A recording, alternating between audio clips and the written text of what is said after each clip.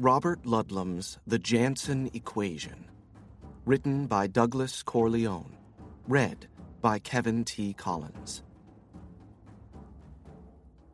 For Jack. If you look at satellite photographs of the Far East by night, you'll see a large splotch, curiously lacking in light. This area of darkness is the Democratic People's Republic of Korea. Barbara Demick, Nothing to Envy, Ordinary Lives in North Korea, 2009. Officers wanted for hazardous journey, small wages, bitter cold, long months of complete darkness, constant danger. Safe return doubtful, honor and recognition in case of success. Ernest Shackleton recruitment notice for Shackleton's 1914 Antarctica expedition. Prologue. Dongchang Road, Pudong New District, Shanghai, People's Republic of China. From the lobby of the boutique hotel across the street, Paul Janson surreptitiously watched 3 uniformed guards standing as still as statues just behind the main gate of the compound. Not just guards, but soldiers from the People's Liberation Army protecting what Janson now knew to be a government complex housing the PLA's Unit 61398.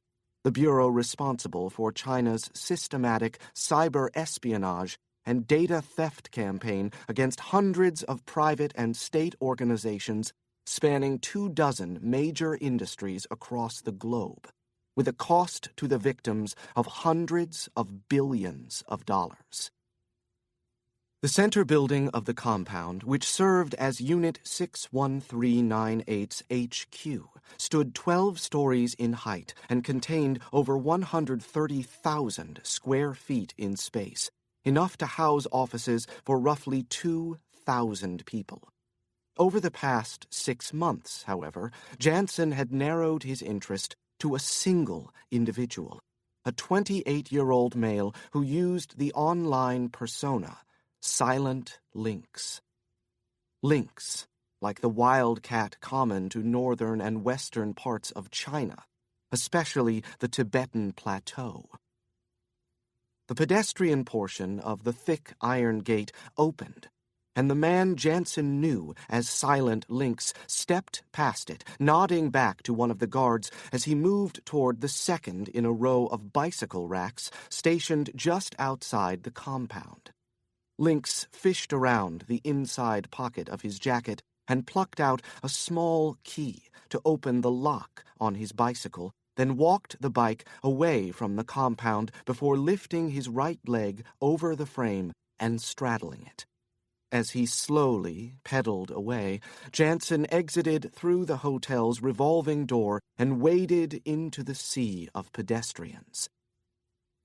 After 6 months in Shanghai, Janson longed for solitude, the bustling, modern Chinese city of 17 million people, home to some of the world's tallest and most architecturally breathtaking skyscrapers, never failed to inspire awe in him. Yet the constant traffic and its accompanying sounds, the honks of horns, the growling of engines, the squeal of brakes, actually made him nostalgic for past jobs on the dark continent. As he strode along the pavement beneath the low gray sky, Janson remained hyper-alert, even as his thoughts repeatedly threatened to drift to his forthcoming holiday with Jessie on the Hawaiian island of Maui. His eyes flashed like a narrow beam of light on nearly every face that passed him. He searched for familiarity, for incongruity, for a gaze that turned too quickly from his own appraising glance. Janson himself blended as well as anyone. With black dye, he'd removed the salt from his salt and pepper hair and allowed it to grow to a length he hadn't worn in decades. His wide Caucasian eyes were masked by a pair of Ray-Ban Wayfarers. his usual pink hue muted with makeup. Incredibly, even in China, the American rarely earned a second look. From his periphery, he watched Lynx turn down Qixia Road toward the construction site. The hacker pedaled at a faster pace than was usual for him, and Janson silently willed him to slow down before someone took notice. Meanwhile, Janson turned north on Dongtai Road in the direction of Lujiazui Park, suddenly wishing he had asked his associate Jessica Kincaid to remain in Shanghai until the mission was finished. Right now, she'd be watching him through the scope of her sniper's rifle from one of the observation decks in the Shanghai World Financial Center, whispering in his earpiece when she noticed something or someone out of place. But no, Janson would have to do without his eye in the sky today. Jessie had done her job and deserved the extra time she'd spend in Hawaii. It was Jessie, after all, who'd afforded Janson the opportunity to make contact with Lynx several weeks ago. Following months of surveillance, both online and off, Janson had decided that the money-hungry, ego-obsessed silent Lynx was ripe for recruitment. But how to get to him? Ultimately, it was Jessica Kincaid's charms that had opened the door. After tracking Lynx to a swanky Shanghai nightclub called Muse, Janson had Jessie make the approach. Following a few drinks and some not-so-subtle flirtation, she led him outside toward the western bank of the Huangpu River, where Janson was waiting to pitch the 28-year-old hacker the deal of a lifetime. In exchange for specific intelligence concerning the operations of his cyber espionage unit, Janson would provide Lynx with a new identity and enough currency to escape China and the People's Liberation Army once and for all. Today, the parties would finally make the trade via two separate yet simultaneous dead drops, and Janson would leave Shanghai with hard evidence that the People's Republic of China was responsible for stealing trade secrets around the world. One of Unit 61398's victims was the Edgerton Gertz Corporation, an American biotech giant that had lost billions of dollars in trade secrets to cyber theft every year for the past 6 years. Edgerton Gertz was Janson's client, and the reason he was now in Shanghai. CEO Jeremy Beck had been referred to Janson's private security consulting firm Cat's Paw Associates by someone in the upper echelon of the U.S. State Department, Janson's employer during the years he worked as a covert operative.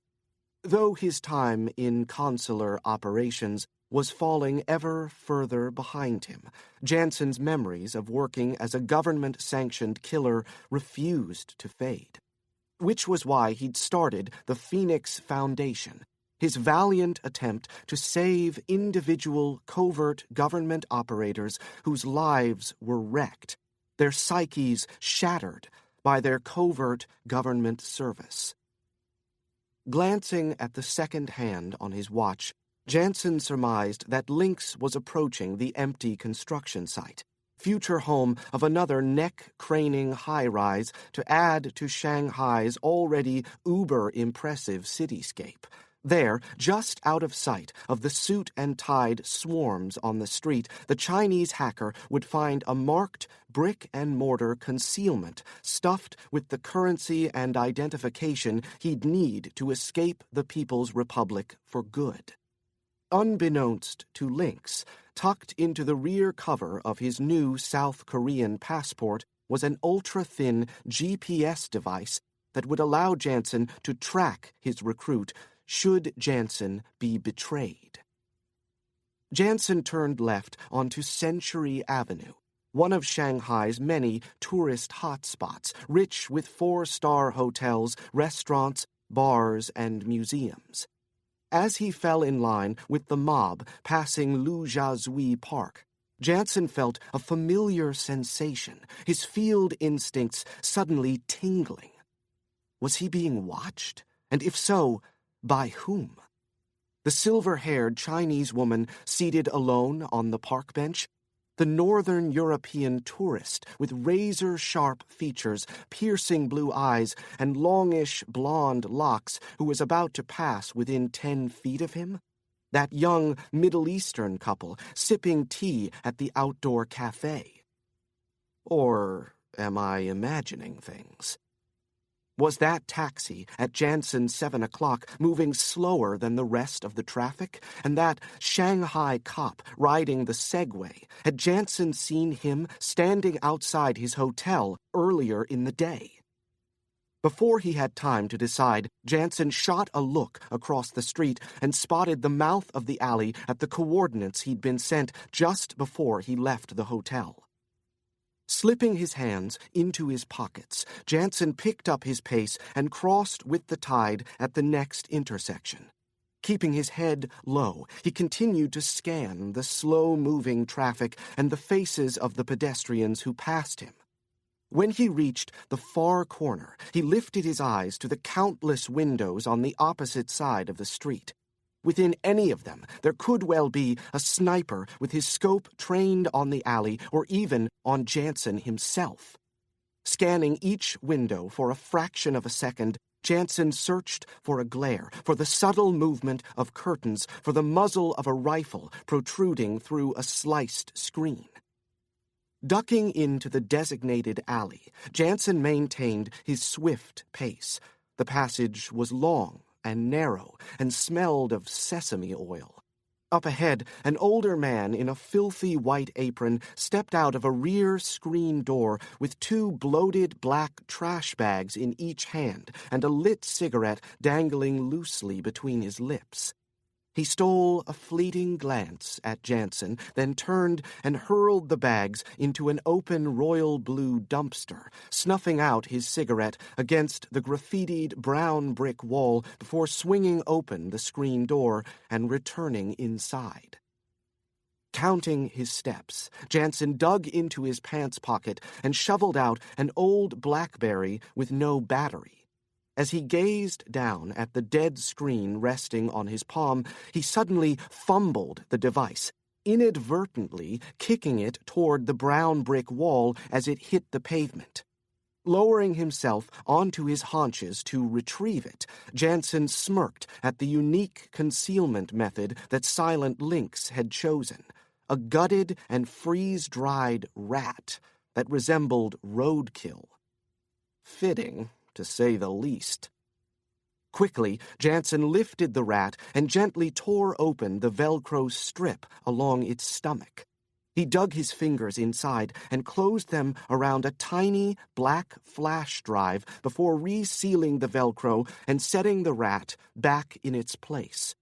He picked up the useless BlackBerry, stuffed everything inside his front pants pocket, and continued up the alley, which opened onto a small, unnamed road behind Jinmao Tower. He turned left, then left again, placing him back on Dongtai Road, where he rejoined the hustle and bustle heading toward Century Avenue. As he reached the corner of Dongtai and Century, a teeth-rattling report sounded from a few blocks away, startling him. Some of the pedestrians spun their heads in the direction of the noise, others dismissed the bang as a car backfiring. All continued walking without pause. Janson, of course, knew the sound, had felt it in his stomach. It was the sound of a .38, and after a moment it fired again, from the direction of the empty construction site where Janson had made his dead drop. Turning left onto Century Avenue, Janson did his best to lose himself in the throng, his heart suddenly racing, his breathing unusually heavy. Silently, he mouthed his long-time mantra, clear like water, cool like ice, and carefully considered his next action. Lynx had undoubtedly been made and murdered, which meant that Janson couldn't return to his hotel. Time to move to Plan B, which meant hailing a taxi and immediately heading to Pudong International Airport. As he pushed toward the taxi stand on Century Avenue, Janson glanced at his watch and imagined himself squarely in the scope of a PLA sniper's rifle. If the sniper was merely waiting to get off a clean shot, Janson knew he'd be dead in a matter of seconds. Sweat dripped from his hairline, his stomach tightened. Clear like water, cool like ice. Moments later, he'd managed to control his breathing. But for the first time in the 6 months he had been in the city, Janson felt dizzyingly unsure whether he'd make it out of Shanghai alive. Ducking into a taxi, Janson shouted his destination in Chinese, then thought better of it.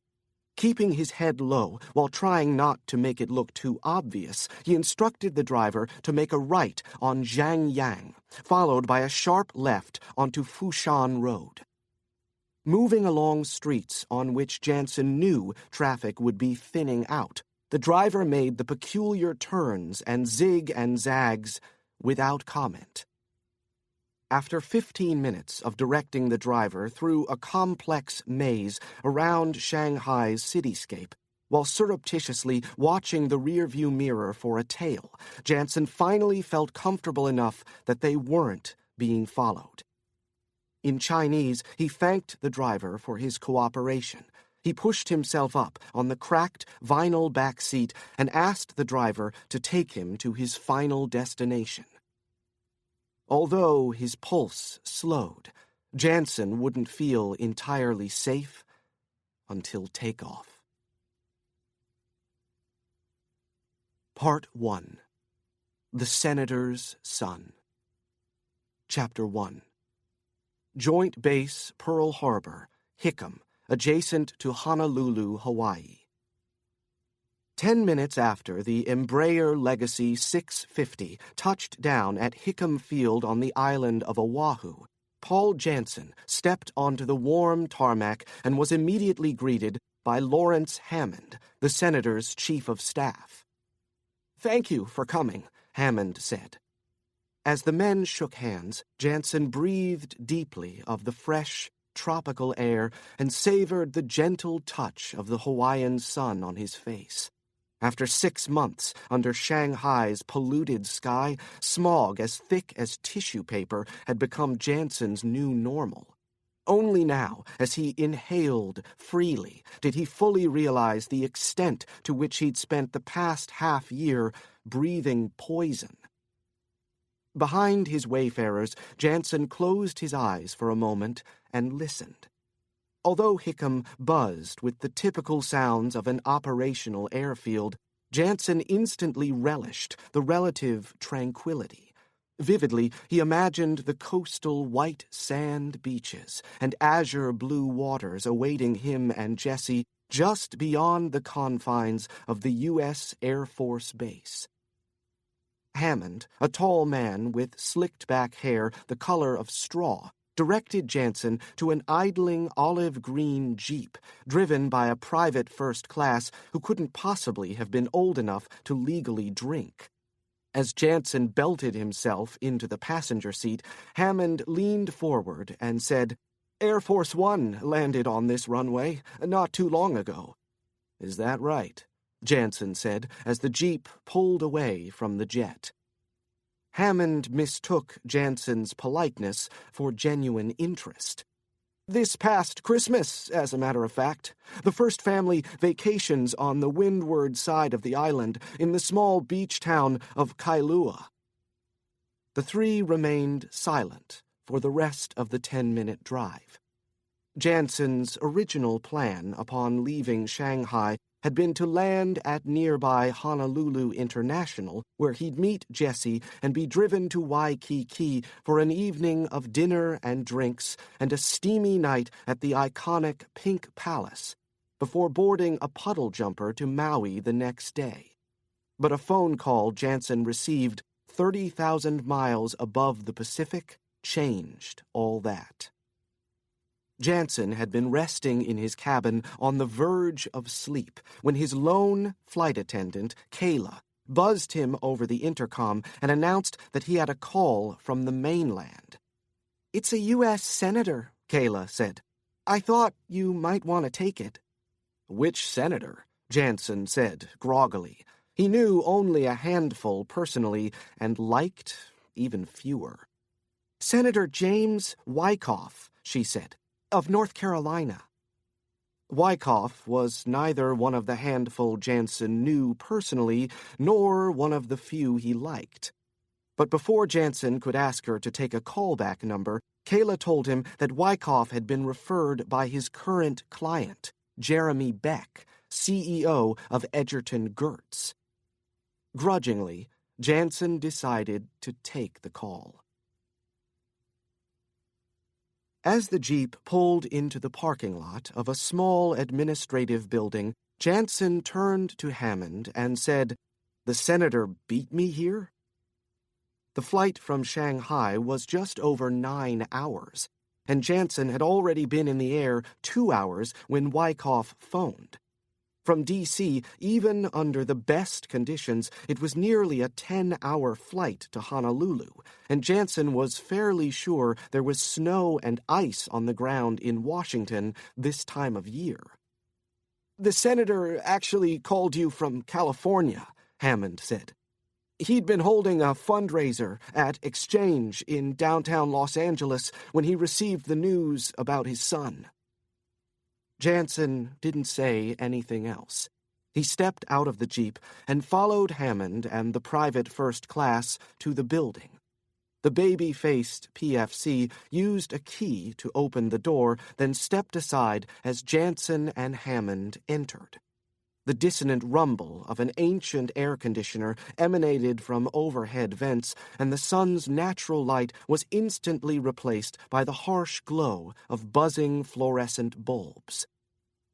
Hammond ushered Janson down a bleak hallway of scuffed linoleum into a spacious, yet utilitarian office in the rear of the building, then quietly excused himself, saying, "Senator Wyckoff will be right with you." 2 minutes later, a toilet flushed, and the senator himself stepped out of a back room with his hand already extended. "Paul Janson, I presume." "A pleasure, Senator." Janson removed his wayfarers and took the proffered seat in front of the room's lone, streaked and dented metal desk, while Senator Wyckoff situated himself on the opposite side, crossing his right leg over his left before taking a deep breath and launching into the facts. "As I said over the phone, Mr. Janson, the details of my son's disappearance are still sketchy. What we do know is that Gregory's girlfriend of 3 years, a beautiful young lady named Lynell, was found murdered in the hanok she and Gregory were staying at in central Seoul yesterday morning. She'd evidently been strangled." The senator appeared roughly 50 years old, well-groomed and dressed in an expensive tailored suit, but the bags under his eyes told the story of someone who'd lived through hell over the past 24 hours. "The Seoul Metropolitan Police," Wyckoff continued, "have named Gregory their primary suspect in Lynell's death, which, if you knew my son, you'd know is preposterous. But of course, my wife and I are concerned. Gregory's just a teenager. We don't know whether he's been kidnapped or is on the run because he's frightened. Being falsely accused of murder in a foreign country must be terrifying. Even though South Korea is our ally, it'll take time to get things sorted out through the proper channels." The senator leaned forward, planting his elbows on the desk. "I'd like for you to travel to Seoul and find him. That's our first priority.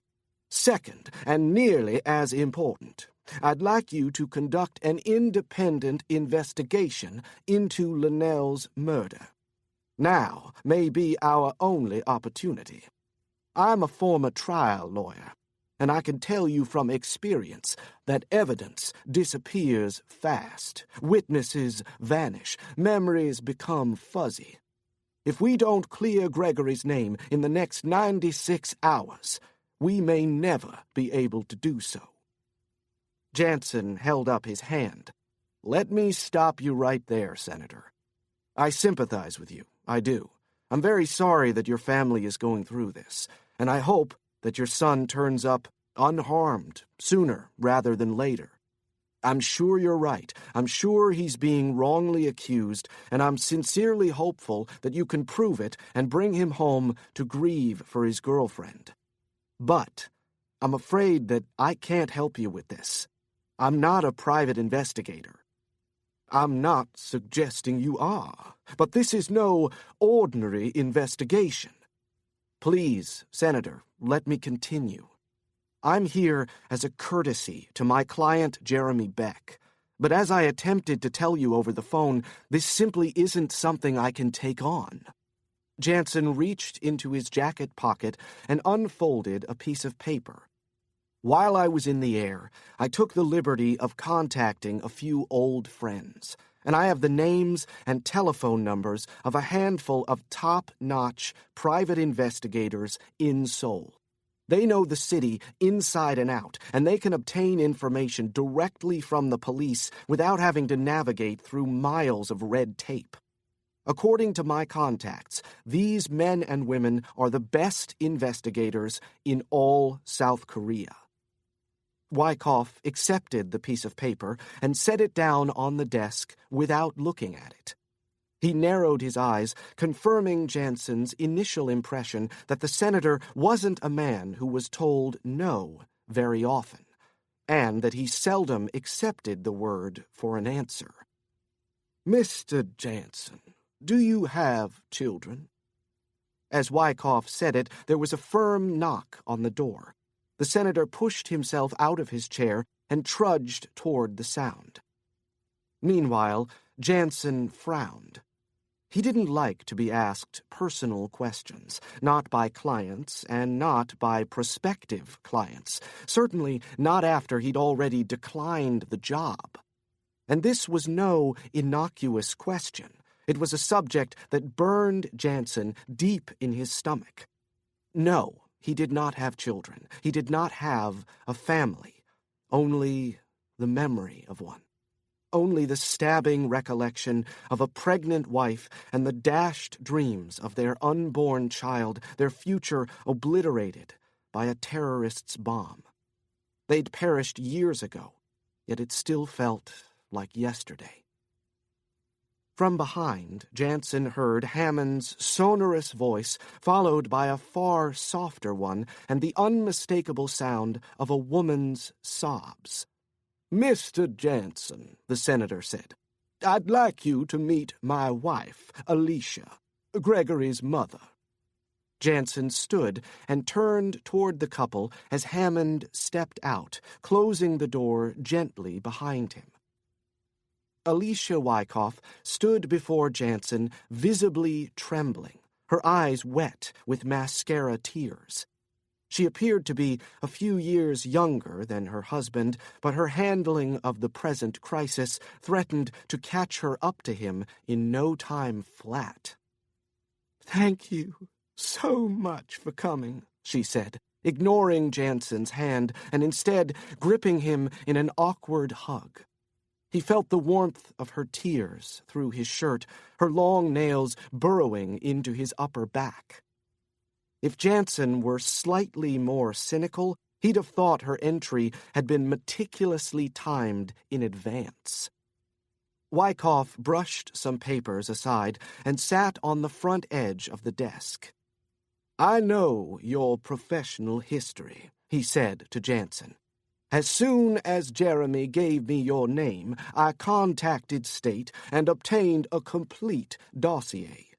While a good many parts of the document were redacted, what I was able to read was very impressive.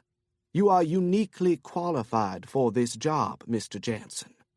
He paused for effect. Please, don't turn us away." "Turn us away?" Alicia Wyckoff interjected. "What are you talking about?" She turned to Janson. "Are you seriously considering refusing to help us?" Janson remained standing. "As I told your husband a few moments ago, I'm simply not the person you need." "But you are," she spun toward her husband. "Haven't you told him?" Wyckoff shook his head. "Told me what?" Janson couldn't imagine a scenario that might possibly change his mind. He'd just left Asia behind. He needed some downtime. Jessica needed some downtime. In the past couple of years, they'd taken on one mission after another, almost without pause. Following 2 successive missions off the coast of Africa, Janson and Kincaid had promised themselves a break. But when Jeremy Beck called about the incessant cyber espionage campaign being perpetrated by the Chinese government, Janson became intrigued. This was what his post-cons ops life was all about, changing the world, one mission at a time. Wyckoff pushed off the desk and sighed deeply, as though he'd been hoping he wouldn't have to divulge what he was about to. At least not until after Janson had accepted the case. "We don't think Lynell's murder was a crime of passion or a random killing," Wyckoff said, "and we don't think the Seoul Metropolitan Police came to suspect our son by themselves. We think they were deliberately led there." Janson watched the senator's eyes and said, "By who?" Wyckoff pursed his lips. He looked as though he were about to sign a deal for his soul, or something of even greater importance to a successful U.S. politician. "What I say next stays between us, Mr. Janson." "Of course." The senator placed his hands on his hips and exhaled. "We think Gregory was framed by your former employer." Janson hesitated. "I'm not sure I understand." "The victim, Lynell Yee, my son's girlfriend, was, I should say, a Korean English translator. She'd been working on sensitive talks in the Korean demilitarized zone. Talks between the North and the South and other interested parties, namely the United States and China. We think she overheard something she shouldn't have. We think she shared it with our son and that they were both subsequently targeted by someone in the U.S. government. Or to be more specific, someone in the U.S. State Department. And you think this murder was carried out by consular operations?" Janson said. Wyckoff bowed his head. "The murder and the subsequent frame, all of it is just too neat. Our son is not stupid. If he were somehow involved in Lynell's murder, an utter impossibility in and of itself, he would not have left behind a glaring trail of evidence pointing directly at him." "In a crime of passion," Janson said, "by definition, the killer isn't thinking or acting rationally. His intellect would have little to do with what occurred during or immediately after the event." "Granted," Wyckoff said, "but according to the information released by the Seoul police, this killer would have had plenty of time to clean up after himself." "Or time to get a running head start," Janson countered. Wyckoff ignored him. "Lynell's body wasn't found until morning. She was discovered by a maid. There wasn't even a do not disturb sign on the door. Whoever killed Lynell wanted her body to be found quickly. Wanted it to look like a crime of passion." Janson said nothing. He knew Wyckoff's alternative theory was based solely on a parent's wishful thinking. But what else could a father do under the circumstances? What would Janson himself be doing if the accused were his teenage son? "Tell me, Paul," Wyckoff said, dispensing with the formalities, "do you honestly believe that powers within the U.S. government aren't capable of something like this?" Janson could say no such thing. He knew what his government was capable of. He'd carried out operations not so different from the one Wyckoff was describing, and he would be spending the rest of his life atoning for them. "Before I became a U.S. Senator," Wyckoff continued, "I was a Charlotte trial lawyer. I specialized in mass torts, made my fortune suing pharmaceutical companies for manufacturing and selling dangerous drugs that had been pre-approved by the FDA. I made tens of millions of dollars, and I would be willing to part with all of it if you would agree to take this case. Name your fee, Paul, and it's yours." For something as involved as this, Janson could easily ask for $7 or $8 million, and it would all go to the Phoenix Foundation. A payday this size could help dozens of former covert government operators take their lives back. Janson had to admit he liked the idea of looking closely at his former employer. And if, by some stretch of the imagination, the U.S. State Department was indeed involved in framing the son of a prominent U.S. senator for murder, the government's ultimate objective would likely have widespread repercussions for the entire region, if not the world. "I have one condition," Janson finally said. "Name it. If I find your son and uncover the truth, you'll have to promise to accept it, regardless of what that truth is, even if it ultimately leads to your son's conviction for murder." Wyckoff glanced at his wife, who bowed her head. He turned back to Janson and said, "You have our word."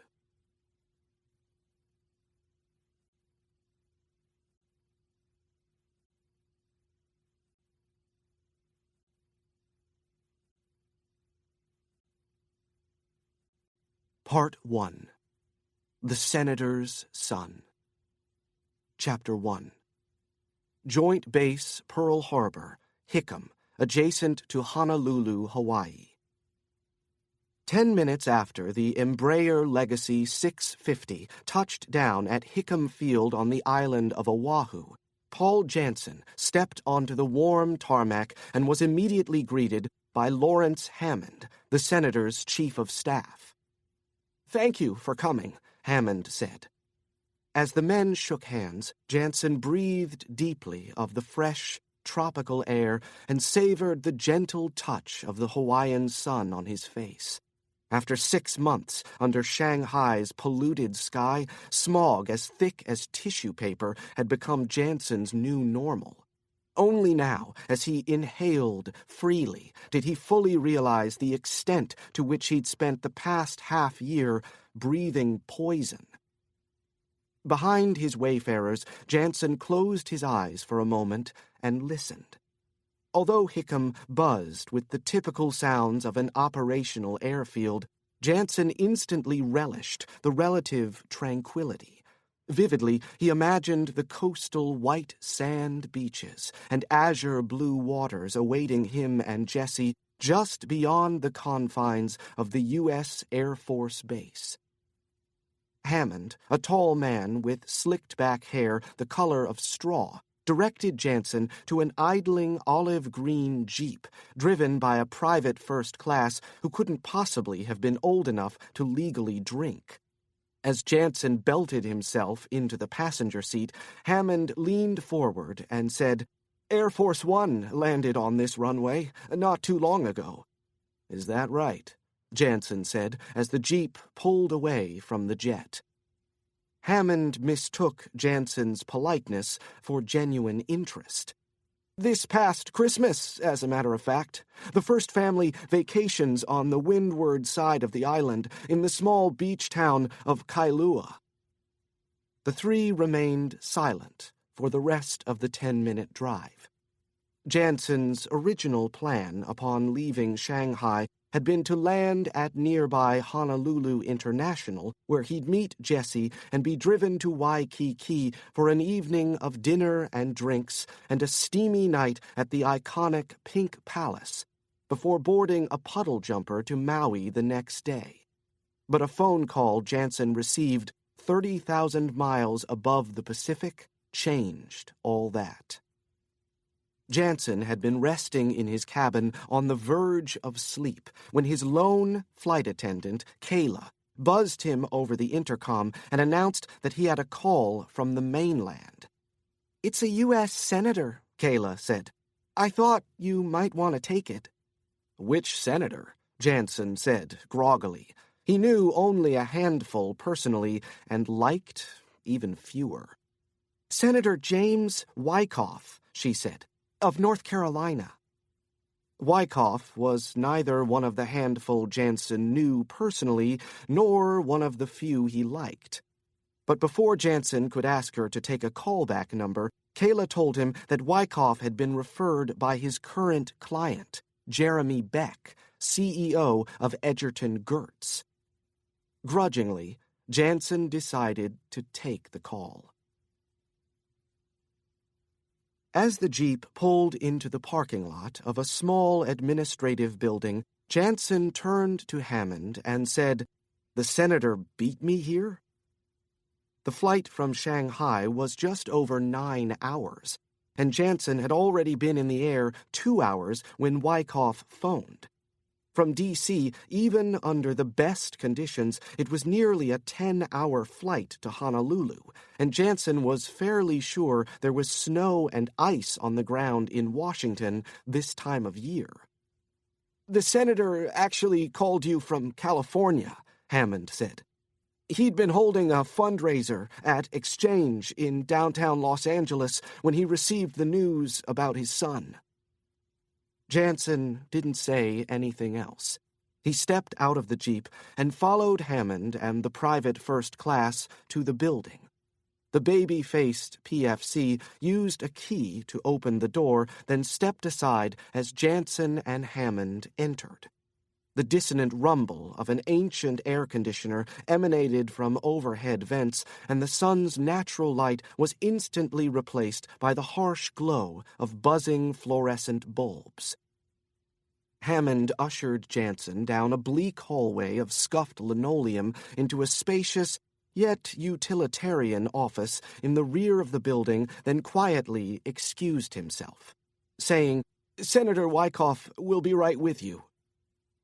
2 minutes later, a toilet flushed, and the senator himself stepped out of a back room with his hand already extended.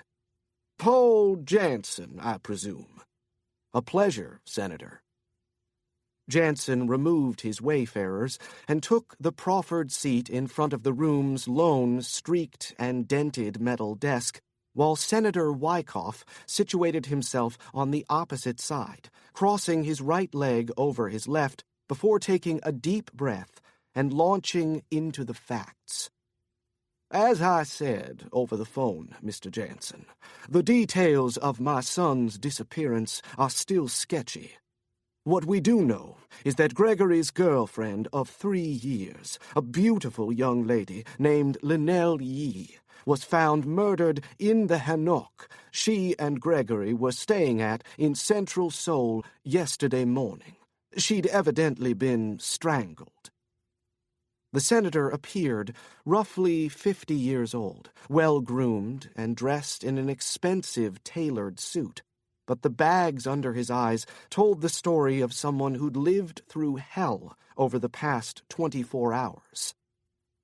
"The Seoul Metropolitan Police," Wyckoff continued, "have named Gregory their primary suspect in Lynell's death, which, if you knew my son, you'd know is preposterous. But of course, my wife and I are concerned. Gregory's just a teenager, We don't know whether he's been kidnapped or is on the run because he's frightened. Being falsely accused of murder in a foreign country must be terrifying. Even though South Korea is our ally, it'll take time to get things sorted out through the proper channels. The senator leaned forward, planting his elbows on the desk. I'd like for you to travel to Seoul and find him. That's our first priority. Second, and nearly as important, I'd like you to conduct an independent investigation into Lynell's murder.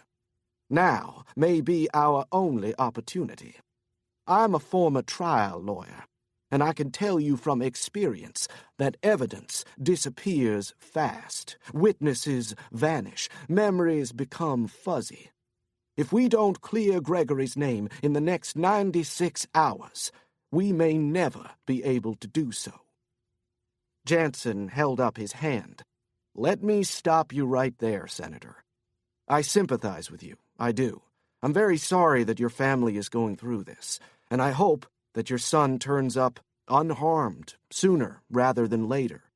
I'm sure you're right. I'm sure he's being wrongly accused, and I'm sincerely hopeful that you can prove it and bring him home to grieve for his girlfriend.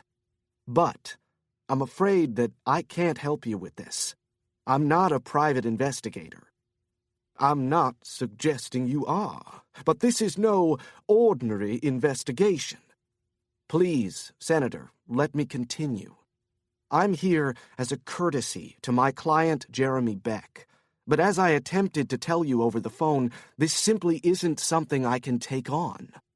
Janson reached into his jacket pocket and unfolded a piece of paper. While I was in the air, I took the liberty of contacting a few old friends, and I have the names and telephone numbers of a handful of top-notch private investigators in Seoul. They know the city inside and out, and they can obtain information directly from the police without having to navigate through miles of red tape. According to my contacts, these men and women are the best investigators in all South Korea. Wyckoff accepted the piece of paper and set it down on the desk without looking at it. He narrowed his eyes, confirming Janson's initial impression that the senator wasn't a man who was told no very often, and that he seldom accepted the word for an answer. Mr. Janson, do you have children? As Wyckoff said it, there was a firm knock on the door. The senator pushed himself out of his chair and trudged toward the sound. Meanwhile, Janson frowned. He didn't like to be asked personal questions, not by clients and not by prospective clients, certainly not after he'd already declined the job. And this was no innocuous question. It was a subject that burned Janson deep in his stomach. No, he did not have children. He did not have a family, only the memory of one. Only the stabbing recollection of a pregnant wife and the dashed dreams of their unborn child, their future obliterated by a terrorist's bomb. They'd perished years ago, yet it still felt like yesterday. From behind, Janson heard Hammond's sonorous voice, followed by a far softer one and the unmistakable sound of a woman's sobs. Mr. Janson, the senator said, I'd like you to meet my wife, Alicia, Gregory's mother. Janson stood and turned toward the couple as Hammond stepped out, closing the door gently behind him.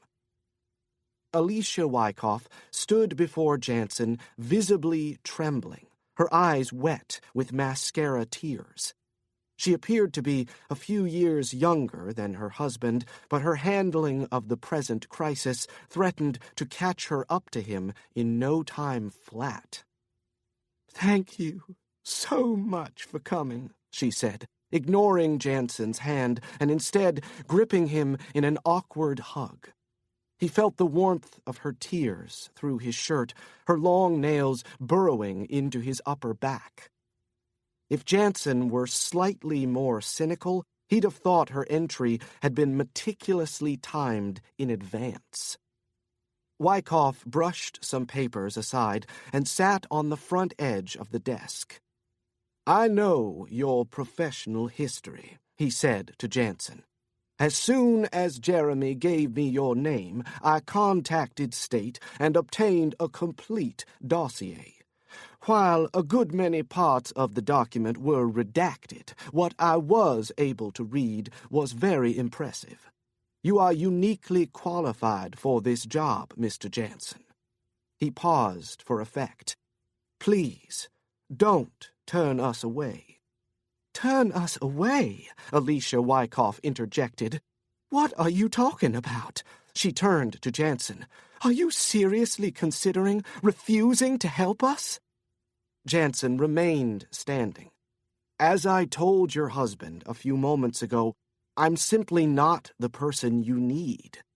"But you are," she spun toward her husband. "Haven't you told him?" Wyckoff shook his head. "Told me what?" Janson couldn't imagine a scenario that might possibly change his mind. He'd just left Asia behind. He needed some downtime. Jessica needed some downtime. In the past couple of years, they'd taken on one mission after another, almost without pause. Following 2 successive missions off the coast of Africa, Janson and Kincaid had promised themselves a break. But when Jeremy Beck called about the incessant cyber espionage campaign being perpetrated by the Chinese government, Janson became intrigued. This was what his post-cons ops life was all about, changing the world, one mission at a time. Wyckoff pushed off the desk and sighed deeply, as though he'd been hoping he wouldn't have to divulge what he was about to. At least not until after Janson had accepted the case. "We don't think Lynell's murder was a crime of passion or a random killing," Wyckoff said, "and we don't think the Seoul Metropolitan Police came to suspect our son by themselves. We think they were deliberately led there." Janson watched the senator's eyes and said, "By who?" Wyckoff pursed his lips. He looked as though he were about to sign a deal for his soul, or something of even greater importance to a successful U.S. politician. "What I say next stays between us, Mr. Janson." "Of course." The senator placed his hands on his hips and exhaled. "We think Gregory was framed by your former employer." Janson hesitated. "I'm not sure I understand." "The victim, Lynell Yee, my son's girlfriend, was, I should say, a Korean English translator. She'd been working on sensitive talks in the Korean demilitarized zone. Talks between the North and the South and other interested parties, namely the United States and China. We think she overheard something she shouldn't have. We think she shared it with our son and that they were both subsequently targeted by someone in the U.S. government. Or to be more specific, someone in the U.S. State Department. And you think this murder was carried out by consular operations?" Janson said. Wyckoff bowed his head. "The murder and the subsequent frame, all of it is just too neat. Our son is not stupid. If he were somehow involved in Lynell's murder, an utter impossibility in and of itself, he would not have left behind a glaring trail of evidence pointing directly at him." "In a crime of passion," Janson said, "by definition, the killer isn't thinking or acting rationally. His intellect would have little to do with what occurred during or immediately after the event." "Granted," Wyckoff said, "but according to the information released by the Seoul police, This killer would have had plenty of time to clean up after himself. Or time to get a running head start, Janson countered. Wyckoff ignored him. Lynell's body wasn't found until morning. She was discovered by a maid. There wasn't even a do not disturb sign on the door. Whoever killed Lynell wanted her body to be found quickly. Wanted it to look like a crime of passion. Janson said nothing. He knew Wyckoff's alternative theory was based solely on a parent's wishful thinking. But what else could a father do under the circumstances? What would Janson himself be doing if the accused were his teenage son? "Tell me, Paul," Wyckoff said, dispensing with the formalities. "Do you honestly believe that powers within the U.S. government aren't capable of something like this?" Janson could say no such thing. He knew what his government was capable of. He'd carried out operations not so different from the one Wyckoff was describing, and he would be spending the rest of his life atoning for them. "Before I became a U.S. Senator," Wyckoff continued, "I was a Charlotte trial lawyer. I specialized in mass torts, made my fortune suing pharmaceutical companies for manufacturing and selling dangerous drugs that had been pre-approved by the FDA. I made tens of millions of dollars, and I would be willing to part with all of it if you would agree to take this case. Name your fee, Paul, and it's yours." For something as involved as this, Janson could easily ask for $7 or $8 million, and it would all go to the Phoenix Foundation. A payday this size could help dozens of former covert government operators take their lives back. Janson had to admit he liked the idea of looking closely at his former employer. And if, by some stretch of the imagination, the U.S. State Department was indeed involved in framing the son of a prominent U.S. senator for murder, the government's ultimate objective would likely have widespread repercussions for the entire region, if not the world. "I have one condition," Janson finally said. "Name it. If I find your son and uncover the truth, you'll have to promise to accept it, regardless of what that truth is, even if it ultimately leads to your son's conviction for murder." Wyckoff glanced at his wife, who bowed her head. He turned back to Janson and said, "You have our word."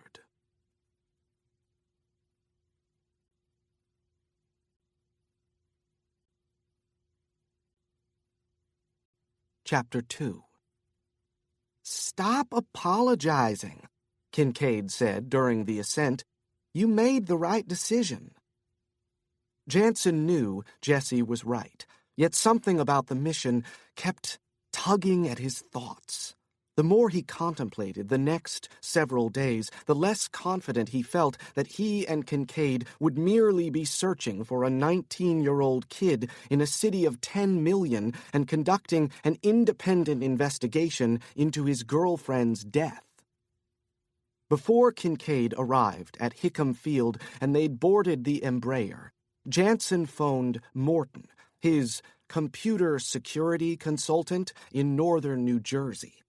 20 minutes later, Morton forwarded a complete and up-to-the-minute copy of the Seoul Metropolitan Police Department's electronic investigative file on Lynell Yee's murder. According to the file, a 63-year-old maid named Sung Won-yun had discovered the girl's body in a room at the Sophia Guest House, Central Seoul's oldest and most traditional hanok. A preliminary visual inspection by the coroner indicated that the manner of death was homicide. The mechanism of death appeared to be asphyxiation, the cause of death manual strangulation. a form of violence often perpetrated by a man against a woman because of the required disparity in physical strength between the victim and the assailant. The coroner estimated the time of death to be between midnight and 4 o'clock on the morning the corpse was discovered. This was consistent with police interviews of 2 fellow guests who claimed to have heard voices, a young man's and a young woman's, raised in anger shortly after midnight that morning. Although neither of these ear witnesses could identify what exactly was being said, both agreed that the heated discussion had been held in English rather than Korean. Given these accounts, police theorized that Gregory Wyckoff killed his girlfriend, Lynell in the heat of passion. No specific motive was given. The owners of the Hanok, who confirmed that Gregory Wyckoff and Lynell had checked into their establishment the previous day, turned over to police color copies of the couple's U.S. passports, and the part-time clerk who had handled the check-in easily picked Gregory Wyckoff out of a photo array.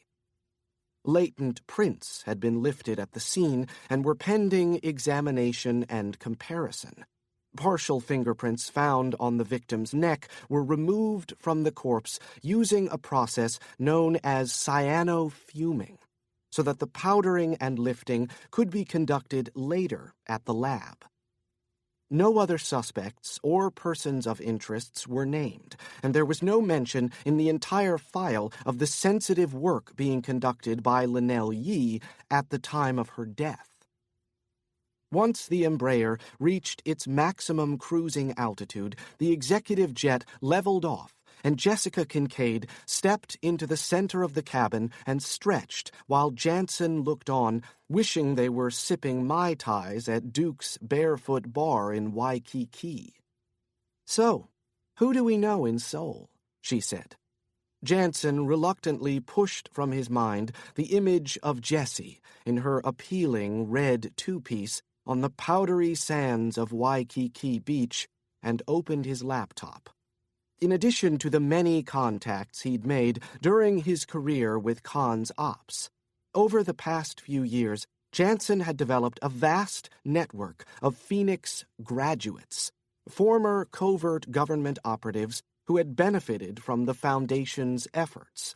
Some had been afforded completely new lives, new identities, new homes, lucrative careers in academia or public service, even in the private sector. Others had been afforded sufficient capital to fund their own ventures. Just about all had achieved a substantial amount of success. Now, when Janson needed their help, he didn't hesitate to call upon them to take advantage of their various positions and skills. Most were extremely grateful for the opportunity to repay their debt to Janson. Others took some convincing. What Phoenix grants, Phoenix retrieves to pass on to the next guy, he'd tell them. That's the way it works. That's the way it is. In the end, all complied. Janson, of course, never mistook the former operatives for his own personal army. He used them only on cat's paw missions such as this, where millions were at stake for the Phoenix Foundation. Janson paused on the first name he came across. He hadn't needed his computer to know that Gina Jiun was at the top of his list. But he didn't want it to appear to Jessie that he'd picked Gina's name out of thin air, as though it were always resting at the tip of his tongue. Gina Jiun was both a contact from his time in consular operations and a Phoenix graduate. She'd also been Paul Janson's lover long before Janson had ever met Jessica Kincaid. Janson scrolled down to the next name on his list. Nam Se-hoon, he said. He's with South Korea's National Intelligence Service. And you trust him completely? Kincaid said. Nam Se-hun is one of my oldest and closest friends. I met him while I was with SEAL Team 4. It never escaped Janson that leaving the University of Michigan to enlist in the Navy was the decision that had placed him on the path to becoming a skilled killer.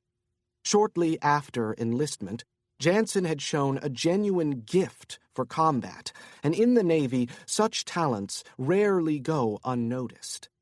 At the time he joined his team at their headquarters in Little Creek, Virginia, Paul Janson had been the youngest person ever to receive SEAL training, a distinction that no longer held much meaning for him. Following his first tour in Afghanistan, Janson was awarded the Navy Cross, the Department of the Navy's second highest decoration for valor. Then came tour after tour after tour, with no breaks, until he was finally captured in an Afghan village just outside Kabul. He was held by the Taliban in a 6-by-4-foot cage for 18 months. He was starved, tortured, nearly killed after each of his first 2 escape attempts. His third attempt at escape was successful. By the time he was found, Janson weighed only 83 pounds. He was a shell of the man he'd been. He seldom spoke of the events that followed his recovery. When pressed, all he would allow was that he attended Cambridge University for graduate studies on a government fellowship, and was thereafter recruited to a black ops team under the control of the U.S. State Department. "Any Phoenix grads in South Korea?" Kincaid asked. Janson nodded without looking up. "Gina Jiun. Though I'd like to avoid using her if we can." Kincaid paused mid-stretch. "Why's that?" Sure, one of the reasons Janson didn't want to contact Gina Jiun was their past romantic relationship, but that wasn't the primary reason. Like all Phoenix beneficiaries, Gina Jiun possessed a telephone fitted with an encryption key that would give Janson a direct line to her, and she knew that the powers behind the Phoenix Foundation could call on her for help at any time. What Gina Jiun didn't know, and what Janson didn't want her to know, was that he was behind the Foundation. There was another reason, too, and that was the reason Janson finally offered to Kincaid. "She has difficulty playing by the rules," he said. All Phoenix graduates were required to play by a set of rules when they provided their assistance, specifically 3 rules known as the Janson rules. No torture, no civilian casualties, no killing anyone who doesn't try to kill us. For any former covert intelligence operative, following these rules was easier said than done, but Janson suspected that Gina Jiun, in particular, would have difficulty playing nice. Not because she wasn't a good person, but because of what consular operations had made her. Which wasn't very different from what consular operations had made Janson himself. "You were the machine," Cons Ops Director Derek Collins had told Janson during one of his many exit interviews. "You were the guy with the slab of granite where your heart's supposed to be." It was true. Janson had been a machine, taking orders from his superiors without question, committing crimes in service of his country, killing again and again and again. Then one morning he'd woken in a cold sweat and began ruminating on the dozens of people he'd executed. Some victims, of course, had had it coming to them. Others hadn't. And those were the killings that suddenly sickened him. "You tell me you're sickened by the killing," Collins had said to him. "I'm going to tell you what you'll discover one day for yourself. That's the only way you'll ever feel alive." Janson refused to believe him. He could heal, he knew. He could be saved.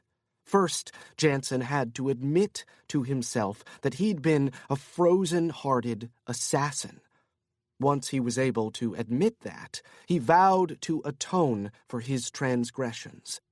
He couldn't alter the past, couldn't change what he'd done. But he could change what he was. Hours later, as Kincaid slept, Paul Janson continued poring through the thousands of online articles that made mention of Senator James Wyckoff of North Carolina.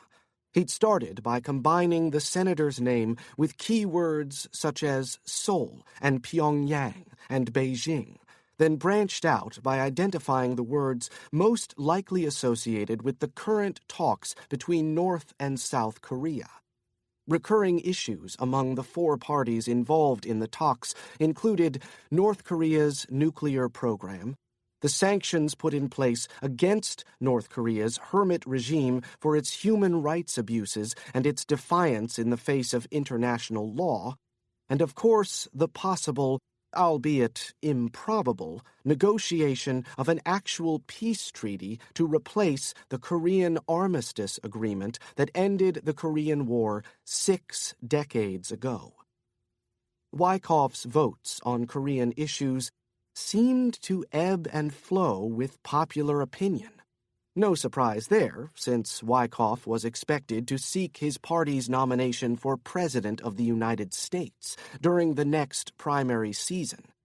He'd voted multiple times for sanctions against the North, but certainly wasn't a hardliner. In fact, it was difficult to discern where he stood on the most vital Korean issues. He was a smart politician. With his votes, he was giving himself room to maneuver to the right or the left, depending on which way the wind happened to be blowing in an election year. The way things stood now, the American people saw the rogue regime in Pyongyang as a definite foe, but they had no appetite for military action following the long and costly wars in Iraq and Afghanistan. Supporting harsh sanctions against the North continued to be the most prudent stance, politically speaking. Janson figured he could all but rule out the possibility that Gregory Wyckoff was framed for murder in Seoul because of his father's political positions on Korea. What continued to nag Janson, however, was the question of why Gregory Wyckoff and Lynell were staying at a hanok in central Seoul when Gregory Wyckoff was renting an apartment just across the Han River. When he'd asked the senator and his wife, they dismissed the paid stay at the traditional Korean house as irrelevant. The low-rent apartments in Seoul can be gloomy, the senator suggested, especially in winter. I saw pictures of Gregory's flat. From the outside, it looked like the D.C. projects. The interior was clean, maybe even quaint, but nothing spectacular. 3 or 4 rooms, separated by sliding doors, a kitchen-dining room combination. If they couldn't travel far because of Lynell's work, it would have made perfect sense for them to stay a night or two in a traditional hanok. Janson disagreed, though his opinion was actually favorable to the senator's theory of his son's innocence. If Lynell had indeed overheard something during the sensitive North-South talks in the demilitarized zone and then passed it on to her boyfriend, it was possible that both she and Gregory were frightened enough to abandon Gregory's apartment until things cooled off, or at least until the couple decided what to do with the information. The question then would be, what had Lynell overheard? "Something to drink, Mr. Janson?" The words were spoken in a slow, sensual voice, and Janson nearly turned to remind Kayla to call him Paul. But he caught himself. Instead, he grinned and said, "I admit I'm a bit foggy, Jessie, but I'm not that foggy." Kincaid gracefully lowered herself into the deep leather seat next to Janson. Clearly, she was still in character. The real Jessica Kincaid didn't do much gracefully, unless you counted taking out a human target with a .50 caliber M82 from 1,600 meters. Janson looked into her pale green eyes. "Don't tell me you're jealous of Kayla now." Kincaid scrunched up her features and rolled her eyes. "Jealous? Sorry, Charlie, but I don't get jealous." Definitely jealous, Janson thought. The more Jessie's get sounded like git, the more anxious he knew she was. Tension drew out her southern drawl, her Appalachian back-country twang. "You know," Janson said, gently brushing her smooth face with the back of his fingers, "you're beautiful when you're jealous."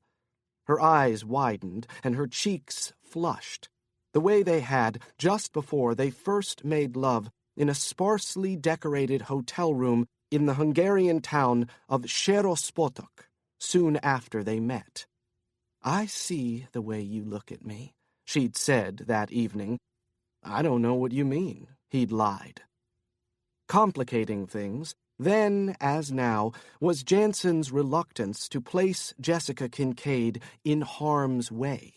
He knew more clearly than anyone that Jessie could handle herself better than most soldiers on the planet. Yet the thought of losing her to violence was never very far from his mind. She'd recognized that fear in him from the very first, and never once hesitated to call him on it. Jessie had insisted on taking risks, putting her life on the line in nearly every mission since, and Janson often felt helpless to stop her. "So," he said, "were you able to get some sleep?" "Some," she said, "but I'm wired. Those 8 days in Waikiki really rejuvenated me. Tropical vacations do that. You should try one sometime." He smiled and dropped his chin to his chest. "Now who's jealous?" she said, leaning over to deliver a tender kiss on his lips. As with every kiss, he relished it. If life had taught him anything about love, it was that any single kiss, even the most routine, the most perfunctory, could be the last. A few minutes later, Janson closed his laptop. "I've made a strategic decision," he said. "Since we have 2 distinct tasks and not a hell of a lot of time to accomplish them, when we get to Seoul, we're going to split up." "You think that's a good idea if Khan's Ops is involved in this? They already tried to kill you once." Janson smirked. "You already tried to kill me once, but do I hold it against you?" "Sure seems that way, considering how often you bring it up." Janson rested his hand on her knee and gave it a tender squeeze. "Anyway," he said, "the odds of Khan's Ops being involved in this are astronomical.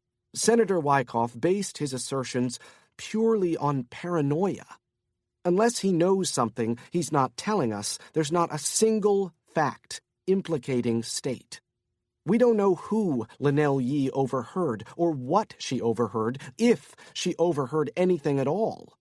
Even if she was killed by one of the parties to the talks, it's more likely to be China or North Korea or even South Korea than it is to be the United States. Remember, whoever did this didn't place just anyone in the frame. They placed the son of a sitting U.S. senator.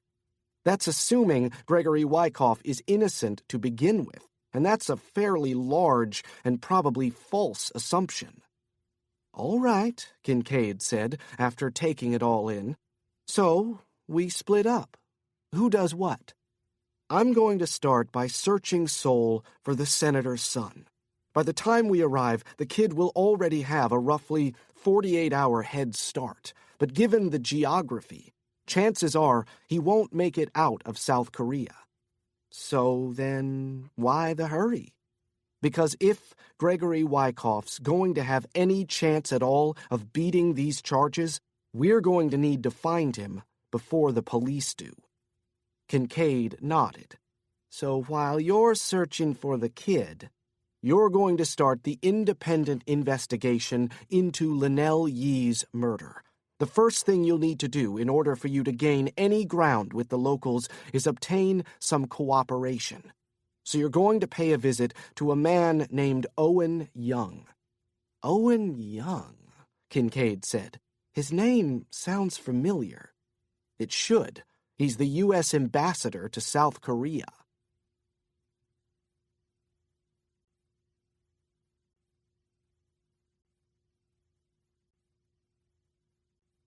Chapter 3. Embassy of the United States, Jongno-gu, Seoul, South Korea. Jessica Kincaid wasn't happy. As far as she was concerned, Janson was sending her directly into the lion's den without so much as a whip. Her taxi pulled to the curb across from the massive embassy compound. She reached forward to pay the driver in South Korean won, then opened the rear door and braced herself against the hard afternoon wind. "Toto, I've a feeling we're not in Honolulu anymore." Kincaid stuffed her hands into the pockets of her long black overcoat as the orange Hyundai Sonata pulled back into traffic. Turning a full 360 degrees, she took in her surroundings. Kincaid always delighted in discovering new cities, particularly those, like Seoul, that wrestled with striking the proper balance between tradition and modernity. Head down against the bitter chill, she marched to the end of the block, wishing she were back in the warmth of Incheon International, which also happened to be the most dazzling airport she'd ever been in. Although she didn't have time to enjoy the amenities, she'd seen signs directing passengers to a casino and a spa, a theater with live performances, a cultural museum, even a Zen garden. There were ice skating rinks and designer shops and world-class restaurants to be explored. For Kincaid, a lengthy layover at Incheon International would have served as a perfectly acceptable substitute for a luxury Hawaiian vacation in and of itself. When she reached the intersection, she stopped and surveyed the imposing U.S. Embassy. Unlike the architectural masterpiece that served as Seoul's futuristic air hub, the embassy possessed the doomed look of a maximum security prison. In a city crowded with modern skyscrapers, the embassy stood alone, like a schoolyard brute that no one else wanted anything to do with. As she moved closer to the monstrosity, the hordes of South Korean officers stationed behind the embassy's tall, spiked fences came into sharper focus. Several of the uniformed guards were gathered around a civilian vehicle that had just entered the compound. The Caucasian driver stood off to the side, arms folded across his broad chest as the guards opened the trunk and the hood, inspecting every last detail. Kincaid suddenly wondered if she'd be subject to a strip search. Hell, from the looks of things, she worried that security protocols for former state employees might also require a cavity search, especially for disgruntled snipers like herself. She glanced longingly over her shoulder at the countless galleries and performing arts centers, stole a cursory look at the lone, snow-capped mountain in the distance. Kincaid was about to step foot on U.S. soil, yet she felt as though she was sneaking behind enemy lines. An odd feeling, given that Jessica Kincaid rightly considered herself a lifelong American patriot. When she finally reached the outer entrance, she produced her U.S. passport. "I have an appointment with Ambassador Young." The guard's head-to-toe leer was almost as invasive as a strip search would have been. Nearly an hour later, she was seated outside the ambassador's office door, having been relieved of her smartphone and all other electronic devices. Her overcoat hung on a coat rack against the wall opposite her. As she waited, she crossed her legs and kept her head down. There was nothing particularly intimidating about being inside a U.S. embassy, except that it was the turf of her former employer, not just the U.S. government, but the U.S. State Department. Just a few years ago, Jessica Kincaid had been a member of Consular Operations, the State Department's clandestine intelligence unit. She'd served not only as a field agent, but as a crucial component of Cons Ops's elite Sniper Lambda team. In fact, she was the best they'd had. Kincaid was the creme de la creme, which was why she had been sent to Regent's Park in London to carry out the Beyond Salvage order on Paul Janson. Because of her extraordinary skills, and because she'd chosen Janson as the subject of an extensive paper she'd been required to write during training, she had personally been given the directive to terminate Paul Janson. Terminate with extreme prejudice. Of course, she didn't know it then, but she'd been lied to. Janson wasn't the enemy. He hadn't deserved to die. Once she finally realized that, she couldn't help but wonder how many other men and women she had executed were innocent. How many others had been betrayed by their own government? How many had children, loving husbands or wives? Given their respective histories with Cons Ops, Kincaid didn't understand why Janson had sent her to the embassy immediately upon arriving in Seoul. How could he, of all people, trust anyone in the U.S. State Department? But then, Paul Janson was the smartest man she'd ever known. Even if he wasn't entirely forthcoming about them, he'd certainly had his reasons. And it wasn't her place to question his orders, regardless of how intimate their relationship was when they weren't in the field. Still, a shiver ran down her spine just sitting in what she considered to be hostile territory. As far as she was concerned, Cons Ops and State were the enemy, and they always would be, regardless of any lingering ties Paul Janson might share with them.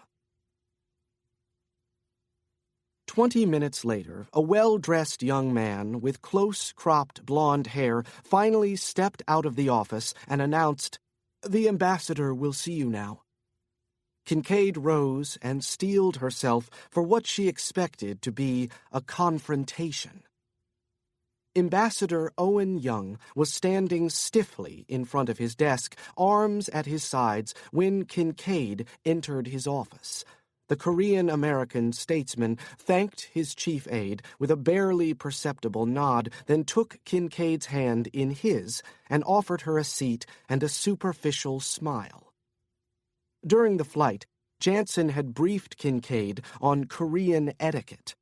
Although he had grown up in San Francisco and attended the University of Pennsylvania and Cornell Law School, Owen Young had been born in Seoul and served at the U.S. Embassy, first as Chief of Political Military Affairs, then as ambassador, for the past 11 years.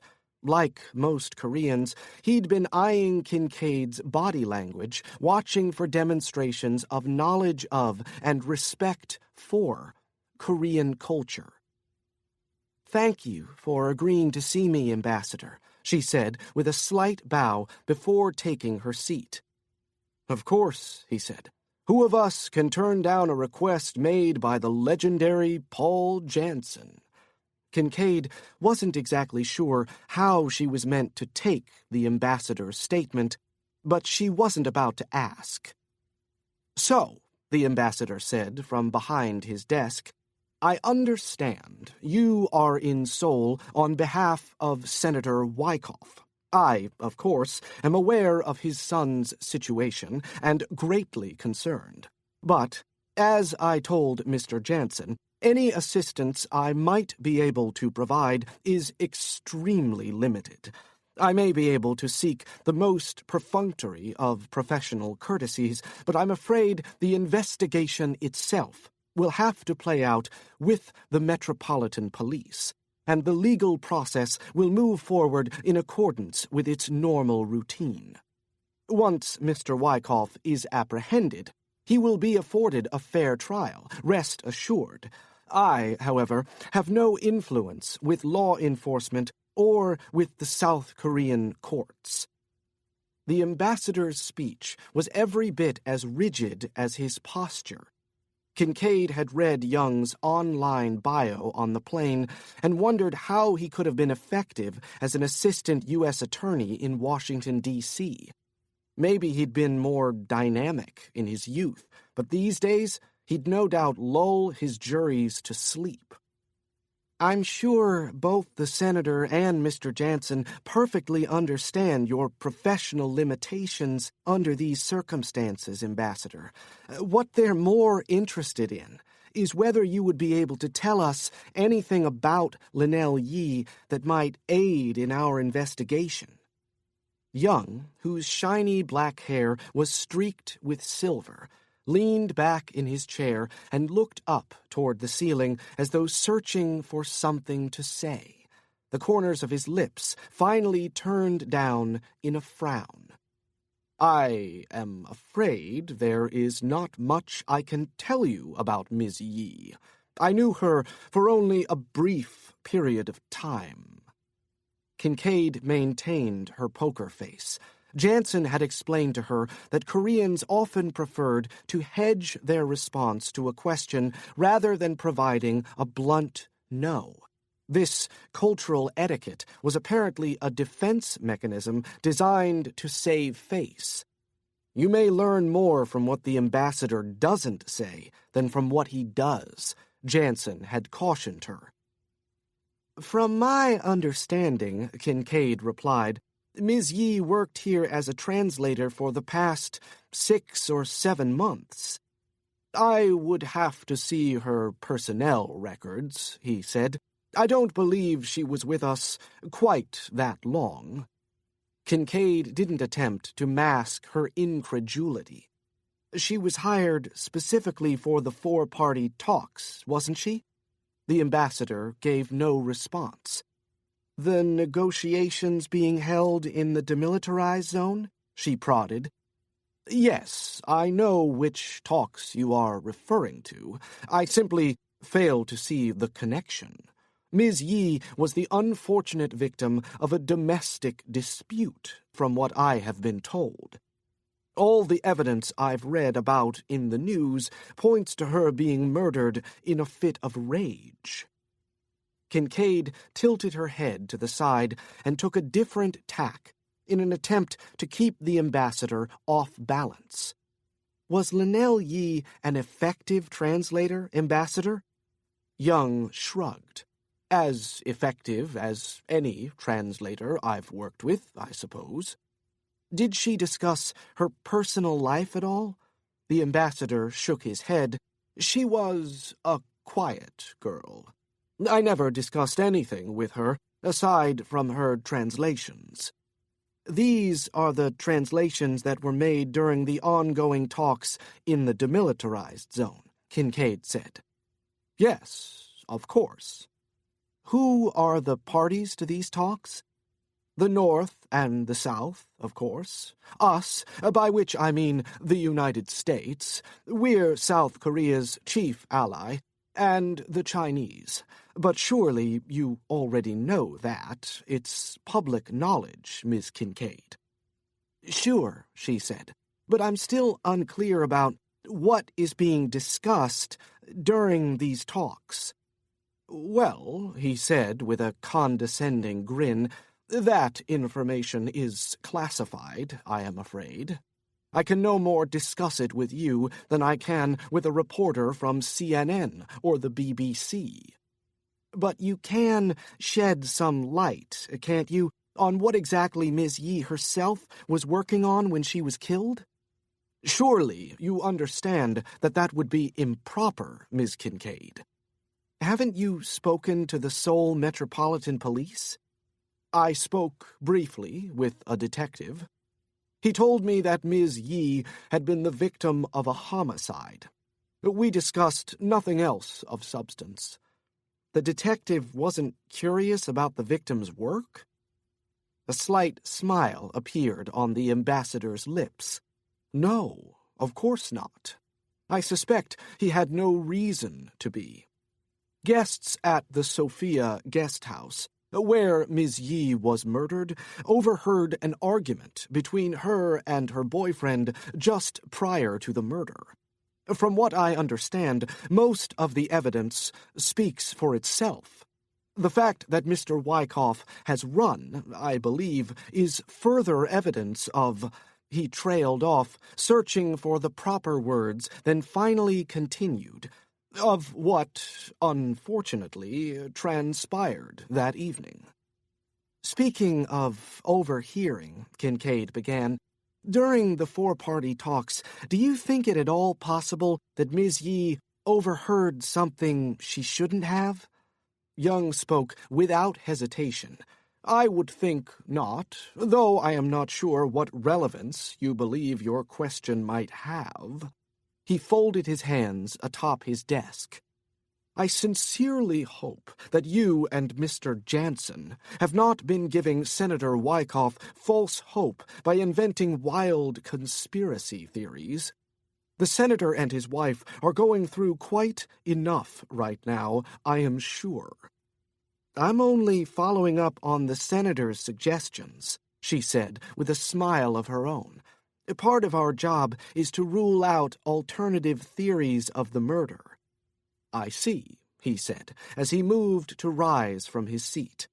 Well, I wish you and Mr. Janson luck with your investigation, and please send Senator Wyckoff and his wife my deepest sympathies. Kincaid didn't move. Just a couple more questions, Ambassador, if it's not too much trouble. Young sighed heavily, but returned to his seat. I do have another appointment this afternoon, so please proceed. But your brevity will be much appreciated. These talks you are involved in, can we assume they cover many of the same issues that were discussed during the previous six-party talks, the negotiations that also involved the Russian Federation and Japan? The Korean issues are well known around the world, Ms. Kincaid. So, North Korea's nuclear program, trade normalization, the lifting of sanctions. I believe all of those issues would sound familiar to anyone who reads Chosun Ilbo or the New York Times. Kincaid recognized the finality in the ambassador's answer. One last question, Ambassador. She rushed her words to prevent him from declining. Was anyone in this embassy close to Ms. Yi? Anyone who might know her a little better than you did? Young's eyes darted to the doorway where he'd acknowledged his chief aide just minutes earlier. No one that I know of, the ambassador said. She was an introvert, from all accounts. Did she have any direct contact with the other parties, a contact that may have excluded the U.S. envoy? Young finally stood. None that I am aware of, he said curtly. Now, if you will excuse me, Miss Kincaid, I really must prepare for my next appointment. He punched a button on his intercom.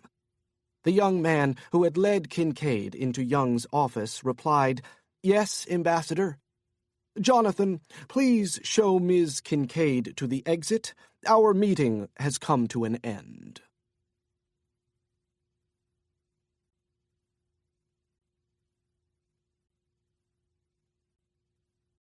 Chapter 4. 15 minutes after Jessica Kincaid left the U.S. Embassy, Ambassador Owen Young gathered his briefcase, slipped into his hunter green overcoat and black fedora, and called downstairs to have his car warmed and ready. Young's life had taken a decidedly difficult turn since he and the rest of the world learned the extent to which the National Security Agency was spying on its enemies and allies, even its own citizens. Given the broad scope of NSA targets, it seemed unlikely that the telephones inside the embassy in Seoul weren't tapped. So Young had stopped using them for everything but the most innocuous of tasks. From his office, he called his dry cleaner, his wife's interior decorator, and made appointments for haircuts and oil changes and dental checkups. He used his personal cell phone only to call his home or office. For everything else, he used telephones only he knew about. One such telephone was a landline at a 21st floor apartment he rented under a false name in the Gangnam district. Gangnam was a word the entire industrialized world was now familiar with, thanks to the South Korean pop artist who called himself Psy.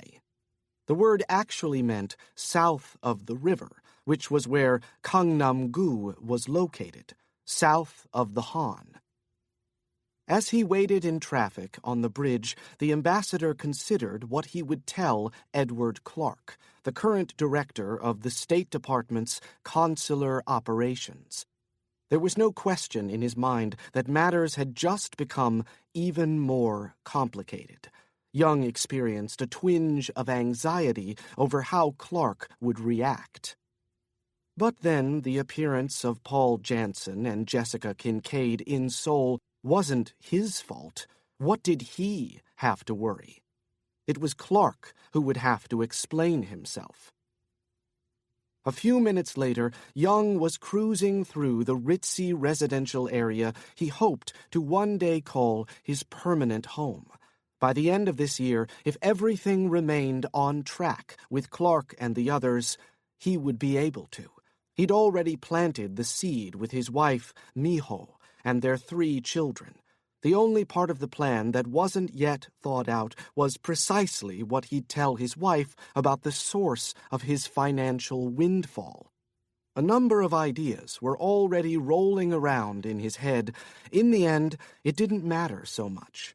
He'd probably resign his post as ambassador and tell his wife and children that he was taking an early retirement from public service because of a business deal that was too good to pass up. His wife didn't ask too many questions, after all. It was part of what endeared her to him.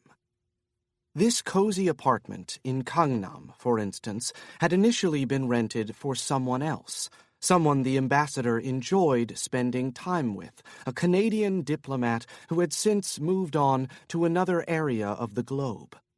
His wife had never questioned his need for the place, which he'd told her was an investment property he intended to rent out. Something he'd never quite gotten around to, but as he often joked with his chief aide, Jonathan, "What my wife doesn't know can't hurt me." In the lobby, the ambassador nodded to the doorman, who returned the gesture with a respectful bow. Then he headed straight for the elevator. He stepped out on the 21st floor and walked to the end of the hallway, now feeling slightly nostalgic for Severn, his former Canadian mistress. He wondered if she would consider a trip to Seoul in the not-too-distant future. With the money he'd have by the end of the year, he would even offer to pay her way. How could any enthusiastic traveler, such as Severn, turn down a first-class ticket on Korean Air and a week's stay in this stunning apartment overlooking the Han River? Inside the apartment, he shed his overcoat and set his fedora on the small but elegant dining room table. Then he picked up the phone. Although no one but Severn knew he kept this apartment, he had his line checked regularly for bugs. The last time was just a few days ago, so he felt secure as he dialed Clark's number. Clark's phone would be clean. The director was not a man who took chances with his privacy. "Records Department, Winston speaking." Young smiled. Just the man I was looking for. Their code was taken from George Orwell's 1984, which turned out to have even more relevance now than the day they first adopted it. NSA had indeed become Big Brother on steroids, at least in the ambassador's opinion. "It would seem that Diophantus is in jeopardy," Young said into the receiver. "How so?" "Have you not been apprised of the senator's new hires?" Clark sighed. "I just heard from Honolulu. Believe me, Paul Janson doesn't know anything. Wyckoff sent him on a fishing expedition. He thinks the senator's paranoid. Janson only took the assignment for the payday." "He came all the way to Seoul just to confirm the kid's guilt?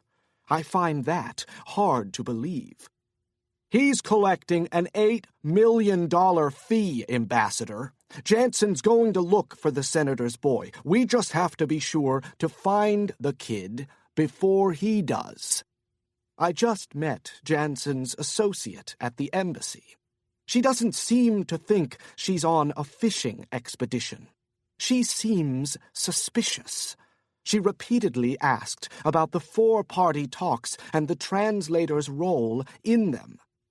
Of course Jessica Kincaid's suspicious. Since the day she left Khan's Ops, she's been seeing conspiracies everywhere. It's only natural for a former intelligence agent, but Janson's got a level head. He'll rein her in. The fact that he sent Kincaid to you in the first place tells us he trusts State completely." "Even after Mobius?" Owen Young had only been let in on the Mobius program well after the fact. But ever since he learned of the breadth and sophistication of the operation, he'd been in awe of the possibilities of clandestine operations. If the invisible hand of consular operations could create, and for years control, a visionary billionaire like Peter Novak to carry out their global agenda, then they could accomplish just about anything. It was why he had trusted that Diophantus would be an unmitigated success. This incident with the translator and the senator's son was the first error he'd seen made, but it was a significant one, and it had to be corrected without delay. "Ambassador, we've worked with Janson since then. He got what he wanted. The Mobius program was shut down, and we've been keeping tabs on him ever since. As far as Janson's concerned, Mobius was an isolated incident." "We are in agreement, Director, that the stakes involved in Diophantus are even greater." He paused for a breath. "I believe we should err on the side of caution." "As we have been, Ambassador." "I do not need to remind you that the only reason we are having this conversation in the first place is because your man allowed the kid to escape." Edward Clark hesitated. "You want me to 86 Janson, is that what you're saying? Because my predecessor attempted just that in order to salvage Mobius. That directive very nearly blew him and everyone else involved out of the water." Young considered this. "You say that Janson is just fishing, that it is the woman who is suspicious, correct? In that case, you need not eliminate Janson." "You want me to take out Kincaid." Clark's words didn't take the form of a question. "If I set my people on Kincaid, that's the one certain way we can expect to involve Paul Janson. There's more going on between him and Kincaid than just a working relationship, Ambassador." "Then I anticipate he will be too distraught to continue the job for the senator." Clark smirked. "You don't understand. If Kincaid is taken out, Paul Janson will find out who's behind it, even if it kills him." "Perhaps it will kill him. You have faith in your current asset, do you not?" The director exhaled audibly.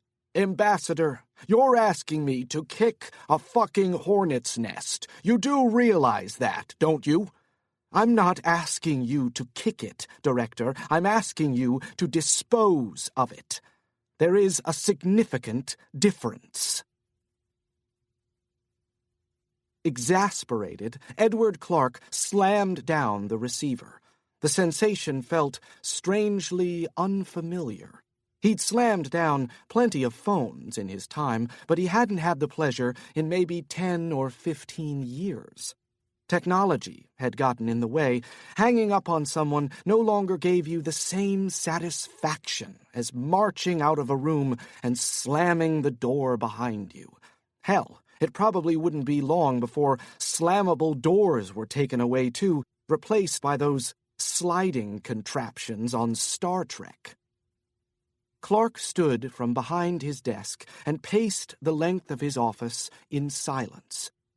He'd spent his entire adult life in the shadows of power. First at Langley, then with consular operations. He'd taken plenty of shit over the span of his career, but none of it had become public, and none of it had been personal. As deputy director of consular operations, he'd taken the most, but he also had the opportunity to witness firsthand the incredible reach of genuine power. His predecessor, Director Derek Collins, had altered the course of history on several fronts, and to this day, no one outside the Beltway even knew his name. He'd never had a website or even a Wikipedia page. Everything he did, every masterful stroke he took in his years as director of Cons Ops had been performed behind a virtually impenetrable curtain. That was true power. Now that power belonged to Edward Clark, and like his predecessor, he wasn't afraid to wield it. Unfortunately, even the most powerful men in the most powerful nation on Earth had to rely on other human beings. In this case, Clark had to rely on several. The ambassador was turning out to be more of a pain in the ass than he ever expected. Clark was all but certain that it was because Owen Young had a much different, a much lesser motivation. All the U.S. ambassador to Seoul was interested in was the money. Edward Clark's motivation, on the other hand, was noble and pure. He was doing what he was doing for the good of the country. Like Collins before him, Clark had vision. He saw threats others refused to see, acted on dangers others chose to completely ignore. Maintaining the status quo in Asia would be a monumental mistake for the United States of America. Most U.S. politicians were too busy banking their votes and lining their pockets to see past the next election cycle.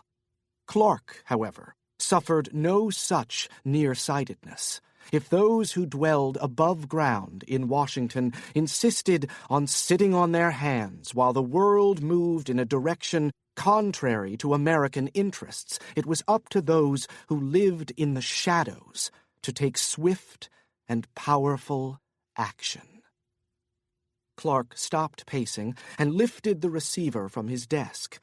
The current trouble had started with a simple leak. But Clark had moved without hesitation to contain it. It was a simple task, yet somehow his most reliable asset in Asia had fucked it up, royally. The Wyckoff kid should have been buried with the translator, but now they couldn't even locate him. The Seoul Metropolitan Police were having no more luck than Clark's people. If they could at least get the kid into custody, Clark would have options. First of all, regardless of what his girlfriend might have told him, and it was possible she'd told him nothing, no one would believe a word the kid said. He was a 19-year-old stoner accused of murder. If Gregory Wyckoff had been promptly apprehended, Clark could have simply let the South Korean criminal justice system run its course. Now, however, he had to play his hand much more cautiously. He continued to hope for an immediate arrest. After all, someone could get to the kid as easily inside prison as out. But he needed to take additional steps. Unfortunately, the ambassador was right when he asserted that the senator from North Carolina had thrown a monkey wrench into the works. He'd hired the one man who knew precisely how consular operations worked. That move turned this entire contingency into a foot race. Arrest or no arrest, they had to get to the kid before Paul Janson did. And Clark was sure they could, but the ambassador, understandably, didn't want to take that chance. The only way to be 100% positive that Janson and his partner, Jessica Kincaid, didn't find the kid before they did was to take them out of the picture. So Edward Clark was now forced to issue the same directive his predecessor once had. After several rings, a voice finally answered. "This is Ping. Our asset in Seoul has a new directive." "I see. The kid is still a go, but there are 2 individuals in Seoul who need to be tended to first." "Understood. You may be familiar with them. They're both former cons ops. Their names in the order you'd like this task accomplished?" Clark sighed heavily, but didn't hesitate. "Jessica Kincaid," he said, "and Paul Eli Janson."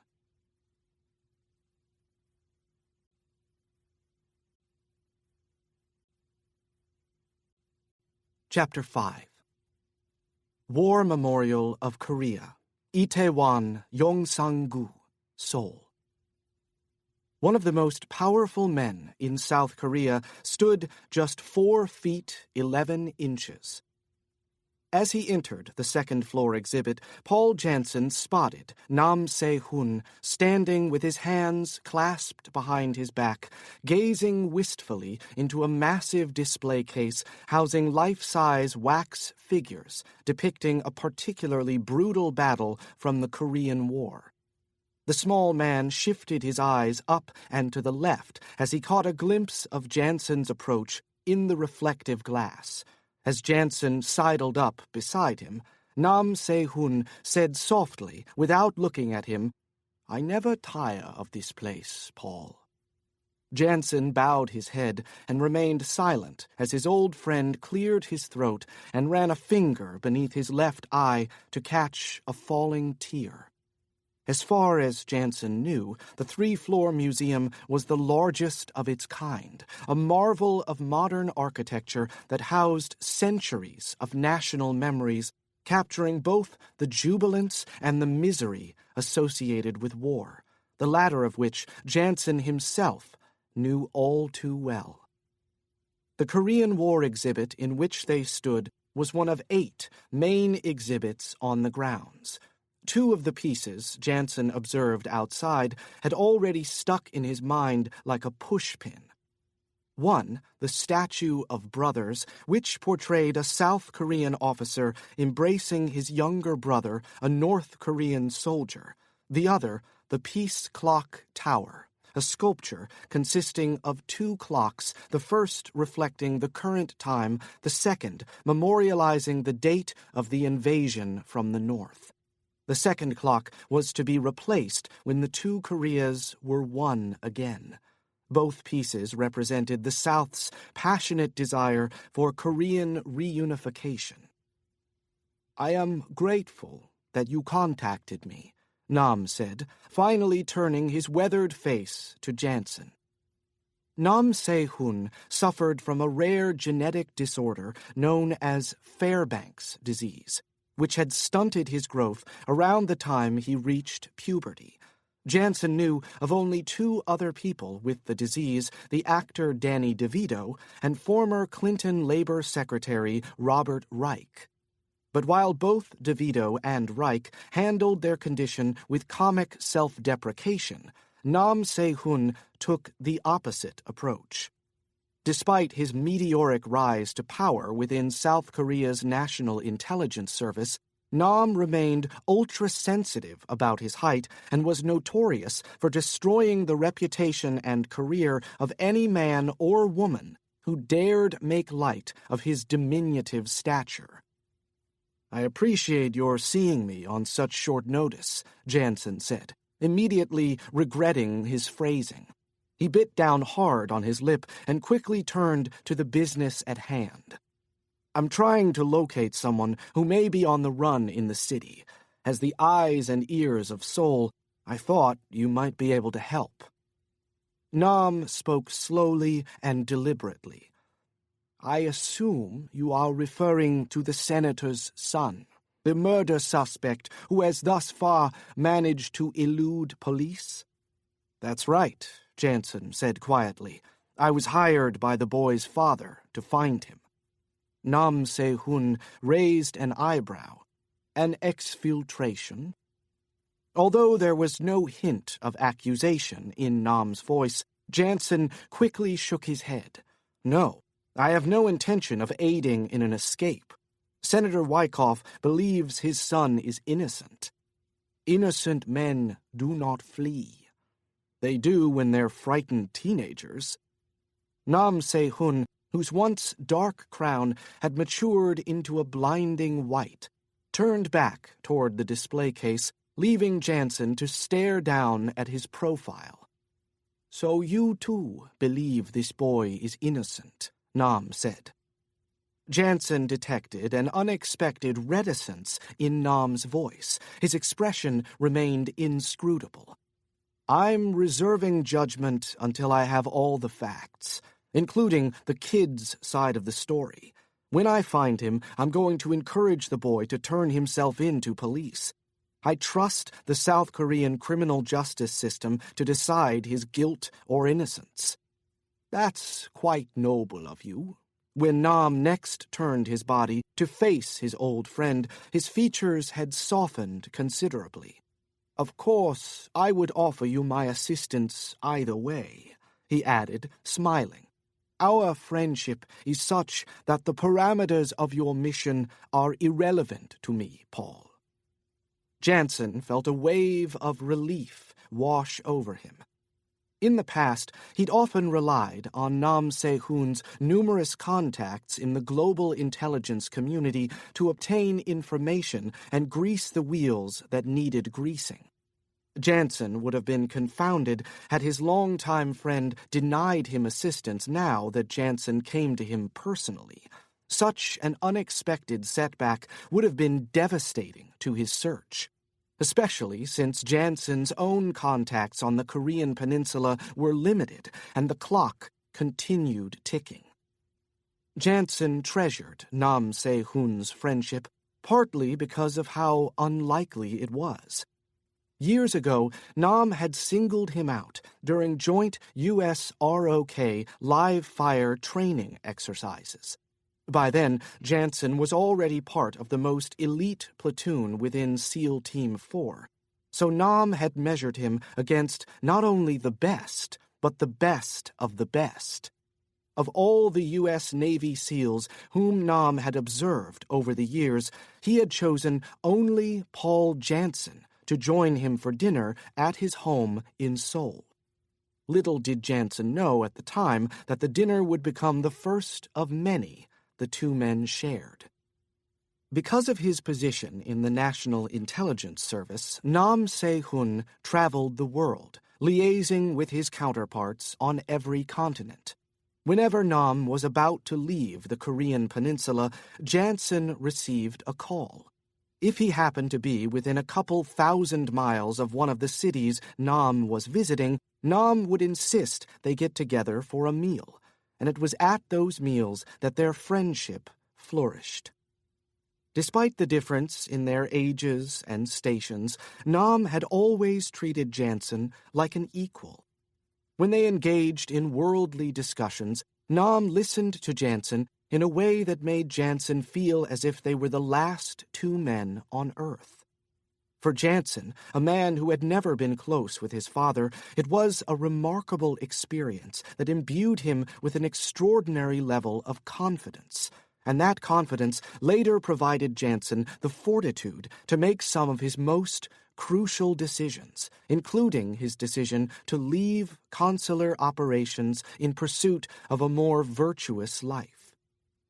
Glancing furtively over his shoulder to identify potential eavesdroppers, Nam said, "So, how can I help you, Paul?" Senator Wyckoff informs me that his son spends an inordinate amount of time in cyberspace. I was hoping we might be able to track him down that way. Quite possibly, Nam said. Is the boy a professional? He knows his way around a computer, is how the senator phrased it. From my conversation with them, I don't think Senator and Mrs. Wyckoff are very close to their son, and I'm fairly certain they have no clue what he's been up to these past few years. A shame, Nam said, but in these times not as uncommon as we would like to believe. The police seized the kids' computers, one desktop and one laptop. As far as I know, they haven't yet extracted any information, so I thought that might be a good place for us to start. Nam seemed to consider this. I am sure I can gain access to the boys' computers, he said, if I declare it a matter of national security. Of course, since I head the Department of North Korean Affairs, it would be helpful if you possessed information linking either the senator or his son to the Kim regime, no matter how tenuous the connection. In his head, Janson ran rapidly through the senator's votes on North Korean sanctions. He knew there was nothing there, and if there was, Nam Se-hun and the National Intelligence Service would already know about it. Like any good spy, Nam was fishing, which was particularly understandable under the circumstances. The South lived under a constant threat from the North, and the situation had recently worsened considerably. Kim Jong-il's death and his son Kim Jong-un's impromptu rise to power had made an unpredictable situation even more uncertain and extremely volatile. Janson finally shook his head. So far, I've found nothing to suggest that the Wyckoff family has any ties to Pyongyang, political or otherwise. Very well, Nam said. Then we will merely have to invent a narrative. Tell me why I shouldn't hang up. Cat's paw, what have you got for me? Janson tucked his chin into the upturned collar of his overcoat as he waited for Morton's response. His exposed ears were frozen, his eyes tearing from the cold, hard wind. As he moved briskly along the sidewalk, he flashed on the tarmac at Hickam Field on Oahu, on the gentle caress of the Hawaiian sun on his cheeks. Just then, it was hard to believe that Honolulu and Seoul were on the same planet, let alone in the same hemisphere. Morton said, "A reverse dox can be every bit as complicated and time-consuming as a straight dox, you know. And the name you fed me, he's no script kiddie." Janson's brows dipped in frustration. "Speak English, Morton." "Hold on, I'm on the New Jersey Turnpike, and it's backed up worse than I was during month 2 of my OxyContin addiction." Janson continued walking. He loathed speaking to Morton. He usually delegated the job to Jesse or someone else at Cat's Paw, but today he had no choice but to call the hacker himself. As much as he detested hearing about Morton's traffic and constipation issues, he needed the information he'd requested earlier from the plane, and he needed it fast. The longer it took to find Gregory Wyckoff, the worse it would be for the kid. And the senator didn't seem like a guy who was keen on excuses. "Did you find him or not?" Janson finally demanded. Easy, easy. Of course I found him. I was just trying to explain that it wasn't a cakewalk. Doxing someone who's good with a keyboard and wants to remain anonymous is a tough task. But if I have enough information about his online activity, I can usually find him within an hour. Reverse doxes, on the other hand, can be a real bitch. But you found Gregory Wyckoff's handle in cyberspace, Janson pushed. I found him, sure, but he buried himself well, which is what I was trying to tell you. Your guy's no script kiddie. He knows his shit. Janson said nothing as he passed the Seoul Central Mosque. If only he'd used his Muslim legend to meet with Nam Se-hun, then he could duck into the warm mosque and mutter a few prayers while his face thawed. All right, Janson said. I don't have much time. Tell me what you learned about the kid's online life. He goes by the screen name Draco_Malfoy 95. What the hell's a Draco Malfoy? He's a student at Hogwarts School of Witchcraft and Wizardry. English, Morton. This is English, man. He's a character in Harry Potter. Draco Malfoy's a bad seed, lives in the Slytherin dorm. Voldemort commands him to kill Dumbledore, but he doesn't have the balls to go through with it. In the end, I think Draco switches sides and becomes Harry's friend. Thanks for the Harry Potter history lesson, but right now, I don't give a damn about fictional characters. Tell me about Gregory Wyckoff. What have you learned? Well, I actually think his screen name is telling. This kid's 19. He's been active online using various identities since he was 12. Started out as a black hat. A black hat? In tech lingo, it's someone who uses their knowledge of software programming to do mischief. What kind of mischief are we talking about? Well, in Gregory's case, minor shit, at least to start with. He defaced a few websites, trolled some forums, but within a couple of years, he'd moved up to DDoSing, knocking sites offline by swamping them with junk traffic and stealing databases of personal information, which he then sold to various crooks and thieves in Eastern Europe, mainly Ukraine. What's he been up to recently? That's the thing. Roughly 3 years ago, he seems to have turned a corner. Maybe he got pinched, maybe he grew a conscience, I don't know.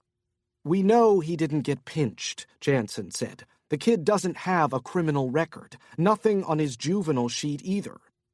If he got pinched, there wouldn't be a rap sheet if he cooperated and went to work for the feds. Happens all the time these days. No more honor among thieves, you know. So he started ratting out other hackers. Not necessarily, but at that point, his online career takes an odd turn. He starts working with Anon and other groups who claim to be hacktivists. By Anon, you mean Anonymous? The organization that attacked the Church of Scientology. Right. Scientology, PayPal, MasterCard, Visa, Sony, and a whole bunch of other sites, including some Mideast governments during the Arab Spring. But they're not really an organization. Anonymous is more like an online subculture. Great job, Morton. Now, how is all this going to help me find the kid in Seoul? Nam Se-hun had parted company with the promise to contact Janson when the NIS spy gained access to the computers being held as evidence by the Seoul Metropolitan Police. If history was any indicator, Janson expected to hear from Nam before nightfall, but he couldn't count on it. And if Gregory Wyckoff was half as savvy with computers as Morton was telling him, there was a good chance the kid had wiped his hard drives before going on the lam. It was also possible that the computers the police seized were never used in Wyckoff's covert activities. For all anyone knew, Wyckoff's personal computer could still be in the kid's possession. "Hey," Morton said, "I've never been to Seoul. Hell, I've never even been to Philadelphia, which is practically in my backyard. If it weren't for the annual Black Hat Convention in Vegas, I'd never leave Jersey at all." "What are you saying, Morton?" "I can track your man online, but I can't find him for you in real life. That's going to be up to you." "Fine," Janson said. "Then let me ask you this. If you were in a foreign country, accused of murder, regardless of your guilt or innocence, where would you hide out?" "I guess I'd try to find my peeps." "Your peeps?" "My people, fellow hackers. From what I've seen of this guy online, you're not going to find him at some above-ground internet cafe casually logging on to his AOL account with his Capital One Visa. You're going to have to go underground. If I were him, I'd use my network of fellow cyber enthusiasts to hide my ass until the heat died down." "Now we're getting somewhere, Morton. Next question. If everyone online is anonymous, how do you know which city anyone lives in?" "You don't, necessarily. But if you're in some kind of serious shit in a foreign country, you can ask for help in an online forum. If someone who reads your post is in the area, he can send you a direct message and offer to help without exposing too much about himself publicly. There's no other way to find out which hackers live where. Well, even if someone hides his IP address, you can usually figure out where he's from by what he talks about and when he's online, time zone-wise. You can also collect hints from his views on politics and shit, but that takes time. Also keep in mind that the best hackers are also skilled social engineers, and the best of the best are masters of deception. So how do we go about finding one of these hackers in South Korea?" "Well, you, my friend, are in luck." "Am I? Why's that?" "Because I just happen to chat regularly with one of the baddest cyber motherfuckers in all of Asia. And I just happen to know for a fact that he resides in Seoul." "Great. How do I find him?" "I can't pinpoint him on a map, but I can give you his screen name, and you can try to locate him yourself. Just don't let on how you got the lead, and be extremely careful. From what I've heard, this guy will chew you up and spit you out as soon as look at you. He's got the reputation of a natural-born killer." "What's the screen name, Morton?" L0RD_W1CK3D. Janson fixed on the letters and numbers in his head. Lord_Wicked. Lord Wicked? Lord motherfucking Wicked, my friend.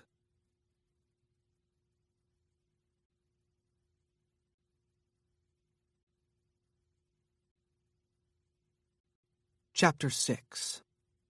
Dosan Park, Sinsadong, Gangnam-gu, Seoul.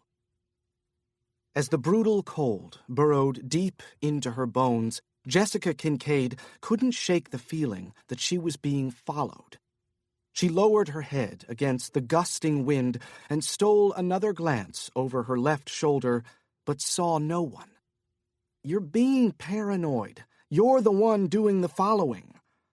Across the way, Ambassador Young's chief aide entered an upscale Korean restaurant named Jungsikdang. Kincaid cursed under her breath. She couldn't very well walk into the restaurant. Jonathan would recognize her right away, and she sure as hell didn't want to wait around outside in the bitter cold for an hour while Jonathan enjoyed his evening meal. Damn! She'd been so sure he was heading straight to his apartment where Kincaid could knock on the door and hopefully corner him alone. But no, an hour of surveillance wasted. After leaving the U.S. Embassy, Kincaid had headed north to the Sophia Guest House in Sogyokdong. It was her first time visiting a traditional hanok, and she was instantly charmed. Fewer than a dozen rooms surrounded a Spartan courtyard with a simple garden and young trees that stood completely bare in solidarity with the season. Rather than poke around uninvited, she went straight to the proprietors, a husband and wife of indistinguishable age. Both spoke fluent English. Although wary at first, they gradually opened up to Kincaid once she agreed to join them for afternoon tea. Seated on low, comfortable cushions, Kincaid asked the couple whether they had ever seen Lynell or Gregory Wyckoff before their recent visit. Neither of them had, nor had they personally overheard the loud argument that was alleged to have taken place the night of the murder. The guests who had overheard the argument, a young Korean couple from Busan, had already checked out. Kincaid had seen their home addresses listed in the police file Janson had obtained on the plane, so she moved on. After tea, Kincaid asked if she might have a look around, and the couple readily acquiesced. As they walked through the courtyard toward the room where Lynell Yee's body was found, the husband launched into a semi-composed rant about the disappearance of the hanok in South Korean culture. The one-story homes, crafted entirely of wood, he said, were victims of the South's obsession with modernization. As he pointed out the craftsmanship of the clay-tiled roof, he noticed Kincaid's chattering teeth and explained that the rooms were well insulated with mud and straw, and heated by a system called ondol that lay beneath the floor. The wife took a key from her pocket and opened the door to number 9, the room in which Wyckoff and Yee had stayed. It was located in the newer section of the hanok. Kincaid was surprised to find that the 2-day-old crime scene was already immaculate. There was no yellow police tape, no blood or footprints, or any other evidence to be seen. According to the husband, a team had rushed in and cleaned the place up and down the moment the police indicated they were finished. Kincaid made a mental note to check whether this was normal procedure in the Republic of Korea. The room itself was cozy, about half the size of a one-car garage, but it was also elegant in an understated way. There were no beds or chairs, just traditional mats, a pair of locked trunks, and a small color television set you probably couldn't purchase in stores anymore. She'd seen the room in evidence photos, but the pictures didn't do the place justice. Kincaid walked to the window, which was made of a thin, translucent paper that allowed in natural light. She placed her hand on one of the speckled walls and thought that if she gave it a solid punch, her fist would land in the next room. So much for proving that fellow guests couldn't possibly have overheard an argument between the victim and the accused. But what truly puzzled her was that the police noted no signs of a struggle, except for a fallen lamp. Given the size of the room, that seemed all but impossible, especially considering the fact that Lynell Yee had apparently been the victim of manual strangulation. "Tourists from the West still love to stay in hanok," the husband said, collapsing her thoughts. "They do not come to Seoul to stay in a high-rise they can see in New York City or London." Kincaid nodded. She understood his passion, and unlike Janson, she could certainly understand why the young lovers might have slipped away from their modern apartment nearby to experience an amorous night in a traditional Korean home. Maybe she was just more romantic than Paul. Or maybe Paul had previously been inside a hanok and had been reminded of the 6-by-4-foot cage he'd been kept in during the 18 months he spent as a prisoner of the Taliban in Afghanistan. That would certainly be reason enough for him to dismiss the Hanok as a desirable place to stay. Either way, Kincaid didn't think Janson's theory that the young couple had been on the run held much water. Following her visit to the Sophia guest house, Kincaid waited in line for a dish of spicy chili beef, then headed south back to the U.S. Embassy. By then, it was nearing 5 o'clock Korean time, and she was hoping to catch Jonathan exiting the embassy after calling it a day. Jonathan was probably in his mid to late 20s, not a teenager, but certainly closer to Lynell Yi in age than most people employed at the embassy, and the ambassador's glance toward the doorway when Kincaid asked if there was anyone in the office who knew Lynell Yi well made her suspect that Jonathan might hold some of the answers to questions she had about Yi's job, maybe even her relationship with Gregory Wyckoff.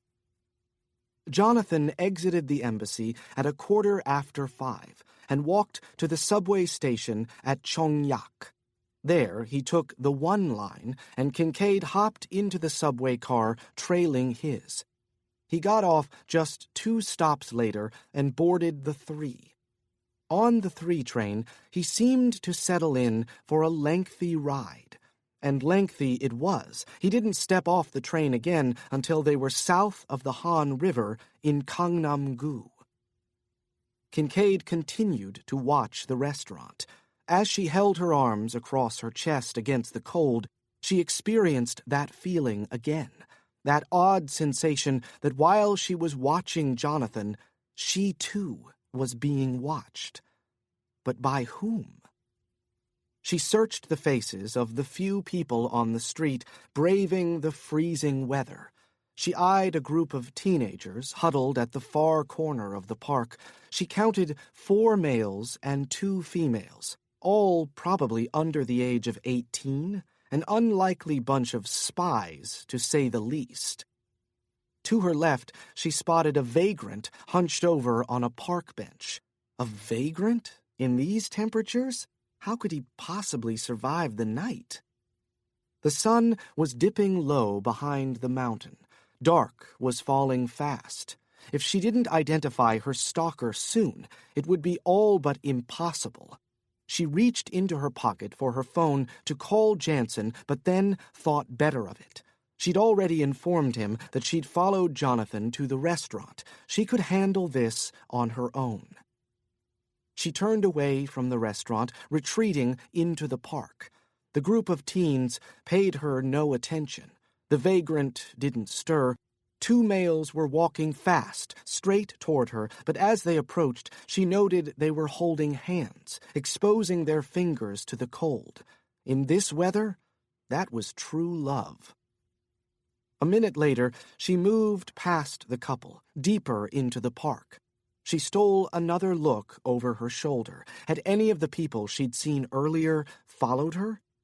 None that she could tell, but she felt a pair of eyes on her nevertheless. Kincaid quickened her pace as her pulse sped up and her head filled with images of men in fedoras and dark trench coats with handguns hanging at their sides.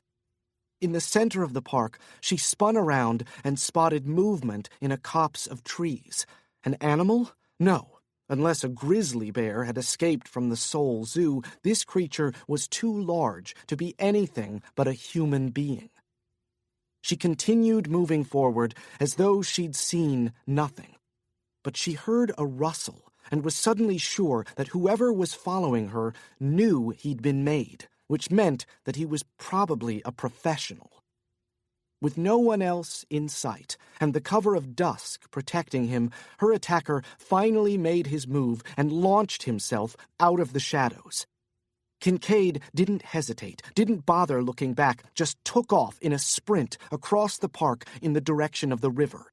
Over the shrieking gusts of wind, she heard her pursuer make contact with bushes and low tree branches as he cut a parallel course north toward the Han, attempting to overtake her. But Kincaid was fast. fastest of her class at Quantico, where her professional life began. In the time since she'd left Virginia to join the FBI's National Security Division, she'd put on a few years, but not a single extra pound. And her world hadn't paused since she'd been stolen away by the State Department after catching the eyes of some spooks from consular operations. It was times like this when brimming with confidence counted, and that was a trait she'd had in spades all the way back to her childhood in Red Creek, Kentucky. She'd taken that confidence with her when she boarded a Greyhound bus, leaving her daddy behind for the first time in her life. And over the years, that confidence had been refined, first by the Bureau, then by Cons Ops, and most recently by Paul Janson. She charged through a row of bushes and found herself back on a street. She paused a moment to catch her breath, which was billowing in large, white puffs before her eyes. Through the mist, she eyed a taxi, and her arm shot up almost instinctively. The orange taxi slowed and pulled to the curb, and Kincaid opened the door and dove into the back seat, shouting, "Go, go, go!" As the taxi peeled away, Kincaid raised her head just in time to see a tall Korean man breaking through the bushes, stopping on a dime, then raising his arms with a gun in his hands. She watched him take aim and nervously waited for the sound of a gunshot, the shattering of window glass, the buzz of a bullet as it streaked by within inches of her face. Mercifully, the assassin never fired.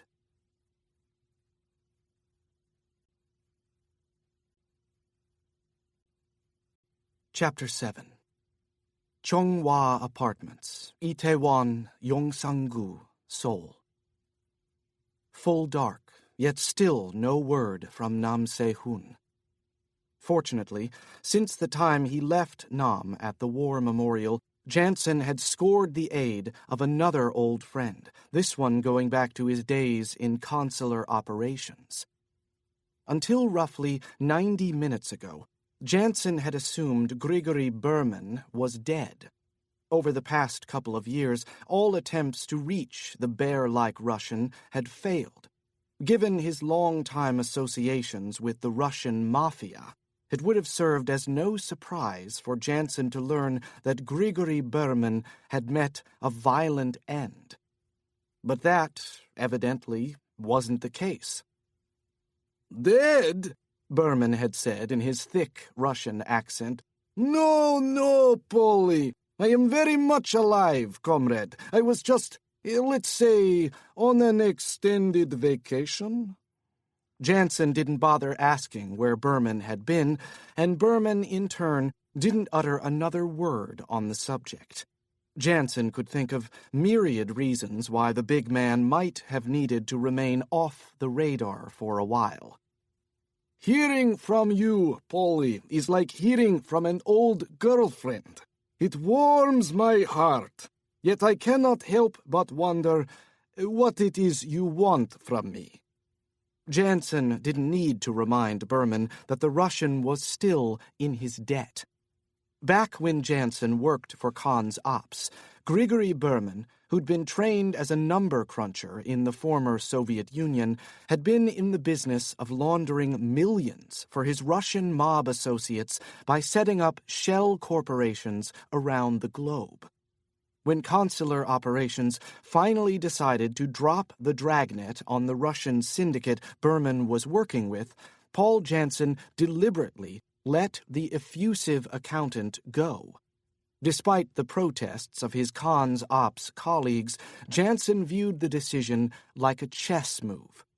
Gregory Berman may have been a manipulator, a liar, and a thief, but he was also talented, clever, and, unlike his co-conspirators, non-violent. Placing him in a prison would have done neither Janson nor Cons Ops any good. Having a man like Berman in his debt, on the other hand, gave Janson the potential ammunition to outsmart and outmaneuver scores of other criminals who were violent.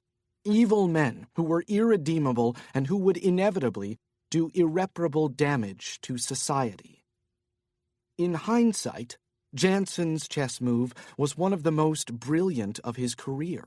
A few years ago, when Janson was framed for the contract murder of billionaire philanthropist Peter Novak, it was Gregory Berman who discovered that the $16 million placed in Janson's offshore account as alleged payment for the hit actually originated from Novak's own foundation. Shortly after that discovery, Berman took a sniper's bullet in the chest, a bullet that had been meant for Paul Janson. Thankfully, the large Russian recovered, and not only was Berman not angry afterward, but he also risked everything to help Janson put the final nail in the coffin of the Mobius program by manipulating a crooked foreign banker and causing the then President of the United States of America, Charles W. Berquist, Jr., to receive and accept an illegal $1.5 million personal contribution, which Janson then used as leverage. Now that Janson thought about it, maybe Gregory Berman's debt had been paid.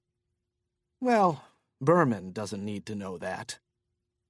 So, what can I do for you, Polly? I'm trying to track down a hacker in Seoul. Goes by the screen name Lord Wicked. Janson spelled out the queer combination of letters and numbers. Ah, Lord Wicked, Berman said. You've heard of him? Everyone in the cybersecurity industry has heard of him. He's a living legend. Can you help me locate him? Ordinarily, I would say niet. A man of his prowess, he undoubtedly reroutes his servers to countries all over the world. But since you know which city he is in, I should be able to dox him within the hour. Dox him? Unearth his personal details, Berman said. His real name, his home address, his telephone number. Maybe even his mother's maiden name. Skip the mother's maiden name, Janson said. Get me the rest, as quickly as you can. 56 minutes later, Gregory Berman called Janson back with the details. His name is Jung Kang, Berman said, or Kang Jung, if you place the last name first as the Koreans do. He has 2 known addresses. One is in Itaewon, in the Yongsan district. The other address is in Gangnam. You know, like the song, Polly. I've heard the song, Gregory. How about giving me the addresses? 20 minutes later, a young woman exited the main lobby of the Chonghwa apartments, and Janson slipped in with a practiced pronunciation of the Korean term for thank you, and a warm smile. Since Janson was already in Itaewon when he spoke to Berman, it made sense for him to check out Kang Jung's Yongsan address and leave the Gangnam address for Kincaid, who'd last reported to him that she'd followed the ambassador's chief aide to an upscale restaurant across from Dosan Park. But when Janson called Kincaid to relay Kang Jung's Gangnam address, he received no answer. Once 10 minutes passed without a callback, he began to feel slightly on edge. But he was sure it was nothing. Maybe the ambassador's aide had dropped into the restaurant for a single drink, then returned to the subway station for the remainder of his ride home. Kincaid would no doubt contact him when she popped back up on the surface. Janson took the elevator to the 11th floor. He was pessimistic about this being the right place. Itaewon was known as a western town, a district popular among tourists and expats and U.S. military personnel stationed in Korea. Because of its demographics and plethora of counterfeit goods, Itaewon had been likened to a Chinatown, only for North Americans and Western Europeans, which made it an unlikely residence for a wealthy man with a clearly Korean name like Kang Jung. The indistinctiveness of the apartment building made him further suspect that Kang Jung's true address was the one in Gangnam.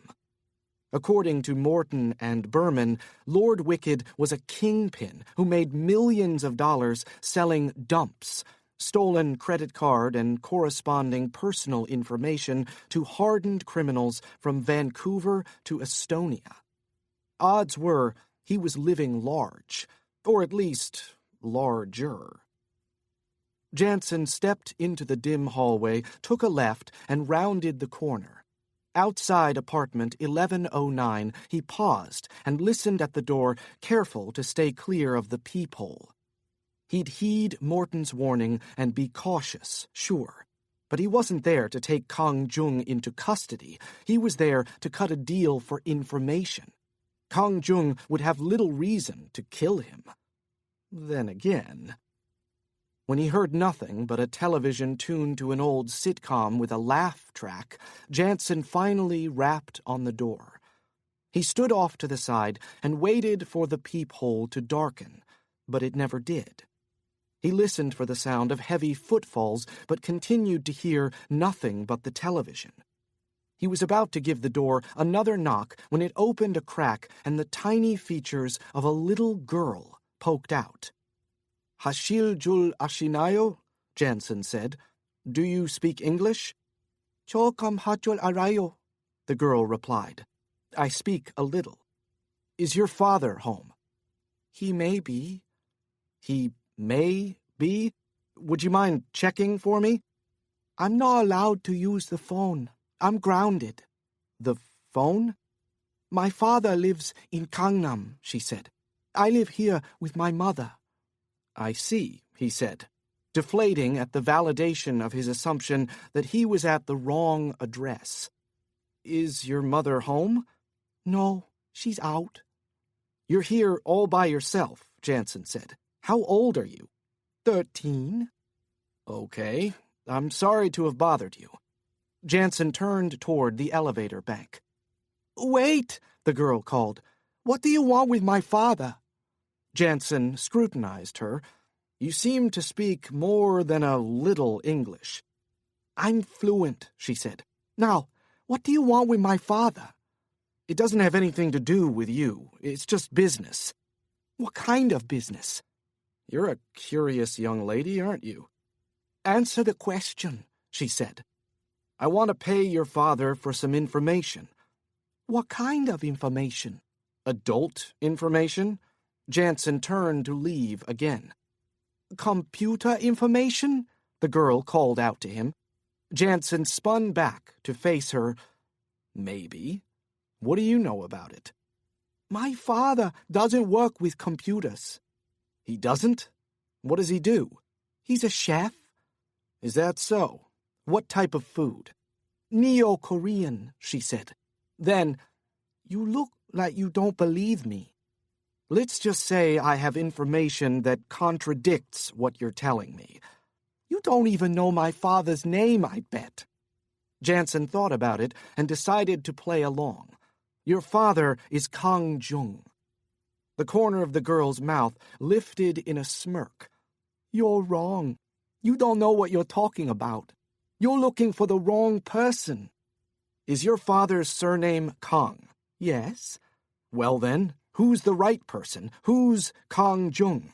Your mother?" The girl shook her head and then opened the door wider. "Why don't you come in?"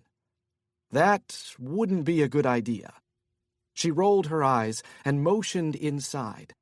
"It would be if you're looking for Lord Wicked," she said.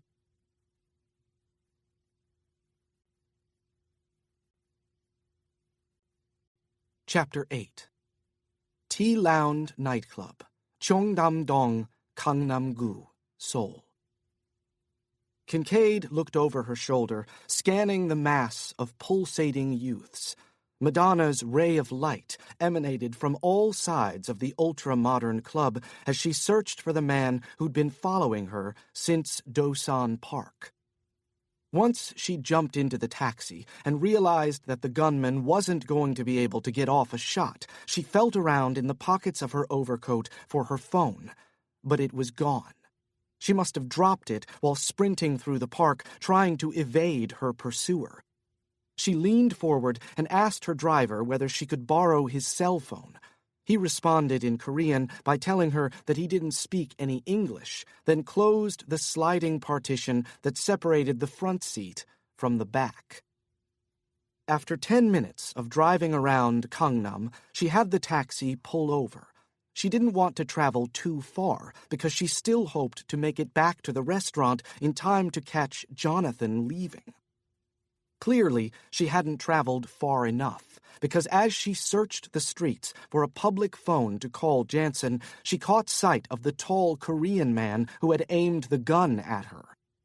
When his eyes fell on her, she had no choice but to begin running again.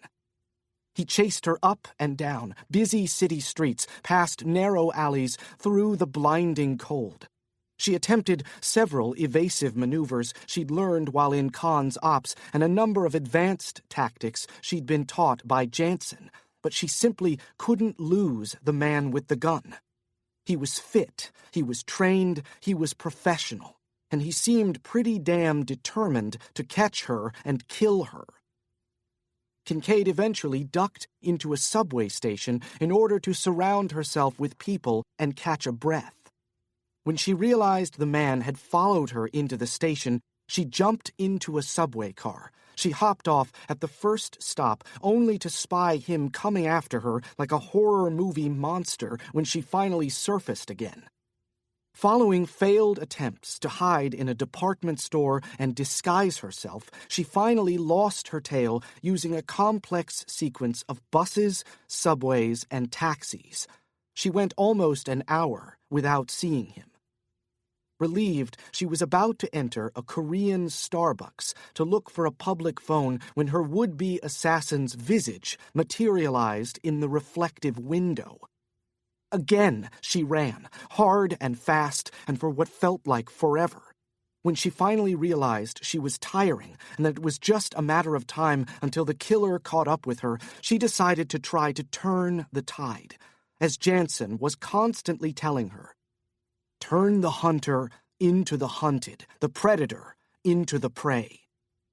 When she turned down what looked to be a quiet side road and spotted a massive glass and steel structure bleeding partygoers, she decided that was where she'd make her stand. She slipped the bouncer at the rope line $100 in American currency, checked her coat, and immediately lost herself in a horde of dancers. As she searched over her shoulder, her body still pumping madly with adrenaline, she hoped like hell her pursuer had followed. She wormed her way through the thick, sweaty crowds, watching for the killer while simultaneously trying to memorize the layout of the exotic 4-level nightclub. Cher's Life After Love gave way to an unfamiliar Korean pop song before the DJ spun a remixed cut of Lose Yourself. As the song ended, a catchy techno beat came over the speakers, and the mood of the entire nightclub transformed at once.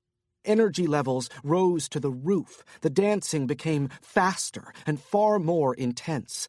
The Venga Boys' We Like to Party blasted from the speakers. Less than a minute into the song, Kincaid finally spotted her armed stalker. Only he won't have a gun anymore, she thought. When patrons entered the T-Lounge nightclub, they had to pass through a metal detector. She might not be able to outrun him, but Jessica Kincaid prayed that, by ducking into the popular dance club, she'd at least manage to level the playing field.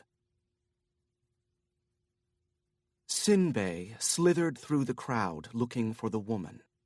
He'd had to strip and stash his Teu DP-51 before he entered the club. The disassembled handgun lay buried in a shallow grave in a small patch of earth between two concrete buildings just across the street. If all went well in the club, he'd retrieve it and move on to Itaewon to terminate Paul Janson. before renewing his search for the senator's son. Eliminating Janson's partner, Jessica Kincaid, had proven far trickier than he expected. She was fleet-footed and equipped with more stamina than any woman he had ever known. Not only had consular operations and Janson trained her well, but she possessed some physical attributes that made her an even more difficult target. Her eyes, for instance, she had the sight of a hawk. Although he was no longer advantaged with the element of surprise, Sinbei decided he wouldn't need it. This was hardly his first job. It was, however, the first time he'd been given an order to assassinate a pair of former Cons Ops agents. He'd previously killed members of South Korea's National Intelligence Service, as well as clandestine officers from the United States Central Intelligence Agency, but never an agent, former or otherwise, of Cons Ops. Sinbei was mildly curious as to how Paul Janson and Jessica Kincaid had come to draw the ire of consular operations, but he would never learn the reason, and he could live with that. He had orders to carry out, instructions as urgent as they were clear. Once Janson and Kincaid were eliminated and the elusive Gregory Wyckoff was dead, he'd contact his handler Ping in Shanghai and await his next assignment. He moved up the stairs to the second floor and spotted her almost instantly. Curiously, she had cozied up to a middle-aged Korean gentleman at the bar. A few moments later, she guided the man toward the center of the dance floor. Had she not seen Sinbei enter the nightclub? Or did she think that because he had to pass through a metal detector, she had nothing to fear? If that was the case, her overconfidence and her severe underestimation of Sinbei would ultimately be her undoing. Alternating colored lights made it difficult to see through the crowd to the dance floor. Disorienting, but not debilitating. He could still get the job done with no one the wiser. But he'd need to be smart about it. There were simply too many bodies on the dance floor. It would take time for him to get close to her, and he did not want to risk her spotting him as he made his approach. So he stood back and watched. Waited. Was this beautiful young woman actually seducing a paunchy, balding stranger almost old enough to be her father? From the way she danced with him, it certainly seemed so. A waitress walked over to the couple carrying a tray of test tube shots, and Jessica Kincaid quickly downed 2 of them. To calm her nerves, perhaps. Good, he thought. That meant she indeed suspected that the threat had passed. Sinbei might possess the element of surprise, after all. He considered his options. Perhaps he would kill her on the street as soon as she left the bar, or perhaps he could do it right there in the club. If she no longer thought there was a threat, maybe she would head to the restrooms. With the right approach, Sinbei could easily get to her in one of the ladies' room stalls. He was amused by her behavior, though somewhat surprised that she'd succumbed to a false sense of security simply because the metal detector downstairs had removed the handgun from the equation. Little did she know that Sinbei's true weapon of choice remained on his person. As Sinbei tugged on the arms of his suit jacket and shot out the cuffs, a drunk man, a European tourist no less, suddenly knocked into him, spilling an amber liquid down the front of his jacket and shirt before dropping and shattering his glass on the floor. Sinbei was tempted to take a shard of that glass and slit the man's throat from ear to ear, but then that would jeopardize his objective. Instead, he allowed the man to move on with a hard glare that left no question as to whether the man should come anywhere near him again. When his gaze returned to the dance floor, he surveyed the crowd for Kincaid. He spotted the older Korean man she had been dancing with, the one with the round bald spot on the top of his head, but he appeared to be alone. and every bit as perplexed as Sinbei. Impossible. He'd taken his eyes off the subject for merely a few seconds. Sinbei cursed inwardly, then started searching the faces of each young woman in the crowd. This Kincaid was wily. He knew from the time he'd spent tracking her that she could lose a professional pursuer as easily as most can tie a shoelace. And she didn't give up. Clearly, Miss Jessica Kincaid wasn't ready to die. Movement suddenly drew Sinbei's eyes toward the stairs leading back down to the first floor. He couldn't be sure, but he thought he'd spotted the back of her head. He should know it by now, he mused. He'd been chasing after it all night. He started toward the stairs, stoic and confident. He would find her, and he would kill her. He would finish her tonight.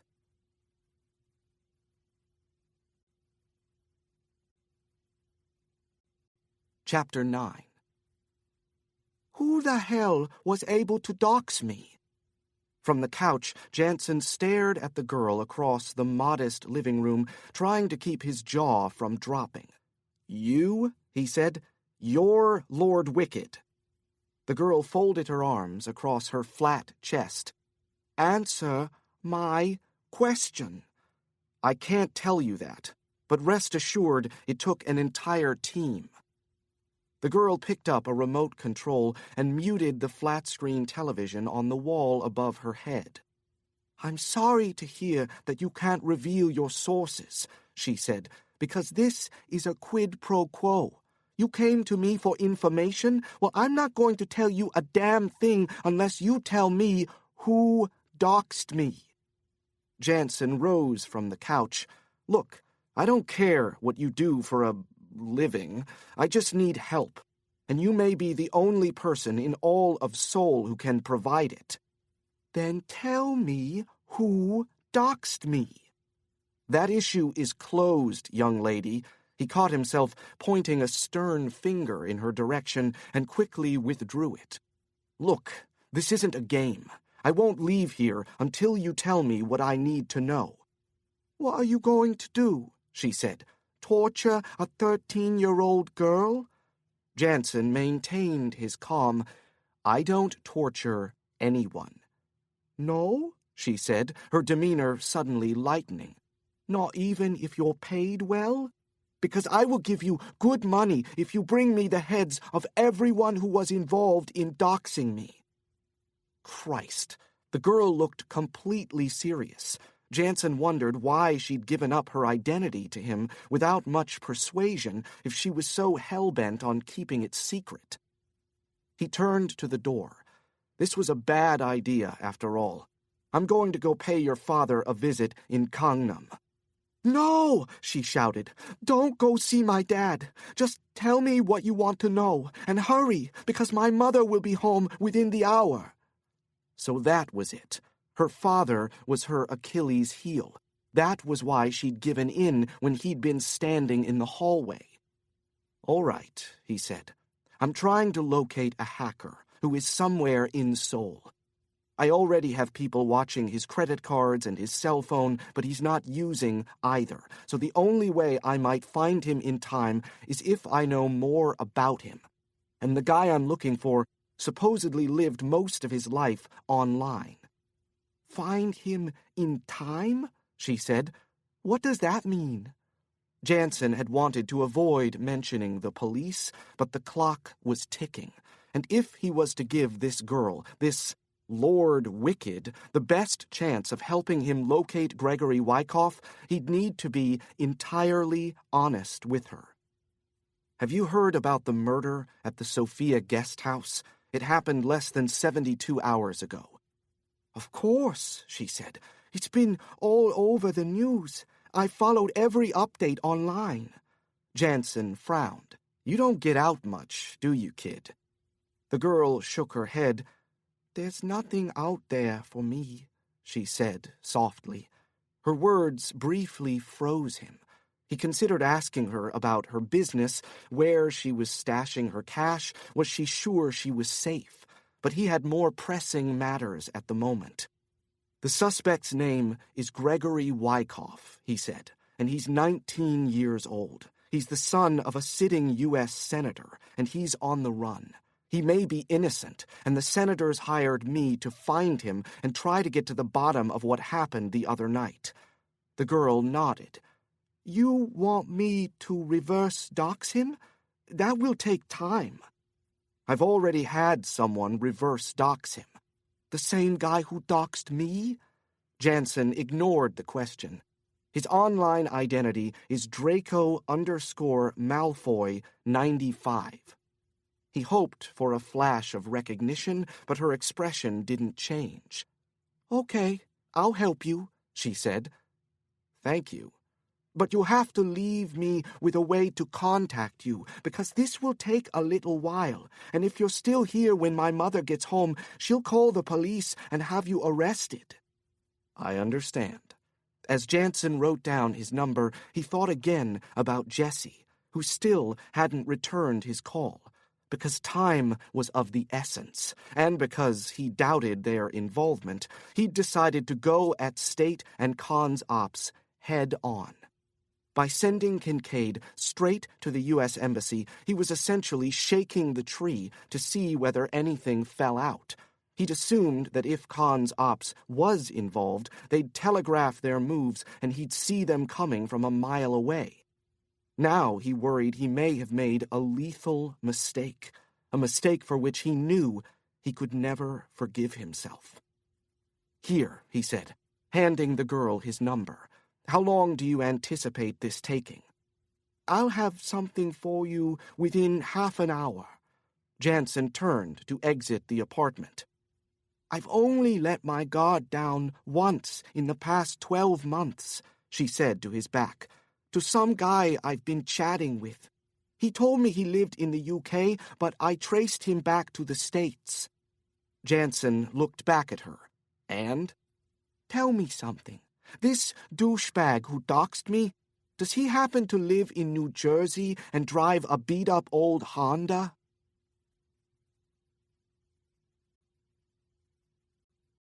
Chapter 10. Kincaid started down the stairs, weaving through the line of scantily clad women with martinis and highballs in their hands. She didn't look back to determine whether her pursuer had followed.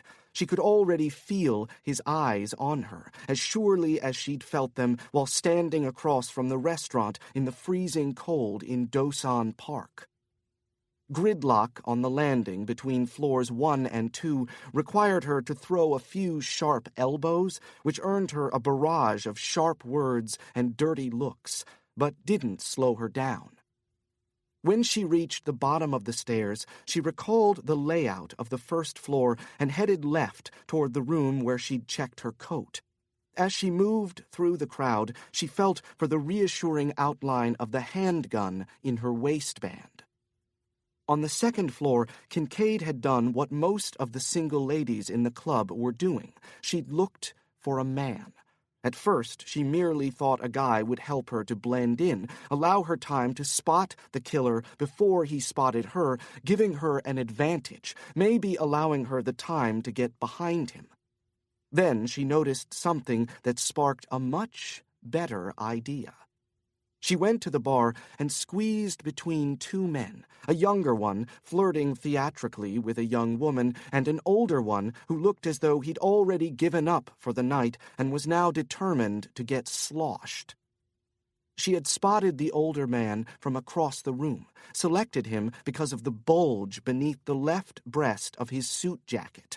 When she reached the bar, she pressed her right side against his left to confirm what she'd thought she saw. "Choi Song Hamnida," she said, apologizing to the man for nudging him to the side and causing him to tip over his drink. She knew she'd slaughtered the Korean phrase, but hoped the floor-shaking music had drowned out all but its essence. She grabbed a rag off the bar and helped him clean up the spill. "It is fine," the man said in English, his speech clearly slurred. "You are American, yes?" She smiled as she turned to face him. Yes, I am. Did my awful pronunciation give me away?" "I love America," he said cheerfully, ignoring her question, though it was possible he hadn't even heard her over the music.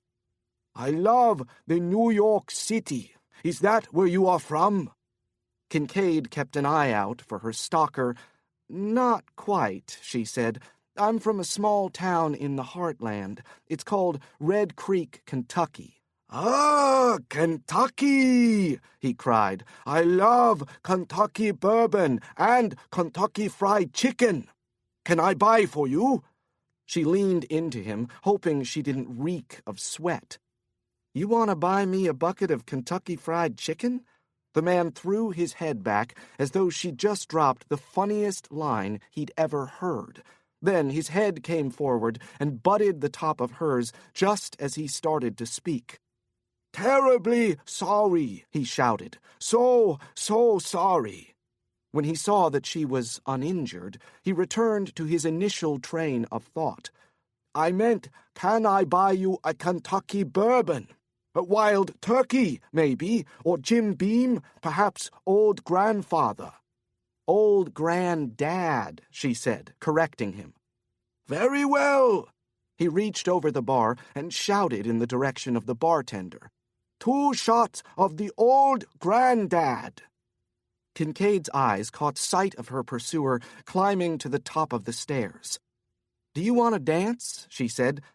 "Dance? Yes, sure." He searched for the bartender. "Let me just get our drinks." "He can bring them to us. I really want to get out there with you." She turned to the bartender. "Will you serve us the drinks out on the dance floor?" "Of course," the bartender said in near-perfect English with a near-perfect smile. "I will have someone bring them to you." He looked at the older gentleman in the suit. "Have fun, you crazy kids." When they reached the dance floor, Kincaid immediately got into the rhythm of the K-pop as her partner looked on slack-jawed. She spun around and slowly backed her rear end into him, moving it methodically against his midsection. He reached around her body and clasped his hands in front of her stomach.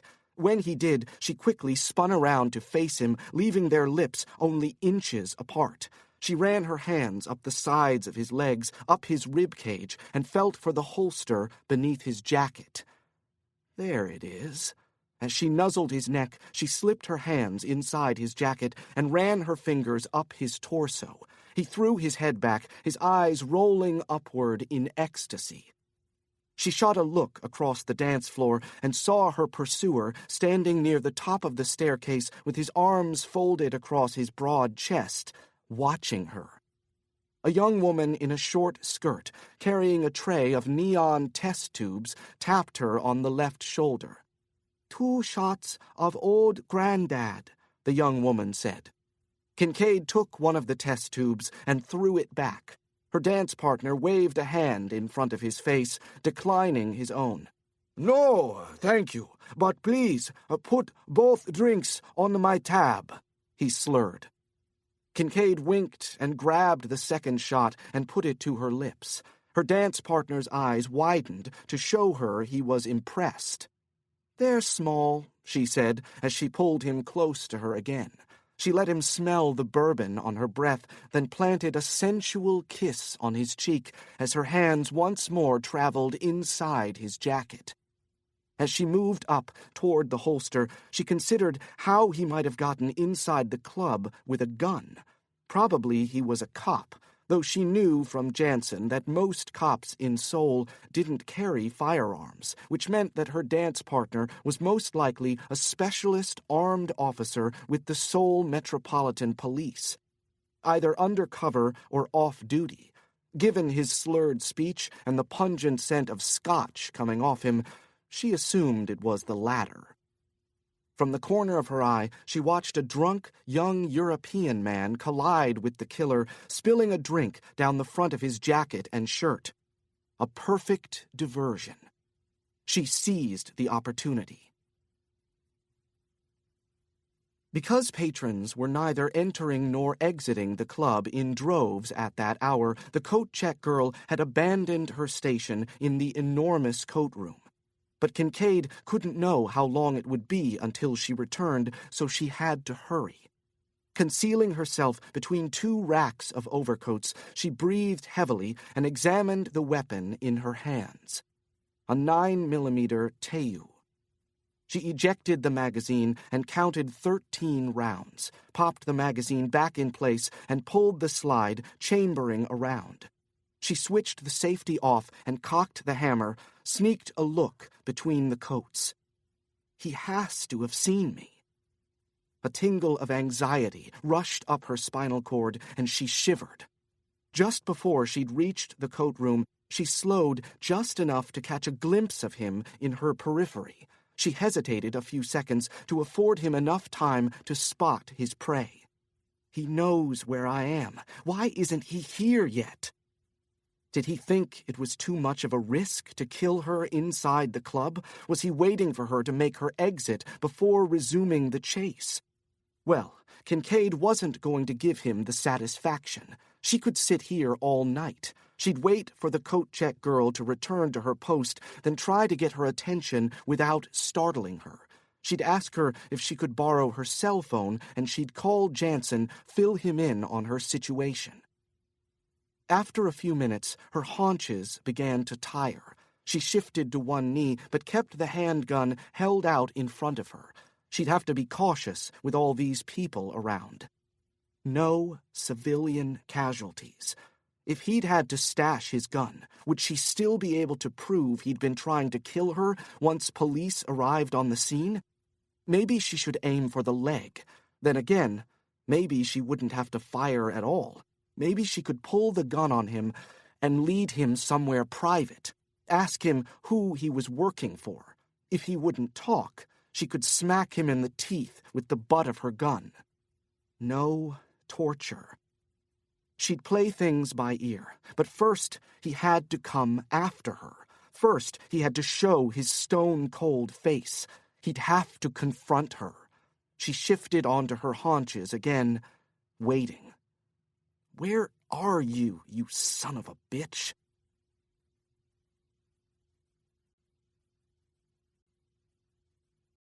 Chapter 11. Sinbei watched the woman duck into the coat room on the first floor of the Tea-Lounge nightclub.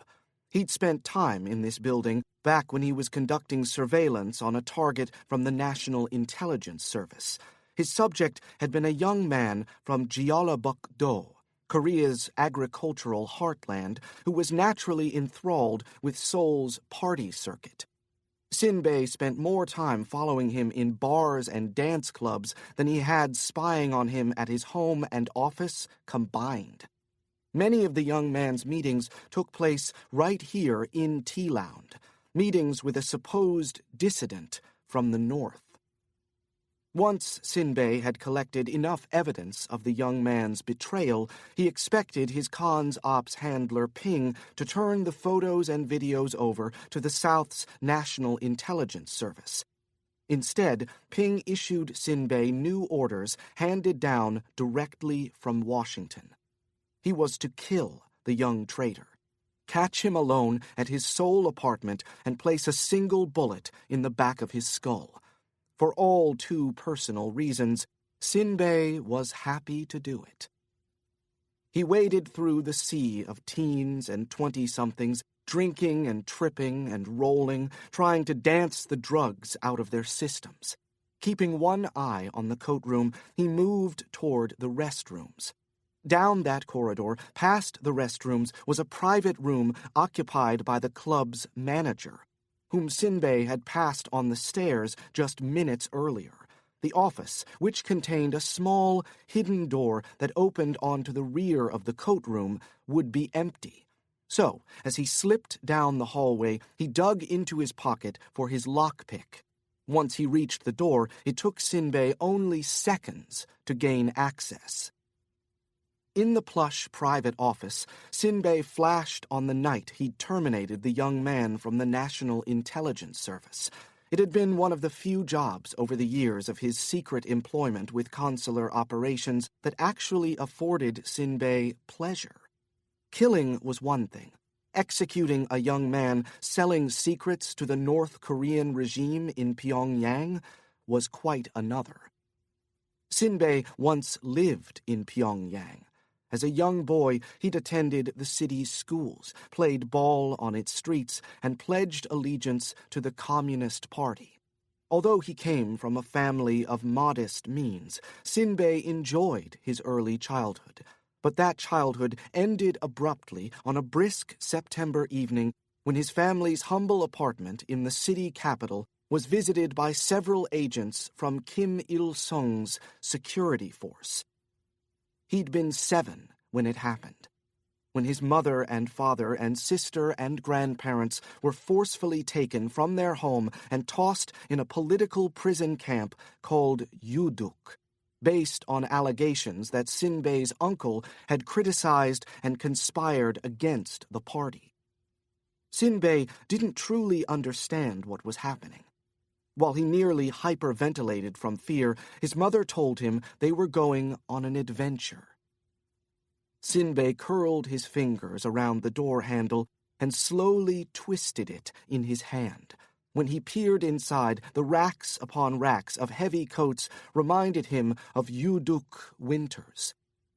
When he and his family finally arrived at Yuduk, Sinbei's mother could lie to him no more. The camp was surrounded on every side by steep mountains and treacherous rivers and other natural obstacles, by barbed wire and watchtowers and uniformed men with large guns. The people already living at the camp appeared skinny and filthy. Many of them seemed sickly and close to death. They wore rags and ate insects off the ground. The night his family arrived and were thrown in their hut, Sinbei held his younger sister, Su-ra, in his arms, rocking her gently as she cried herself to sleep. Now, as Sinbei lightly stepped foot through the door leading to the rear of the coat room, he pushed Yuduk from his mind. Jessica Kincaid sat on her haunches, holding a handgun in front of her. He took another light step and was only a few feet behind her. He could sense her breathing heavily. With his right hand, he reached across his body and gripped his left cufflink. He took another step forward, then lifted his arms above Kincaid's head. In a single, fluid motion, he extracted the garrote from his cufflink and wrapped the wire tight around her throat. He counted the seconds in Korean. Il, I, Sam, Sa, O. When he reached Shibo, former Cons Ops agent Jessica Kincaid would be dead.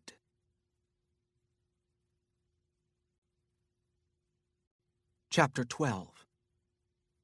All Jessica Kincaid glimpsed was a sliver of his shadow. Instantly, she shot backward off her haunches as the wire closed around her throat. Pushing her body back against his, she raised the Teiyu with both hands and attempted to aim the barrel of the gun over her shoulder. But with her breathing cut off, she felt herself fading, sinking rapidly into a lethal panic. Her finger hesitated over the trigger just long enough to allow the assassin to knock the gun from her hand.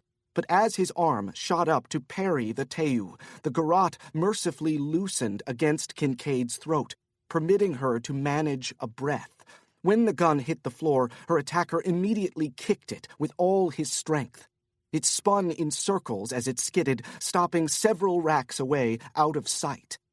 Kincaid reached back and clawed at his face, felt her fingernails dig into his flesh, but the garrote continued to cut into her throat.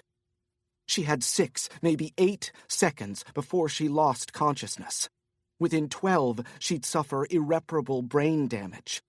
After 15, there would be no coming back. With her breathing cut off, she couldn't make a sound.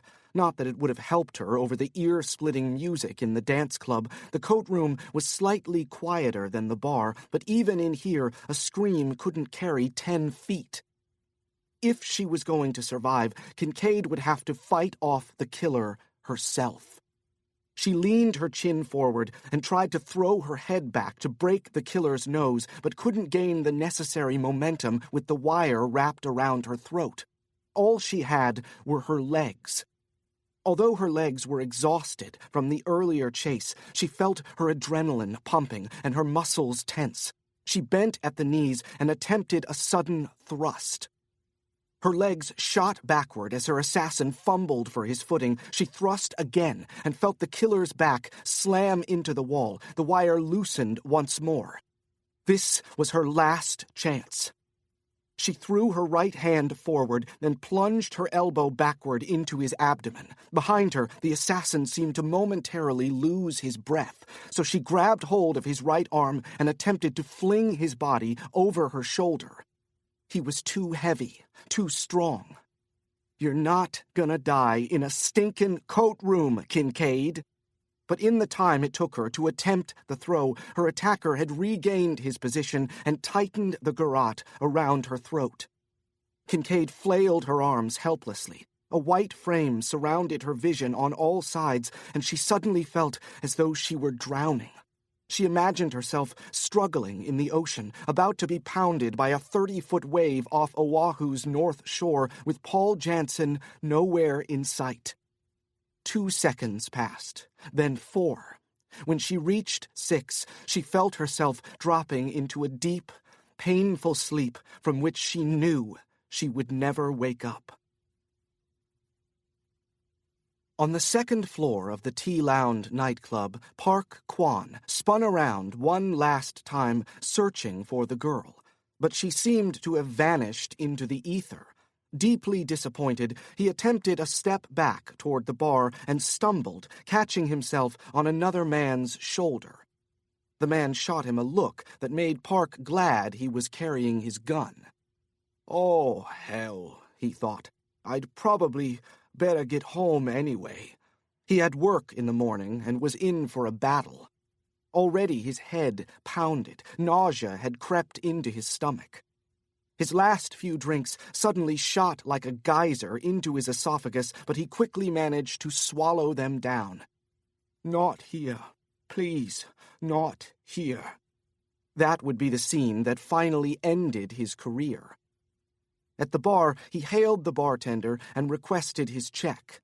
"No luck with the woman?" the bartender said in Korean as he swiped Park's credit card. Park smiled. "So she was real, after all. I thought I might have hallucinated the entire evening." "No, she was quite real, and she was hot. And now," Park lamented, "she's gone." The bartender nodded and set Park's tab down with a pen. As he signed the receipt, Park wondered what had possessed the young woman to dance with him. Surely she hadn't put on that show for the price of 2 drinks of Kentucky bourbon. "Shit!" Gasping, he quickly checked his back pocket for his wallet. "It's gone." When he looked up to inform the bartender that he'd been pickpocketed, he realized he'd set his wallet down on the bar in order to retrieve his credit card. A lightning bolt of relief traveled through his body. Then a thought. Slowly, he reached inside his suit jacket. "You okay?" the bartender said as he picked up the signed receipt. "You look as though you've seen a ghost." Just my early retirement, Park thought. But no, that wasn't all. Someone could get hurt. "The girl!" Park shouted. "Did you see where she went? She took something from me." The bartender pointed to the stairs. "I think I saw her heading back down to the first floor. She looked as though she was in a hurry. Do you want me to alert the bouncers at the front door?" "No need," Park said. "I'll take care of this." He snatched his credit card off the bar, stuck it into his wallet, and headed off. He couldn't allow anyone to know what had happened, not even the bouncers. If word got out that he'd brought his gun into a nightclub and had it stolen from him, he'd not only be out of a job, he'd be disgraced. He snaked through the crowd, down the stairs, his head rapidly clearing as the reality of his situation sank in. On the first level, he surveyed the dance floor and thought, "It will be impossible to find her in here." But then, would she really steal a police officer's gun only to run downstairs and continue dancing? She'd have to be insane. She'd know that Park would realize his weapon was missing before too long. He was drunk, not catatonic. She must have bolted outside. He darted toward the front entrance, then remembered the frigid temperatures and doubled back for his overcoat. When he reached the coat room, the girl who had taken his coat and given him his ticket was nowhere to be found. So much for getting out of here in a hurry. He gazed into the coat room. There had to be at least a few hundred coats and jackets. He glanced at his ticket and spotted a number. Surely each rack would be marked. He stole one last glimpse over his shoulder to see whether the coat-check girl was returning, then opened the short gate and stepped inside. He checked the ticket again. 92E. As he passed through the first aisle, he felt confident he would find his coat. Then he would find the woman who had stolen his gun. He couldn't arrest her, of course. He'd be humiliated, but he could certainly threaten arrest and interrogate her to find out why she'd done it.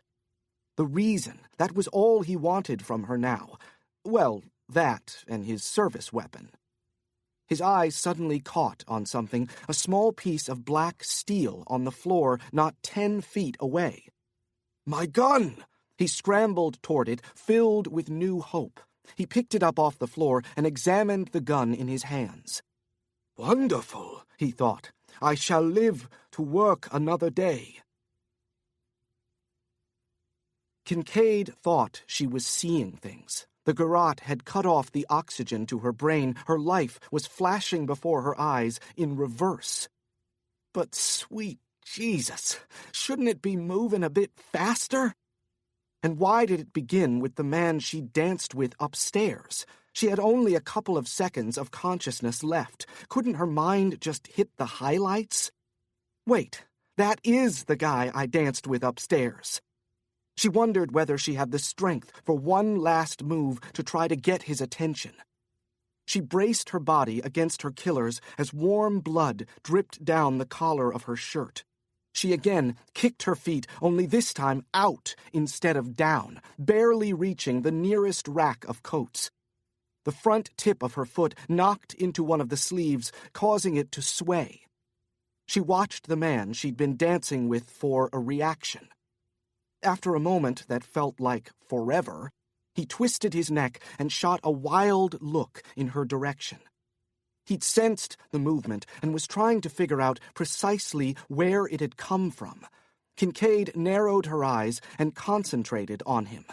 She looked down at his hands and felt a rush of excitement when she saw that he'd found the gun. The drunken man finally turned his entire body toward Kincaid and her assassin. He spotted them, froze for just an instant as he analyzed the situation, then lifted his weapon and trained it on them. Shit, he's not going to be able to get off a clean shot. But the wire around her throat suddenly loosened, and she knew that the killer had seen the man too. Maybe just enough of a diversion. She seized the opportunity, throwing her head forward, then slingshotting it back into her killer's face. This time, her skull connected with his nose. The garrote fell from around her throat. She stole a deep breath, then spun, throwing an elbow to the right side of the assassin's face. More blood shot from his nose. With a well-placed kick, she swept his legs out from under him, and he fell to the ground like a stone. But before she could pounce on top of him to pummel him, he popped back up to his feet and took off in a dash. Kincaid started after him, but only made it a few steps before she staggered into the wall, light-headed and short of breath. She was alive and ready to go on the offensive, but reality dictated that she needed some time to recover from the attack. For the time being, the bastard who'd tried to kill her would have to wait.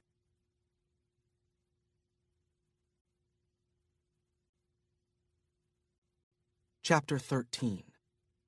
Seoul Station, Donjadong, Yongsan-gu, Seoul. Paul Janson stepped outside the French bistro Café des Arts and proceeded into the dense flow of pedestrian traffic inside one of Seoul's primary rail stations. For the 5th time in as many minutes, he checked his phone, but Kincaid still hadn't called. "Where the hell are you, Jesse?"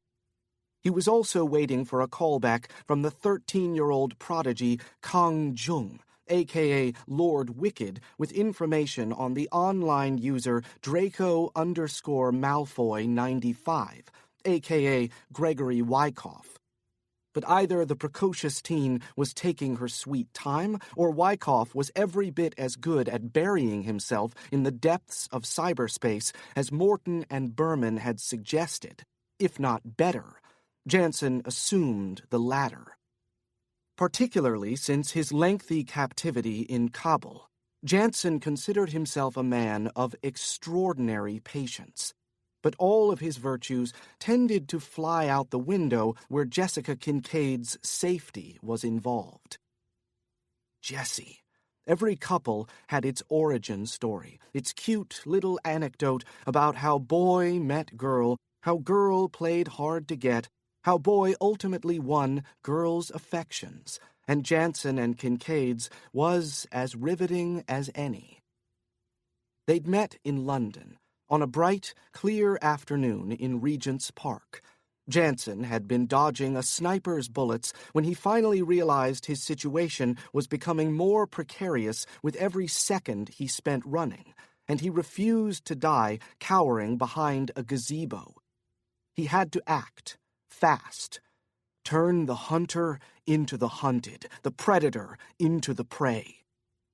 After surveying the park and locating, then stealthily approaching the position of the sniper's nest, Janson silently hoisted himself up the trunk of the tree, reached for the metal rigging supporting the sniper's perch, and yanked hard, sending both the hunter and the hunted tumbling to the earth. Following a significant struggle, Janson finally gained the superior position, only to hear the killer hiss, "Get your stinking hands off me!" Only "your" sounded a hell of a lot more like "your." When Janson finally looked into his would-be killer's face, he saw not the stone-hard visage of a former colleague as he'd expected, but the high cheekbones and piercing green eyes of a youthful American beauty.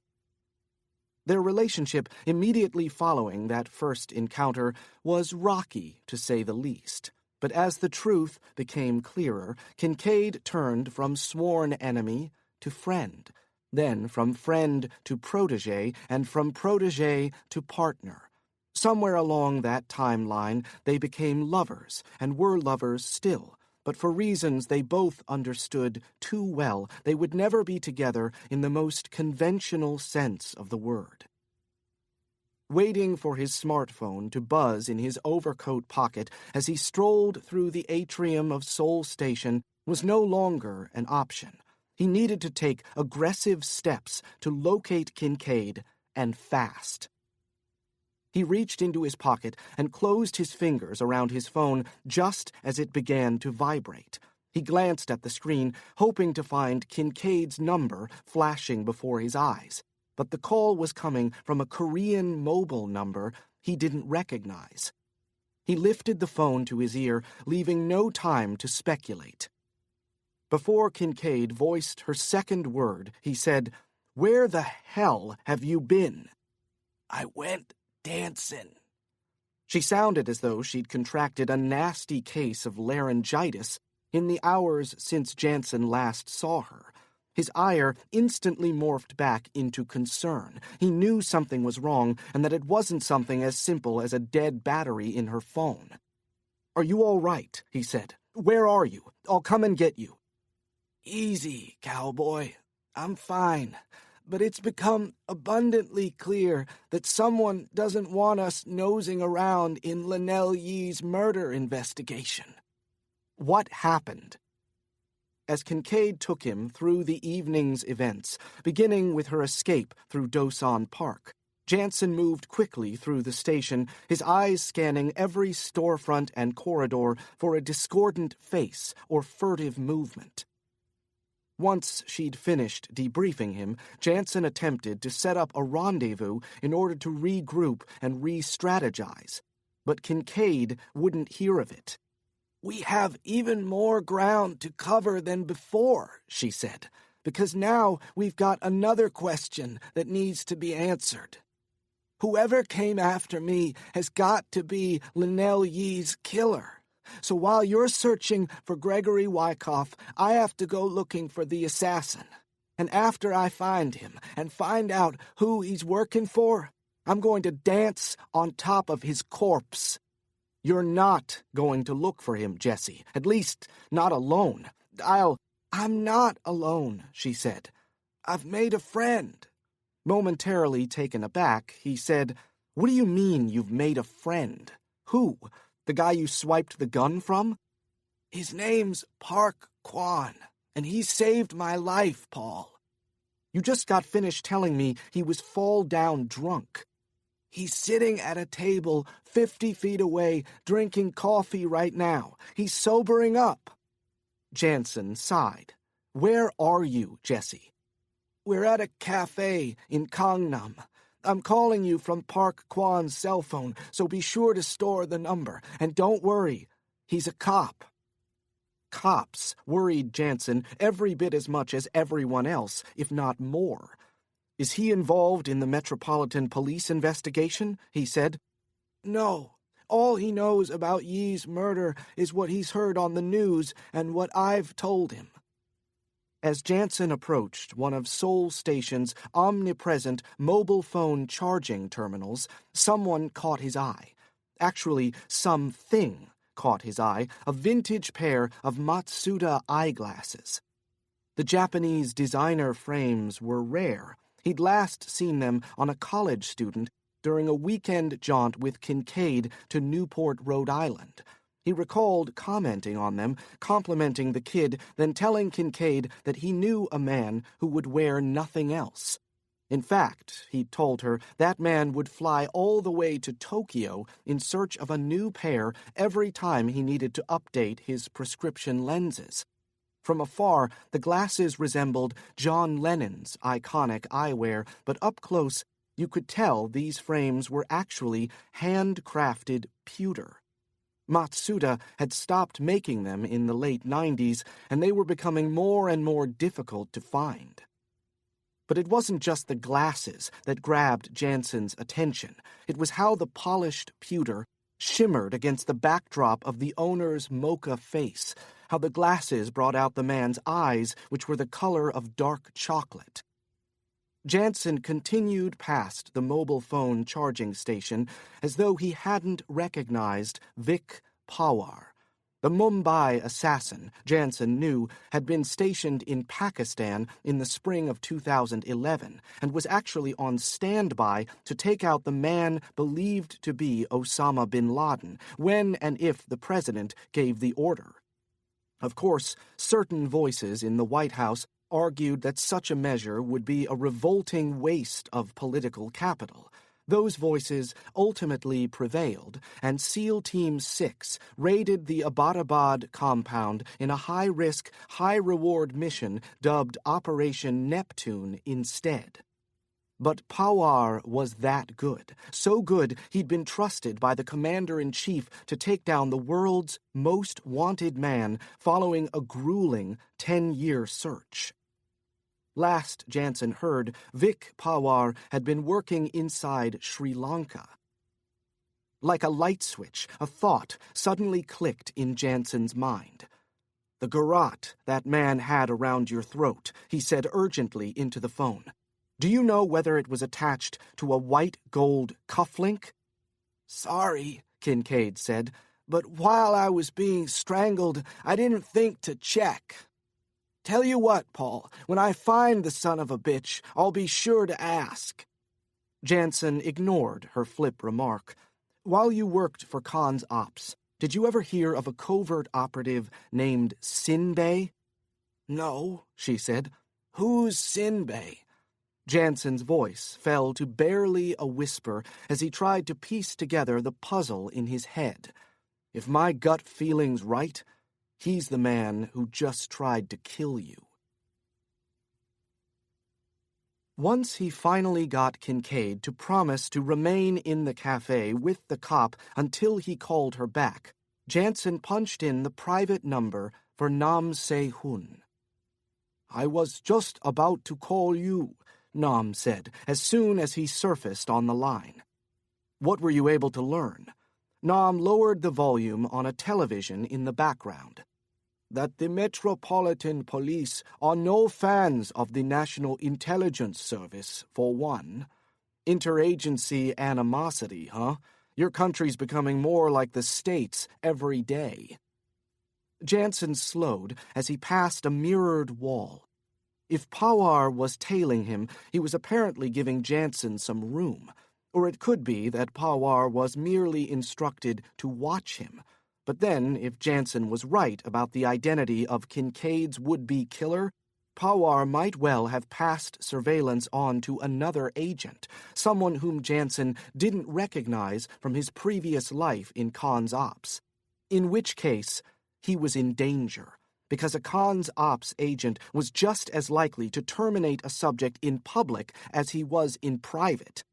Janson knew some operatives who actually got off on the practice, a drop down a steep flight of concrete stairs made to look like an accident, a poisonous pinprick, or blow dart that caused an instant myocardial infarction.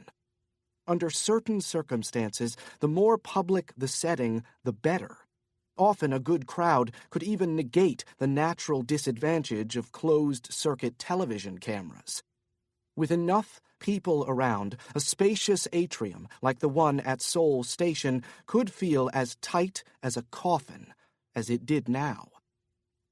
Janson felt his pulse race now as it had not long ago in Shanghai. Being taken out in public had long been one of his greatest fears. There were so few ways to defend against such an attack, and seldom was there room to run, like now. Janson didn't see these throngs of people as witnesses who could thwart an attempt on his life, but as the iron bars of a cage impeding his escape. I was finally able to gain access to the boys' computers, Nam Se-hun said in Janson's ear. As you suggested might be the case, the hard drives have been wiped. Janson cursed. Not so fast, Paul. Remember, I am not a man without resources. I've had one of my trusted allies in the cyber intelligence unit take a look at these hard drives, and he was able to restore some of the information that had been erased. Anything useful?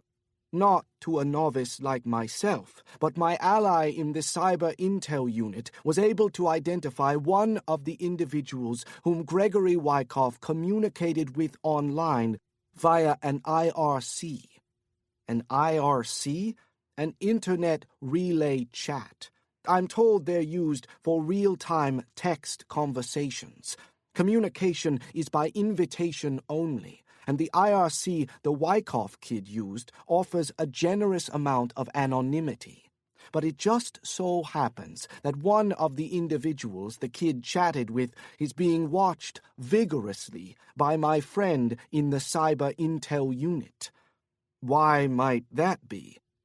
This individual is the leader, or alleged leader, of a left-leaning political hacktivist community here in South Korea. Like the anonymous organization in the West? Very much like them. Here, they are known as the Hive Mind. The collective has been a thorn in the side of our present political leadership. Over the past 2 years, they defaced the president's official website and disseminated private emails stolen from government servers. Now they are believed to be working on an elaborate plan to rig our next elections. Who is this leader the kid chatted with? Janson said anxiously. What's his name, and where can I find him? Paul, this is a delicate matter. If you approach this individual for information, you must be careful not to alert him to our ongoing investigation. You cannot reveal how you obtained his identity or location. You must go in with a solid cover story that will stand up to close scrutiny. Discretion's my specialty, Janson assured him. After I leave him, he'll know even less than he did before I got there. He glanced at his watch. But listen, Gregory Wyckoff is running out of time here. What's this hacker's name? He goes by the username Psy. Psy, spelled as it is in the word cyber. Nam gave Janson the hacker's real name and address. Got it. Thanks, old friend. Let me know if you need anything else, Paul. Janson surreptitiously glanced over his shoulder, scanning again for Pawar or another familiar face. As a matter of fact, Janson said into the phone, I have one more favor to ask of you.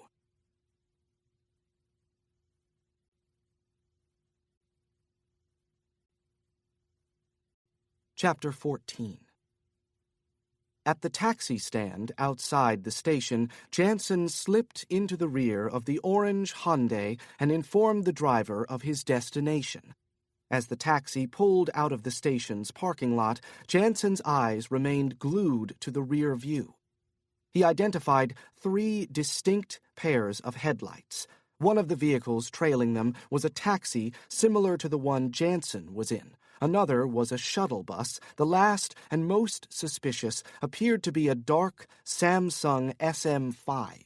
The driver appeared to be young and female. The passenger seat was empty. Janson's taxi traveled north past City Hall, then made a right onto Chongno 1GA and gained speed until it passed Tower Records.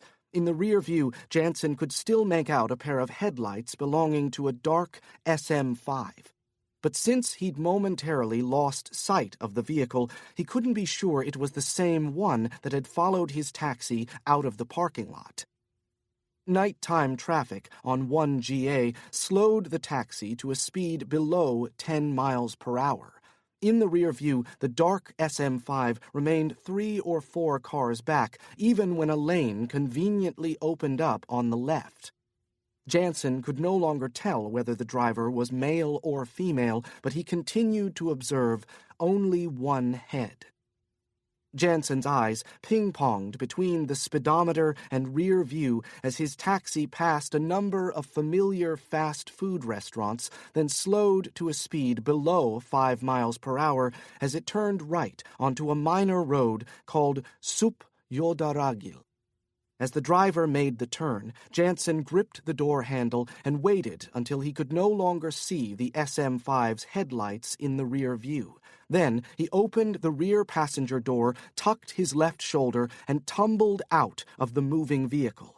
He rolled beneath a parked Kia Sorento and watched as the dark SM5 made the right turn after the taxi. From his vantage point under the Kia, Janson recognized the driver as the young female who'd followed his taxi out of the station. He waited 60 seconds, then popped back out from under the Kia and walked briskly back toward the main road, crossing a McDonald's parking lot. Though he didn't raise his arm, another orange Hyundai entered the lot and rolled to a stop directly in front of him. Janson quickly opened the rear passenger side door and jumped inside.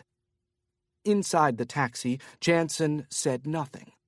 The driver already knew his destination.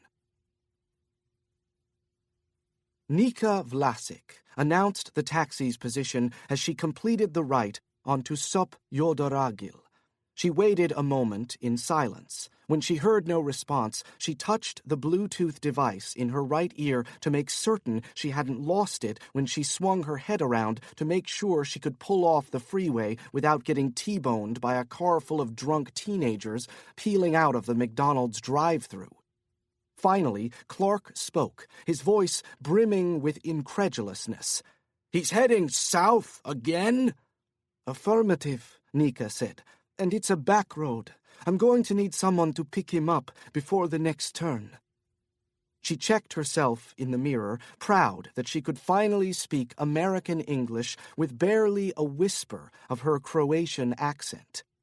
"Max will have him at the next intersection," Clark said in a huff. "You're about to pass Paik Hospital. Make the next left onto Maruanegil." "Copy," she said, instinctively tugging on the leather sleeve of her jacket to hide the bracelet tattooed around her right wrist. "Nika, you know these roads. Any idea where the fuck he's headed?" "Negative. There's a major artery a little farther south, but he could have taken it straight from the rail station." "Shit. You still have a visual?" She narrowed her eyes and focused on the rear window of the taxi. "Affirmative. Subject is in the rear, behind the passenger seat." A rare flutter caught in her stomach. During her cons ops training, Nika had often heard anecdotes involving the operative known as the machine. Now she was a few car lengths behind him, and depending on how the rest of the evening went, she might have the opportunity to meet him, maybe to seduce him. She might even be given the directive to kill him, which would instantly transform Nika Vlasic into a legend in her own right. She grinned at the thought. Who in her village would have guessed that Nika Vlasic, the jade-eyed, raven-haired girl with a face full of freckles, the product of a rape in the name of Serbian ethnic cleansing, would have risen from the ashes of the Croats' war for independence and been handed an opportunity to live the American dream? In her rearview mirror, she watched Max Kolovos pull up behind her in a silver Kia Morning. She brought the SM5 to a stop at the following intersection and made the left turn past Paik Hospital. She checked to make certain the Bluetooth in her ear was off, then switched on the radio to await further instructions. Janson's second taxi slowed as it approached the campus of Sung Kyung Kwan University. SKKU, a private research university in the northern section of central Seoul, was widely considered one of the world's top institutions for higher learning. So it didn't surprise Janson when he was told that the university's main campus was where he'd find the hacker known worldwide as Psy. "Thank you," Janson said into his phone. "You are very welcome," replied Nam Se-hoon. "My agent tells me that the taxi is still being followed, but by a different vehicle, a silver late-model Kia Morning." "Great. I've only seen a couple hundred of those since I arrived in Seoul." "It's a very popular vehicle," Nam conceded. "I will advise you when, and at this point, if, they discover they are following an imposter." Janson smiled. Rolling out of the back seat of a moving car during a slow right turn was an old-school ruse he hadn't used in years, and he might never have the opportunity again. "Please pass along my thanks to your man. I know folding yourself like a pretzel and hiding on the floor in the rear of a Hyundai is no picnic, but he was the consummate professional. Even I barely knew he was there." Nam chuckled.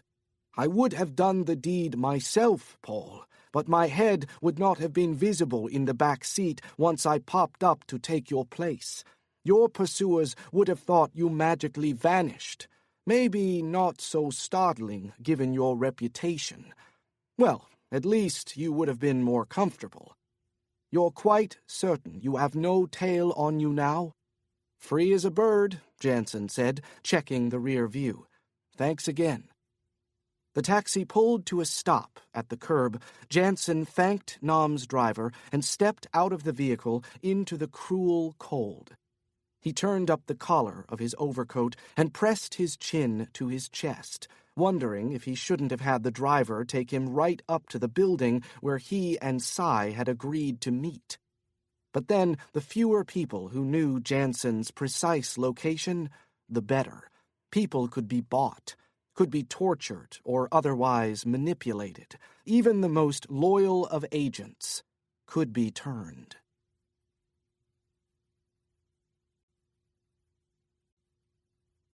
Chapter 15. Edward Clark sat quiet and still in his dark office, studying Google Earth's detailed map of Seoul. Where the hell is he going? According to Max Kolovos, Janson's taxi had just circled the newly constructed Dongdaemun Design Plaza, which meant that despite Clark's best efforts, Janson had probably already made his tale and was sending Clark's assets on a wild goose chase around Seoul. A private line on Clark's phone glowed red, and he lifted the receiver. "Where are we with Kincaid's phone?" he said, no longer trying to mask his annoyance. "We were able to recapture the signal," Hong said. "Finally!" Clark ran a rough hand through his brittle, thinning hair, but somehow managed to hold his tongue, at least for the moment. "But you're not going to like the result," Hong added. "What do you mean?" "The signal is still coming from Dosan Park." "She returned to the park?" "Negative, sir. I have 2 men there, and there's no sign of her. We believe she may have dropped her phone earlier when your asset first gave chase. It appears to be the only explanation." "Unfucking believable," Clark said. The ambassador's people had gone through the trouble and, moreover, taken the risk of placing a remote GPS device in Kincaid's cell phone while she was at the embassy, and they still couldn't track her across a single city. "Are they at least looking for the phone?" Clark said. "Maybe Janson sent something to her that might help us." Negative, sir." "Well, why the hell not?" "Sir, it is pitch black in Dosan Park. Do you really want my men scouring the grounds with flashlights?" Sarcastic prick. Clark hung up the phone. He considered contacting Ping again, but then thought better of it. He'd been receiving bad news from Shanghai all night. If Sinbei had located Gregory Wyckoff, Clark would have received a call. Shit. This night was going all to hell. Worst of all, with Clark on the opposite side of the globe, there was damn near nothing he could do about any of it. Nika Vlasic intercepted the orange Hyundai as it turned south onto Dasano. "Got him," she said. She watched the silver Kia Morning break out of the right lane and bust an illegal U-turn like a drunk who just spotted a DUI checkpoint up ahead. Idiot, she thought. If Janson hadn't made his tale yet, surely that move would give them away. Janson wasn't stupid, after all. On the contrary, by all accounts, he was rather brilliant. She pressed the button on her Bluetooth. "I have Shit. She quickly corrected herself. "I have Trotter. Any instructions?" Nika thought it was ridiculous to be using a code name for Janson, but Clark had insisted upon it as usual. "You never know who's listening," he'd said. "Yeah," Clark said. "When the taxi stops, I want you to make contact." A surge of excitement pulsed through Nika's veins. Even under the thick black leather, she could feel the goose flesh forming from her wrists up to her shoulders. She instinctively yanked her sleeve down to cover her tattoo bracelet. She wasn't ashamed of the tattoo, of course, though she often had to hide it when she was conducting surveillance. Anything that made you stick out was a crippling disadvantage in covert work. but she was admittedly embarrassed by the scar the bracelet was disguising. She thought it made her appear weak and stupid, like a defenseless child.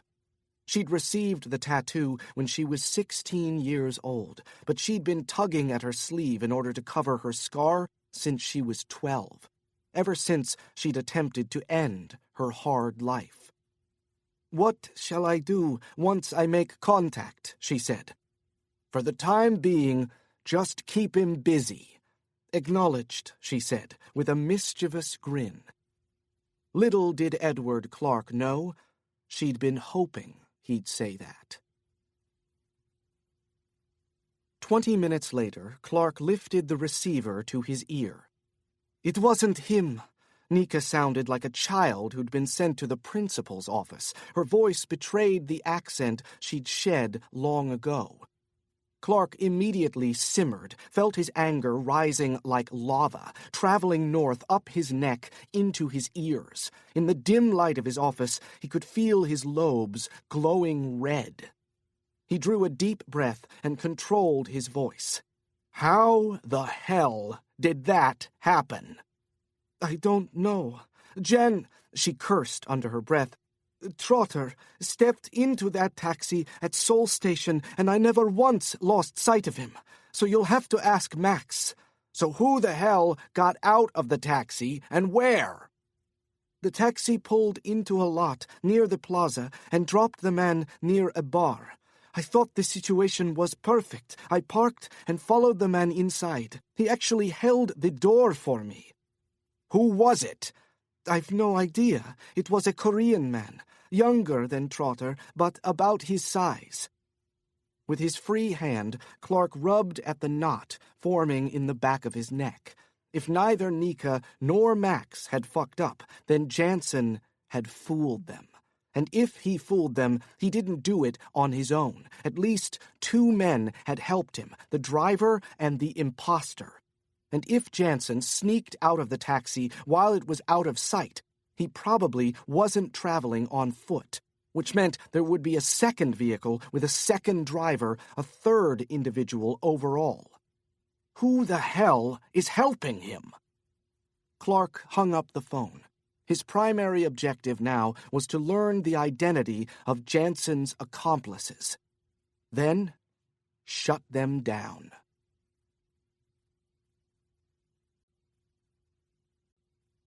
Chapter 16. Paul Janson ducked into the inky darkness of the dormitory basement with his hands in the air as instructed.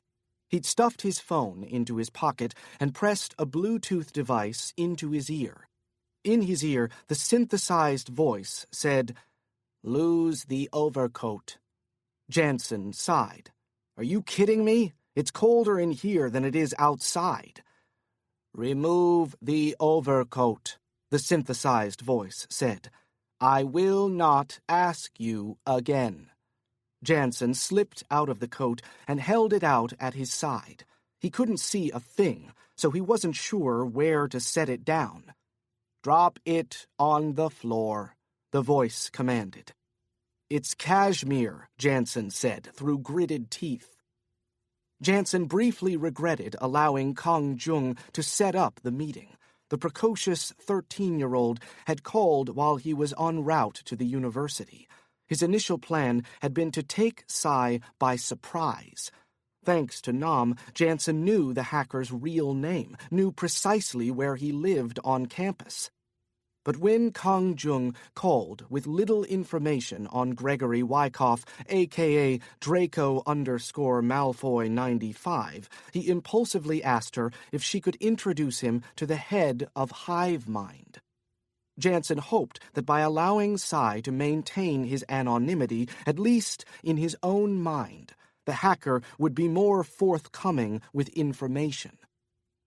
Following several calls to Janson and presumably multiple IRC chats with Psy, Kang Jung finally told Janson that Psy would meet him for a price. Janson haggled. In the end, they agreed on $1,200. Now, Cy, unaware that Janson already knew his identity, was making him jump through these ridiculous hoops. But Janson didn't want to say anything, didn't want to scare the kid away. After all, as infamous as he might be online, the hacker was just a college student in real life. Janson released his overcoat, and it dropped to the floor. Two small, hooded men, presumably fellow students, approached him from behind, performed a perfunctory pat-down, and snatched his overcoat, then quickly retreated into the shadows. The synthesized voice in Janson's ear said, "There is a metal chair 12 steps straight ahead. Walk to it and sit down." Janson lowered his arms and moved forward, his footfalls echoing off concrete walls he couldn't see. After 10 steps, he reached out in front of him and felt the metal back of a folding chair. He maneuvered around the chair and sat down. "Can I have my overcoat back now?" One of the small men emerged from the corner of the room and flung Janson's coat over his head like a blanket over a bird cage at nap time. When Janson removed the coat from his head, a large figure was sitting approximately 10 feet away from him. The individual held a flashlight in his lap, the beam lighting his face, which was hidden behind a mask. A Guy Fawkes mask, the visage that had become ubiquitous since the emergence of online groups like Anonymous and international movements like Occupy Wall Street. "You've got to be kidding me," Janson thought. Still, he had to admit that, combined with the voice synthesizer, the effect was creepy. The leader of Hive Mind clearly had a flair for the dramatic. "You have my money?" the mechanical voice said.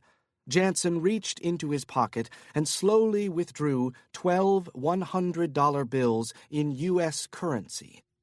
"You've come to me for information," Cy said, as he counted the bills. That's right. Janson didn't want to spend any more time in this basement than he absolutely had to, so he came right to the point. "I'm looking for a young man who goes by the username Draco_Malfoy95. Lord Wicked advised me that you might be familiar with that name." Cy folded the bills and stuffed them into a shirt pocket. "I am. Can you tell me where to find him?" "Why are you looking for him?" Janson didn't hesitate. "I was hired by his father. The kid needs some help. He's in trouble with the law, and we have reason to believe he's also in grave danger." Janson stared at the grinning mask, waiting for a response. "Draco is a member of the Hive Mind," Cy finally said through the synthesizer. "The Hive Mind takes care of its own." Janson masked his frustration and nodded. "That's why I've come to you. I need to find Draco before the police do, before anyone else does." "I do not know where he is," Cy said. "I last chatted with him roughly 96 hours ago." 4 days ago? Janson said. "Do you recall the conversation? Did Draco say anything that might explain why people are after him?" Cy said nothing. Janson wished he could observe the expression behind the mask. "What's the purpose of the Hive Mind?" Janson prodded. "What does the Hive Mind do?" Although both Nam Se-hun and Kang Jung had furnished him with this information, Janson hoped his questions would serve to lay a foundation and get Cy talking. Like a good trial lawyer, Janson prided himself on his ability to elicit knowledge that a witness wasn't eager to relay. Sure enough, the hacker straightened in his chair and puffed out his considerable chest. Boldly, he declared, "We speak for those who cannot speak for themselves. We steal secrets from the powerful and disseminate them to the powerless. We make the opaque transparent. We bring light to darkness. Because we believe that people should not fear their leaders. Leaders should fear their people." "Is that why Draco is in danger?" Janson said. "Did he steal secrets? Did he discover something he wasn't supposed to?" 4 days ago, Sai said, Draco contacted me through an IRC. It was a private channel, but Draco said that he could not take any chances with the information he'd unearthed. He asked to meet with me in person. He said it was urgent. And he remained cryptic. All he said was that he turned up something big. In his words, something earth-shattering. A glimmer of hope started to swell in Janson's chest. "Did you meet with him?" "Despite my misgivings, we made an arrangement to meet the next day," Sai said, "in a square not far from here. Unfortunately, Draco never showed up." The hope in Janson's chest instantly began to deflate. "He had to say something," Janson pressed. "Something that will help me find him. Something that will give me a clue about what he discovered, or at least who it involved." Sai sat perfectly still, the beam of light held steady on his mask. "We have never seen each other," he said finally. "So when I agreed to meet with him, I asked how I would know him. He said he would be wearing a light blue baseball cap with the logo of the Tar Heels from the University of North Carolina." "Anything else?" "He told me to approach him slowly and sit down next to him on the bench. Then I was to provide him a code word." "What code word?" "The code word was Diophantus."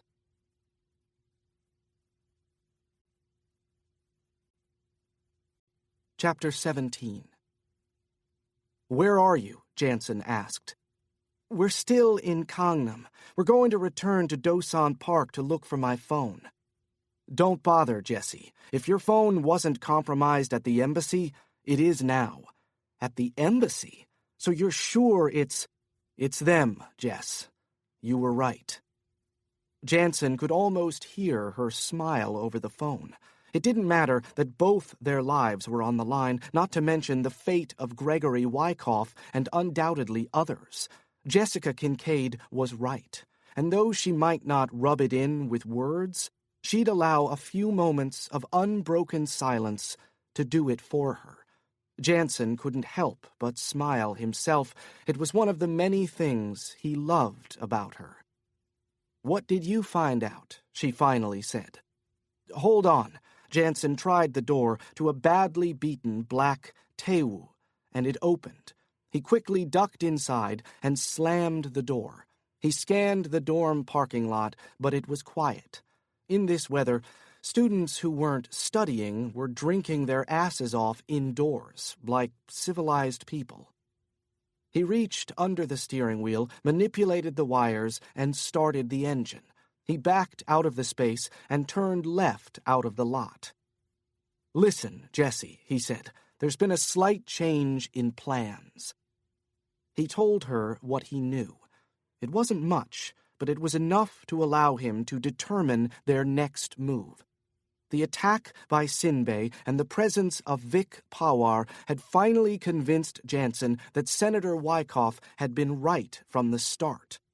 Consular operations was involved in the murder of Lynell and the subsequent frame of Gregory Wyckoff. Now he and Kincaid needed to find out why.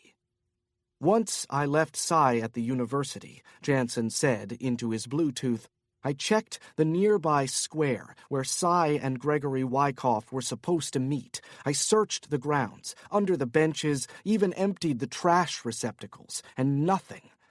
Then," Kincaid said, "as I was leaving the square, I pulled out my BlackBerry and Googled the name Diophantus." Sai had conceded that the name Diophantus meant nothing to him. He'd intended to look it up on the internet once he left his IRC chat with Wyckoff, but then he'd become sidetracked with another incoming instant message. "Is that something you'd usually do?" Janson had asked. "Google a word or a name you weren't familiar with?" "Sure," he'd said. "In our online forums, Draco constantly threw out esoteric terms I'd have to look up. He is a smart guy, probably the smartest link in the hive mind." At the square, Janson told Kincaid, I scanned the Wikipedia page for Diophantus. "Who was he?" she said. "He was a mathematician in ancient Greece, 3rd century. People call him the father of algebra. His work evidently led to tremendous advances in mathematics and the study of Diophantine equations." "Which means?" Janson picked up on the impatience in Kincaid's voice. "As far as I can tell, Jesse, it meant absolutely nothing. Diophantus looked to me like a 1700-year-old dead end." Janson turned onto a main road and continued. If Gregory Wyckoff attempted to send Cy a message with the code word, Cy didn't get it. But then Cy hadn't known the reference. So I thought maybe someone else might. I called Nam Se-hun. I figured if Nam didn't understand the reference, maybe his agent from the cyber intelligence unit would. "What did Nam say?" "Nothing. My call went straight to voicemail. Nam was probably at home and sound asleep with his wife by the time I called. I left a brief message and returned to the university to find a vehicle." The dorm parking lot had seemed like the ideal place to start. Earlier, Janson had noticed a number of old beaters that wouldn't present a challenge for him to break into and hotwire. As he searched the lot, he pressed his Bluetooth into his ear to call Kincaid. The wind was blowing viciously, and he didn't think Jesse would be able to hear him if he used the handset. As he scrolled through his contacts for Park Kwan's mobile number, his eyes caught instead on Kong Jung's. The 13-year-old would no doubt be out cold, but he could leave her a message to call him back. It was another Hail Mary, but Janson figured that given enough shots in the dark, he might eventually hit a target. To his surprise, Kong Jung not only answered her phone, but sounded alert. "Sorry to call so late," Janson said. "Did I wake you?" "Nope, I'm still studying." "At this hour?" "It's why man invented Adderall." Janson felt a pang of pity, as he had earlier at her apartment. For the moment, he pushed it aside and said, "Does the name Diophantus mean anything to you?" The father of algebra and Diophantine geometry? Sure. I mean, I don't have posters of him on my walls or anything, but..." The corner of Janson's mouth turned up in a half-smile. "Who do you have posters of? Justin Bieber?" "Please." "Sorry." Janson could hear her fingers gliding over a keyboard. "So, what do you need to know about him?" she said.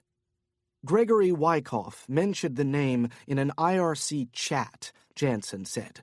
"I was just wondering if it meant anything among cyber enthusiasts like yourself." "Interesting," she said, following a few moments of silence. "What is?" "I'm on his Wikipedia page." "Yeah, that's where I went. Unfortunately, it wasn't very helpful." She sighed. "No offense, but that's probably because you don't know what to look for." "Are you implying that you do?" "I do." "And you found something?" "I did." "Care to share it?" Janson tried to keep the skepticism out of his voice. "Did you happen to notice that the page was recently updated?" "So?"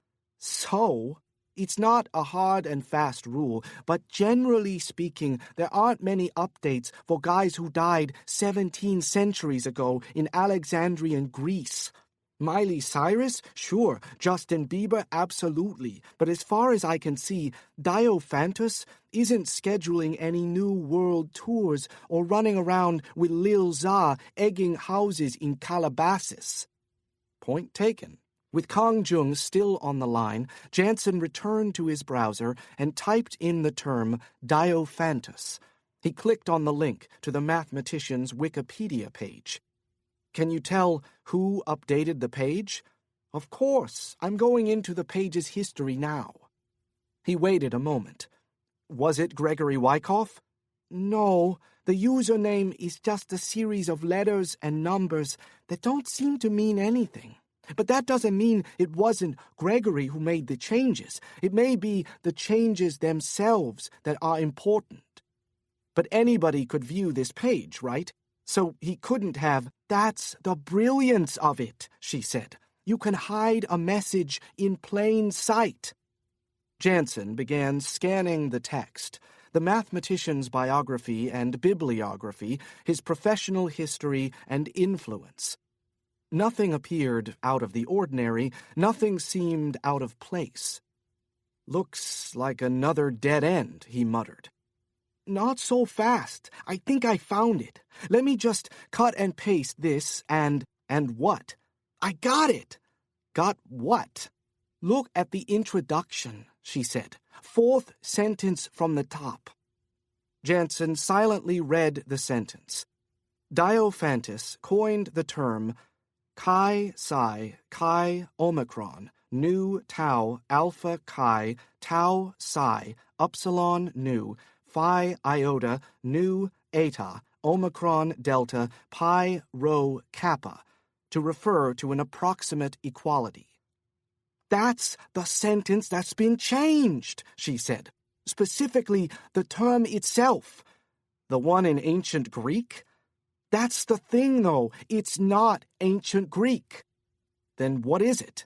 On first sight, she said, it's gibberish, just a string of symbols. But when I cut and paste the term into a Word document and change the font, it becomes something else entirely. Something completely unrelated to Diophantus and mathematics.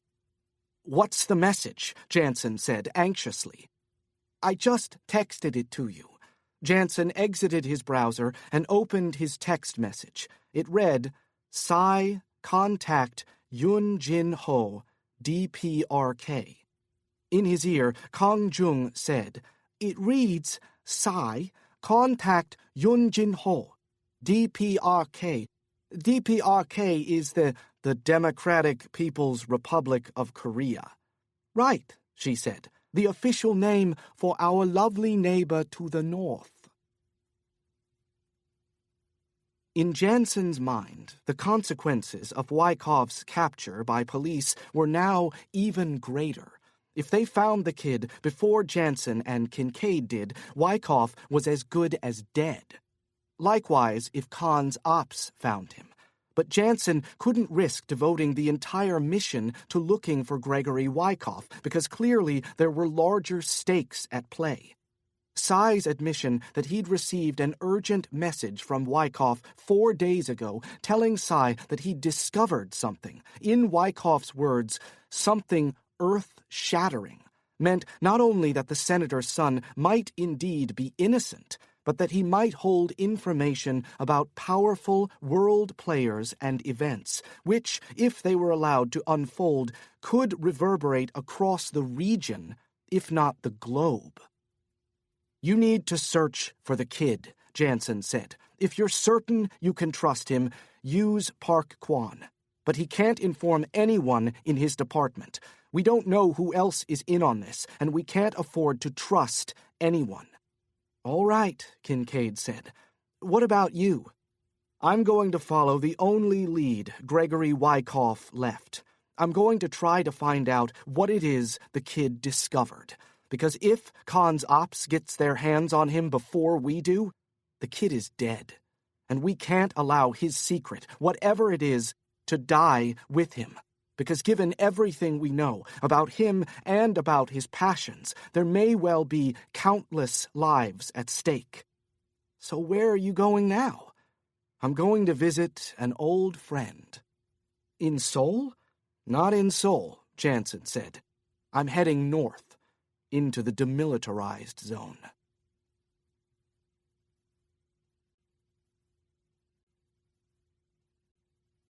Part 2. An Intelligence Black Hole. Chapter 18. Daeseong-dong, a.k.a. Freedom Village, Demilitarized Zone, DMZ, South Korea. I need to cross into the north. Janson's words froze Gina Jiun at her kitchen table. She said nothing, didn't so much as blink. Janson attempted to read her, but as close as they had once been, Gina Jiun was one woman whose head Paul Janson had never been able to enter. Even now, he couldn't tell whether she was frozen in surprise or fear, or something else entirely. Gina Jiun remained as impenetrable as the border on which she lived. Janson snapped his fingers in front of her eyes, hoping to make light of their conversation. "Janson to Jiun," he said. "You there?" Finally, she shook her head. Gina Jiun was every bit as beautiful as the first time he'd ever seen her. Somehow she'd maintained every scintilla of youth, her skin smooth, her jet-black hair long and shiny. "You're not seriously considering infiltrating the North, are you?" she said. Janson leaned back in his chair in the modern kitchen, gazed out the window onto the acres of farmland that made this contemporary home feel so anachronistic.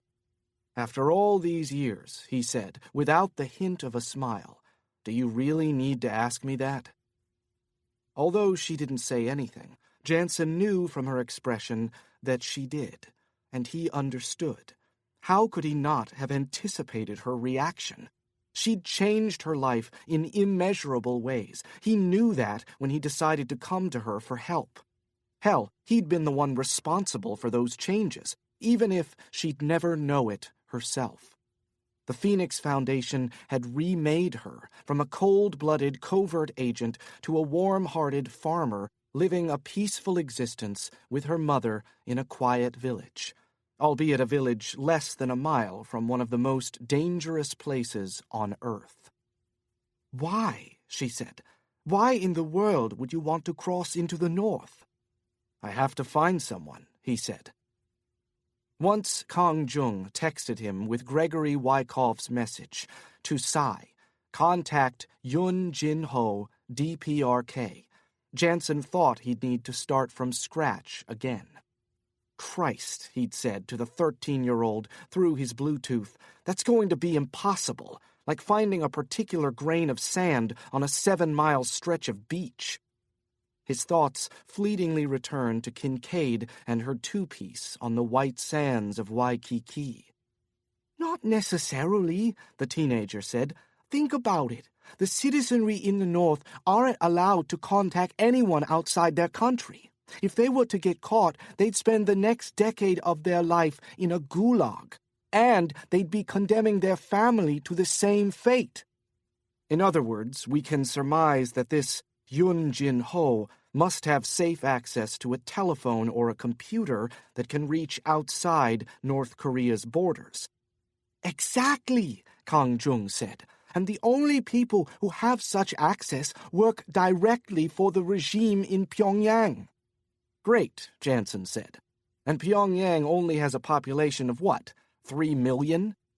"More like 3.5, but I might be able to get you even closer. I can hack into the North's system." "Isn't that dangerous?" "I do it all the time," she said. "Let me try to find this guy for you. I'll call you back in 1 hour. Sooner if I get lucky." Before he could thank her, the line went dead in his ear. "Who?" Gina Jiun said, rising from her chair and drifting over to the refrigerator. She opened the door and pulled out a bottle of Pulmuwon spring water, twisted the cap, and put the mouth of the plastic bottle to her lips as though she was suddenly parched. "Who do you need to find in the North?" "A man named Yun Jin Ho. He works at the palace in Pyongyang." Gina Jiun stared at him in disbelief. You have no idea what you're asking. It's almost impossible to cross into the north, and even if you could, you'd never make it to the capital city, let alone the palace itself. Paul, it's a suicide mission. I have to try. Why? This Yun Jin-ho, what can he tell you? The people loyal to the regime would die before they gave you information, especially those who work directly for that madman in the palace. Did you not hear? Kim Jong-un had his own uncle killed. The great successor ordered that his uncle, his own flesh and blood, be stripped naked and thrown into a cage to be eaten alive by a pack of ravenous dogs that had been intentionally starved for days. Janson smiled. He had his uncle executed, yes, I'll give you that, but the Hong Kong paper that originally printed the story about the dogs is a rag. Even the U.S. State Department, which is apt to believe anything, thinks that the part about Jung Song-thik being eaten alive is dubious. She shook her head wildly and sat across from him again. You are splitting hairs. The manner of execution does not matter. I'm sure it mattered to Kim's uncle. This is not a time for jokes, Paul. You don't understand. The fact that we don't know the true story is at least partly the point I'm making. We know nothing about the palace. Pyongyang is an intelligence black hole.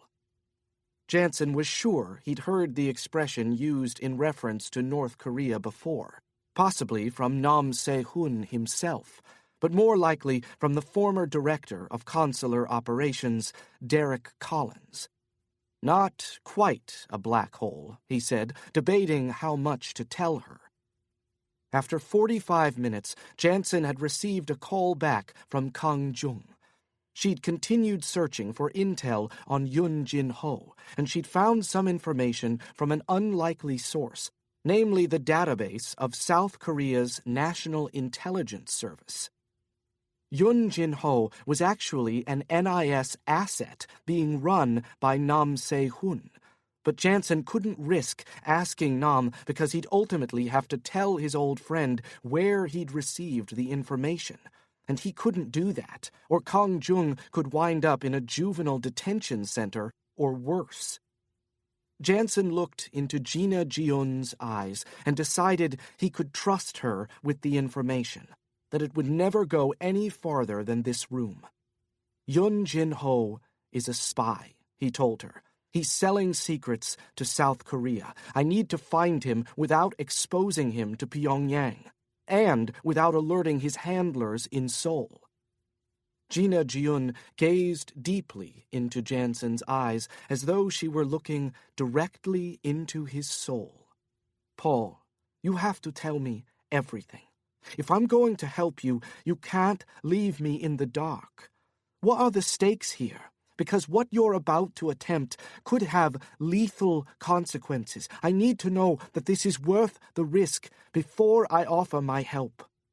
All right, Janson said, leaning forward, setting his elbows down on the table in front of him. Here's what I know. We'll need equipment, Janson said, as he and Gina Jiun labored north against the freezing wall of wind on the open field. Remember our friend Cal Oster, the weapons dealer? Gina Jiun smiled mirthlessly. None other. Last I heard, he was working in Turkmenistan. Not anymore. He screwed over some radicalized Pakis and went into hiding. Where is he located now? Not far from here, actually. Several miles south between my village and Seoul. Janson lowered his head, hoping to hide how heavily the cold was affecting him, how he could feel it in the marrow of his bones. Gina Jiun, for the most part, appeared immune to the frigid temperatures, nearly as impervious to the Arctic winds as she had initially been to Janson's arguments for crossing into the north. There was a time, Janson recalled, not so long ago, when mundane conditions, such as inclement weather, weren't an operational factor for him either.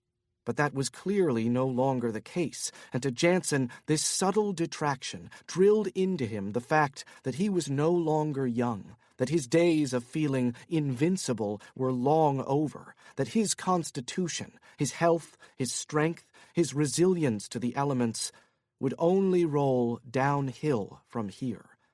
He wasn't old, at least in terms of his numerical age. Sure, Jessie was much younger, and while sometimes, in private, she made him feel younger, more and more often her presence in public made him feel like a fossil. Although she didn't look it, Gina Jiun was much closer to Janson in age, and for the first time he wondered if his unwillingness to settle down with Kincaid stemmed from more than simply his petrifying fear that he would lose her to violence just as he'd lost his wife, Helen, and their unborn child. Our child would have been how old now? Janson winced. For a man who didn't believe in torture, he could certainly do a number on himself every so often. He couldn't help it.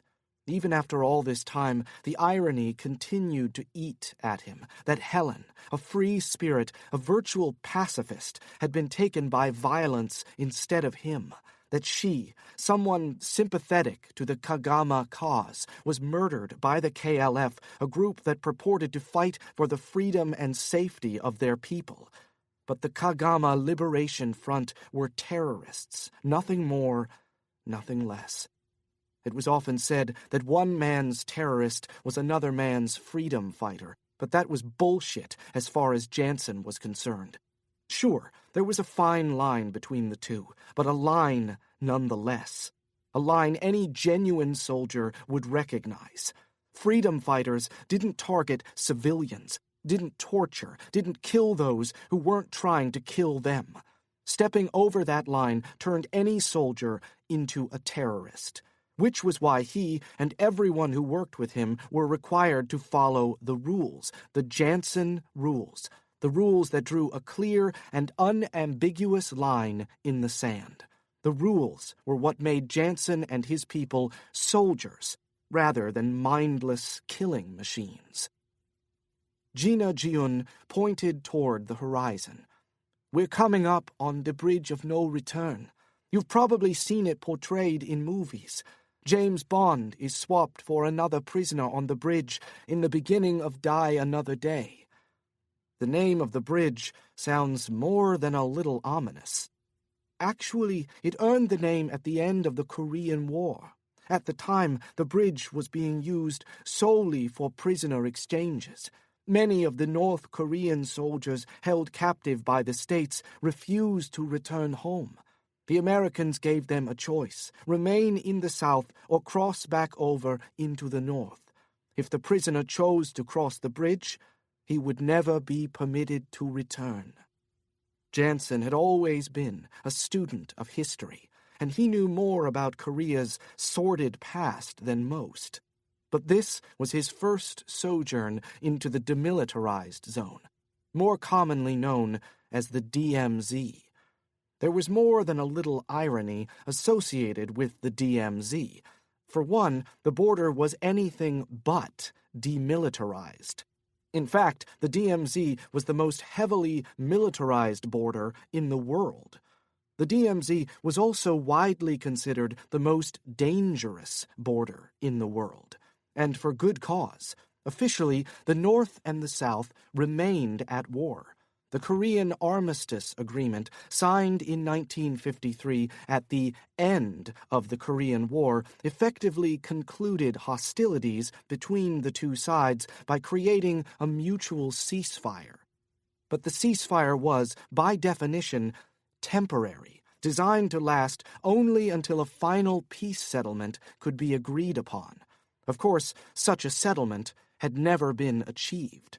To this day, tensions between the governments of the North and the South not only persist, but often rise to a level that places the countries and their chief allies on the brink of another full-scale war. During Janson's tenure with the Department of State, escalation frequently seemed inevitable. and nothing had transpired since that made him feel any differently about the issue today. On the contrary, the death of Kim Jong-il and transition of power to Kim Jong-un introduced myriad unknown and potentially volatile components into the equation. Janson stared into the distance, where a thick mist rose from the ground, blotting out the first signs of life he'd noticed since leaving Gina Jiun's village. The outline of a large bus was now all that remained visible, which made Janson briefly contemplate the second irony connected with the DMZ. The second irony was, in his mind, even more absurd. Despite the fact that the DMZ remained the world's most dangerous border, the area was also a wildly popular tourist attraction among visitors to South Korea. The most celebrated spot among guests was the Joint Security Area, or JSA. Inside the JSA, tourists could visit the truce village of Panmunjom. Nowhere else in South Korea could a common Joe get so close to North Korea and North Korean soldiers without getting himself riddled with bullets. As if the driver had read his thoughts, the tour bus Janson was focused on roared to life, emitting a gray cloud of carbon monoxide that instantly blended with the fog. "The Joint Security Area," Gina Jiun said, handing Janson a pair of field glasses, "is where the current talks are being held." Through the small field glasses, Janson could just make out the main attraction of the Korean demilitarized zone, a scattering of short, stout buildings. 3 South Korean soldiers stood perfectly still in the shadows of the structures, facing their North Korean counterparts from a distance of maybe 20 or 30 yards. Both sides wore dark aviator glasses despite the incessant gray sky. All 6 men were armed.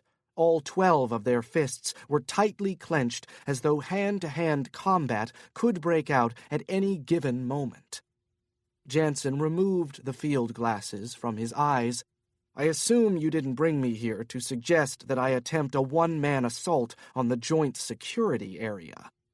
Gina Jiun shrugged. "You might as well, considering your overall odds of success. But no, I brought you here to show you the tunnel."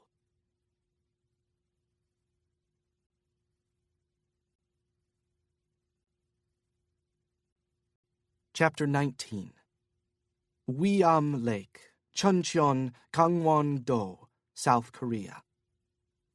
The cabin of Cal Auster's weekender was cramped, but at least it was warm. Janson sat next to Gina Jiun on one side of the long, narrow table, while the owner sat cross-legged opposite them, deftly working his Samsung Galaxy with well-calloused thumbs. "I'll be just another minute or two," Auster assured them without looking up. He'd used the same words twice before, 25 minutes and 15 minutes ago, respectively. The hell with warmth, Janson thought, rising from the plush booth. "I need some air." He excused himself and went topside, acknowledging Auster's captain/bodyguard, who sat soundlessly in the cockpit smoking a cigarette. Janson stuffed his hands in his pockets and savored one of nature's many panoramic masterpieces. The crisp air served to sharpen his view of the mountains in the distance.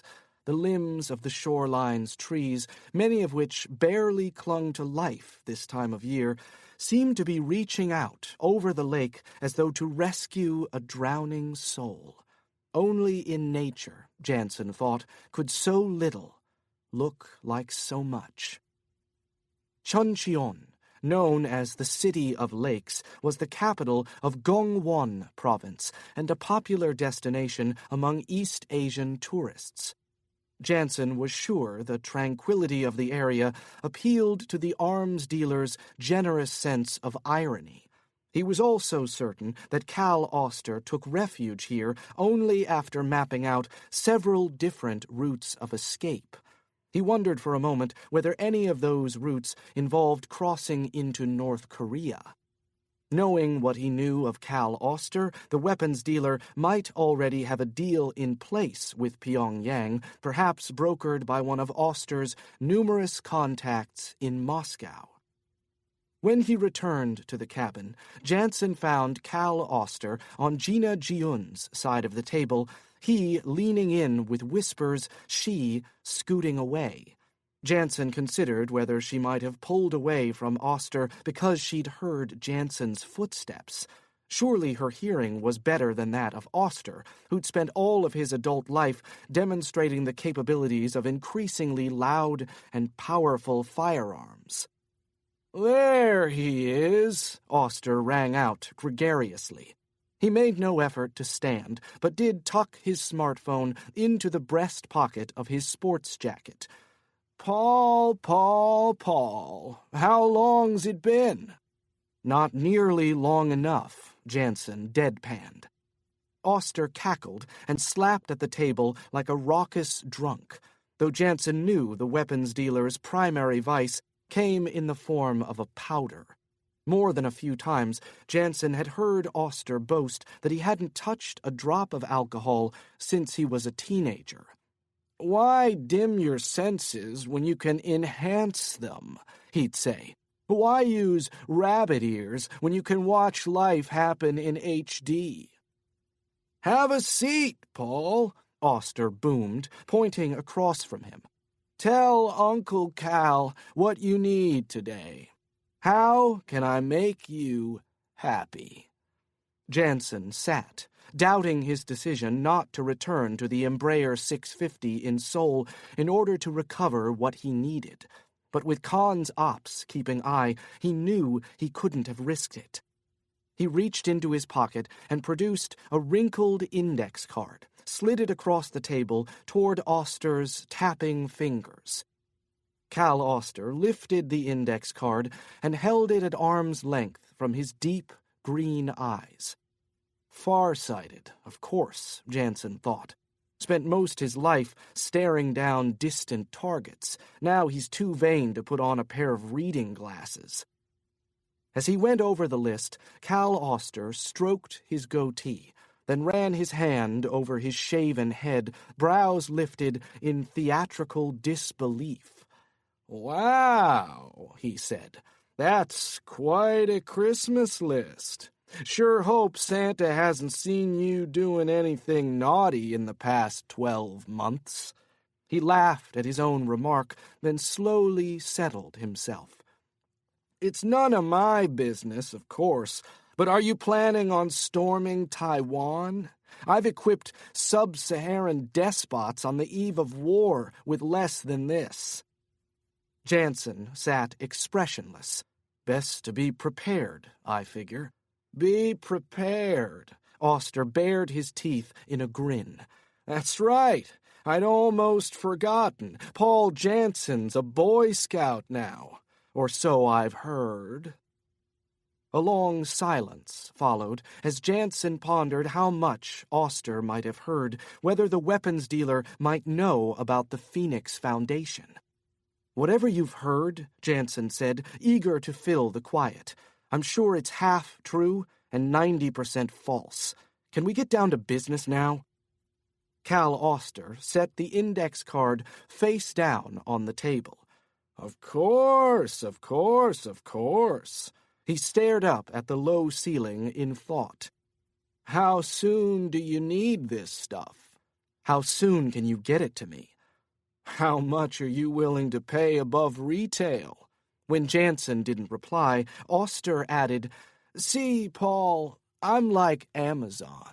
I can offer you standard shipping for free, but that's going to take a while. If you want me to expedite, I need it today." Auster sighed dramatically, as though he were being put upon by yet another unrealistic customer.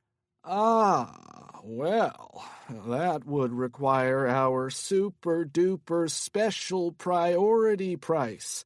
Hell, even Amazon doesn't do same day." "Sure, but Amazon's not using their drones yet."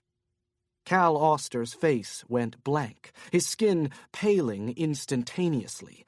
The 51-year-old weapons dealer never did exhibit much of a poker face.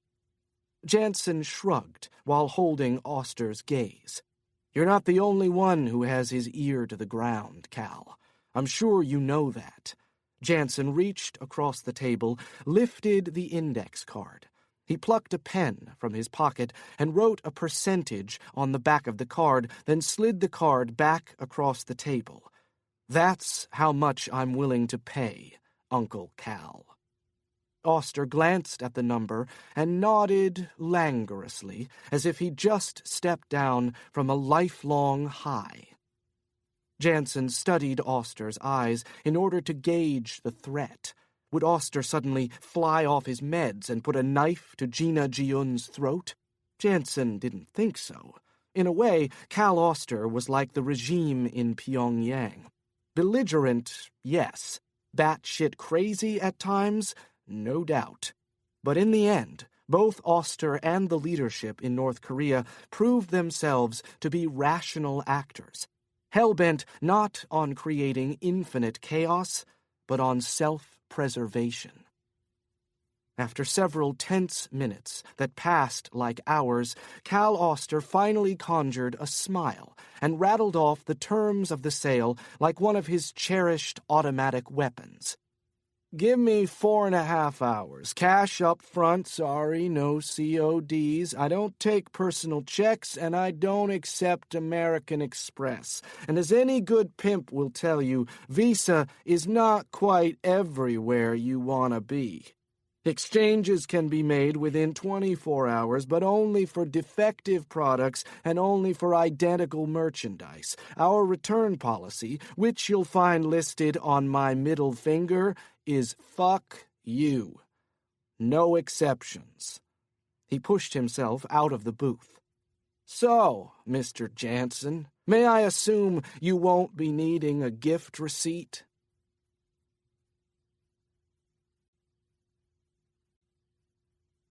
Chapter 20. Meridian International Center, Crescent Place, Northwest, Washington, D.C.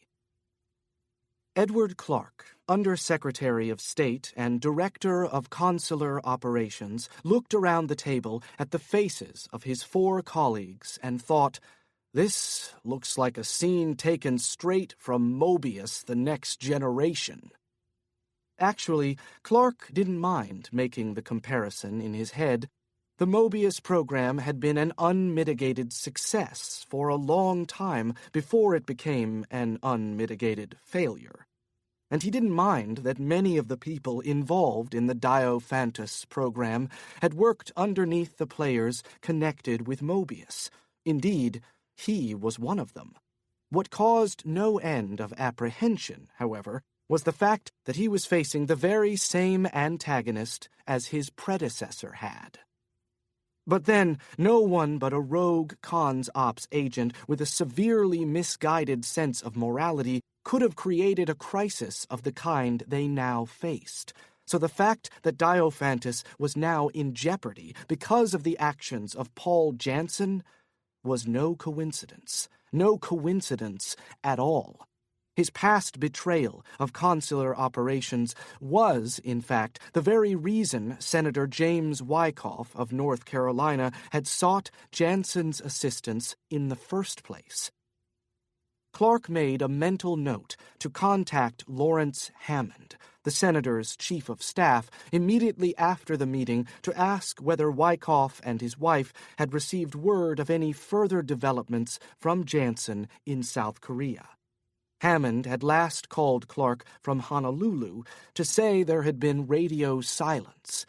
Clark found it odd that Janson wasn't keeping the senator in the loop, unless, of course, there had been communications and it was Larry Hammond who'd been taken out of the loop. After all, the distinguished gentleman from North Carolina trusted no one these days. Even the press was speculating about Senator Wyckoff's mental health in the wake of his son's disappearance. Another 24-hour news cycle like the last one, and the majority leader would no doubt ask Wyckoff to resign his seat for the sake of the party. Presidential primaries were around the corner, and politics always took precedence over loyalty. Clark took a sip of ice water, then topped himself off from the crystal carafe. He sat at the head of the table. To his left were Douglas Albright, director of the Defense Intelligence Agency, and Sanford Hildreth, director of the National Security Agency. On Clark's right sat Ella Kwan, deputy director of the CIA's National Clandestine Service, and her chief systems engineer, Eric Matsumura. "Let me start," Clark began, "by briefing you on the latest. We've pinpointed Paul Janson." Albright of the DIA barely let Clark finish his second sentence before cutting in. "Then I assume you won't be discussing Janson in the present tense during this meeting." Clark held up a hand. "Let's not start things this way, okay?" "We shouldn't be starting anything at this point," Albright barked. "You should have waited and called us in at the end once Janson was eliminated." "Douglas, please, please, my ass!" Albright pounded his fist against the mahogany. "I was sitting in this goddamn seat at this goddamn table in this goddamn room when your predecessor agreed to take Janson out. I don't need to remind anyone here about the outcome of Derek Collins's directive. If he'd succeeded, we wouldn't be sitting here right now, and I wouldn't have suffered my first goddamn heart attack a few years ago. So don't please me, Eddie. Tell me that Janson is history and that this crisis is over and done with." Ella Kwan spoke as if the previous interaction hadn't just taken place in front of her. "Where is he?" she said calmly. Clark turned to her, grateful for the interruption. "The DMZ," he said. "The demilitarized zone? This sounds serious.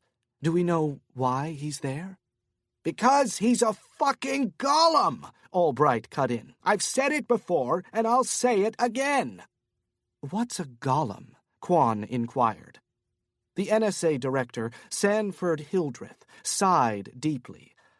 "Ella, think Victor Frankenstein's monster." Albright smirked. "Derek Collins's monster is more like it." "Look," Clark said, trying to regain control of the room. "There's no question we've created some monsters in our day. Look at the Jason Bourne incident, for Christ's sake. But the fact of the matter is, like it or not, we need monsters. It'll be one of those very monsters who's going to clean up this mess for us tonight." "Your mess," Albright shouted. "Let's not forget it was another of your monsters that created this mess to begin with. If Gregory Wyckoff had been eliminated..." "You want to talk about messes, Doug? Let's talk about messes." Clark rose from his chair and leaned forward with palms pressed down on the table. "The DIA is still under investigation for things you've done at Guantanamo, forcing detainees to watch gay pornography, draping them in the Israeli flag, humiliating them using female interrogators, drugging them like lab rats." Albright cocked his head. "So now you're a bleeding heart, concerned with our treatment of terrorists? Let me tell you something, Eddie. Enhanced interrogation. I don't give a fuck about the terrorists, Doug, and you damn well know it. My point is that you got caught, that you turned good policy into an international debate that's irreparably damaged the moral standing of this country." Kwan shook her head. "Edward, there's really no need for this." "No need for this? This coming from a company woman? While we're on the subject of messes, let's chat about the scorching heat your agency has come under. Spying on Congress? Not just on Congress, but on the Senate Intelligence Committee, the very legislative body that's charged with overseeing and regulating all of us." Quietly, Sanford Hildreth said, Let's get back to the matter at hand, shall we? Sure, we shall, Clark said to the NSA director. But first, let's take a gander at NSA. You may well be sitting in the greatest mess in the history of intelligence. Just about every fucking American citizen thinks he's being listened in on, thanks to you. Little Sally's afraid to make a 10-minute call to Aunt Susie about Uncle Harry's prostate cancer, thanks to you. And why? Because some pimple-faced schmuck, some goddamn 29-year-old civilian, skipped out of Honolulu and went straight to Hong Kong and Moscow with the entirety of our nation's secrets. Talk about messes. At least our operation is at risk from Paul Janson. He may well be a monster of our own creation, but he is a monster. Janson's a Black Ops Superman. Your entire agency ate shit from a 90-pound computer geek named Edward fucking Snowden. Clark gazed at his colleagues' forlorn faces, satisfied that he'd finally gotten that rant out of his system. Holding in your temper, as he had been doing for the past few days, wasn't healthy. Now let Albright scoff all he wants. At least the dirty laundry at Khan's Ops doesn't get aired in public. Clark sat, brushed some imaginary lint from his suit jacket. He needed sleep. That's what he needed. Real sleep. 4 or 5 hours of continuous sleep in a bed. And he could use a decent meal. Not pub food, and certainly not takeout. He needed a home-cooked meal, the kind his first wife used to make. Hell, even his second wife could whip up a batch of spaghetti and meatballs. But this one? Fuck. He was lucky if she could find the number to call and order a pizza delivery. Who am I kidding? It's all a matter of trade-offs, and not just with women, with everything. Life's just one big series of trade-offs. All right, he said. Now we can return to our mutual problem. From here on out, however, there will be no pointing fingers. I'm the one who took the bull by the horns to make Diophantus a reality. No one else. So if there happens to be a pile of bullshit in the pen, I'll clean it up. But until then, I don't want to hear about how badly it stinks. Are we understood? All 4 of them nodded, even Albright. Good, Clark said. Now I'll tell you what I know about Paul Janson and what I intend to do about him. He took a swallow of water. As I was saying before, we've pinpointed his location to the DMZ, specifically to Daeseong-dong, otherwise known as Freedom Village. He turned to Kwan. Ella, earlier you asked why he's there and insinuated that Janson's presence at the DMZ means that he knows exactly what we're doing. That's a reckless jump we needn't make just yet. Kwan frowned. You're suggesting Janson's in the Korean demilitarized zone to sightsee? I have a former operative living in Daeseong-dong. Her name is Gina Jiun. Janson knew her, and knew her well. He may well be in the DMZ, seeking her help. Then whatever information Janson does have at this point is spreading, Kwan said, as is our exposure. Not necessarily. When I say Janson knew her well, I mean it in the biblical sense. Forgive me, Ella, for my crudeness, but for all we know, Janson may have headed to Daeseong-dong just to get his dick wet. I find that hard to believe. With all due respect, Ella, I don't expect you to understand, because you don't have a dick. I won't dignify that with a response. One way or the other, Albright chirped in. We don't know, so I think it's smart to assume the worst. Clark nodded. I fully agree, which is why no one who has had substantial contact with Paul Janson over the past 48 hours will be around after the next 48. Sanford Hildreth leaned forward. And this is something we can be assured of? Clark turned to the NSA director. "Sandy, I'm sure that regardless of who I decide to call first with the news, you and your agency will be the first to learn the outcome of tonight's operation." Albright said, "What about Kincaid and the Wyckoff kid?" "Both as good as gone." "Perhaps then," Kwan said, "we should move on to the business of reunification."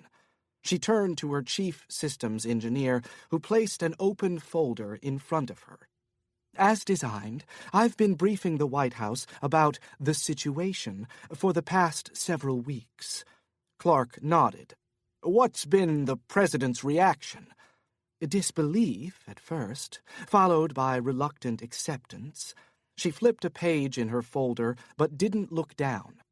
"The president is concerned about the potential costs of reunification. He wants the South to avoid escalation, no matter what political price the Blue House has to pay. The president prefers that the next administration deal with reunification rather than his." Of course, Clark thought. That's all U.S. politicians are good for these days. Kicking the can down the road. Albright spoke up. "The White House understands that we're looking at a hard landing?"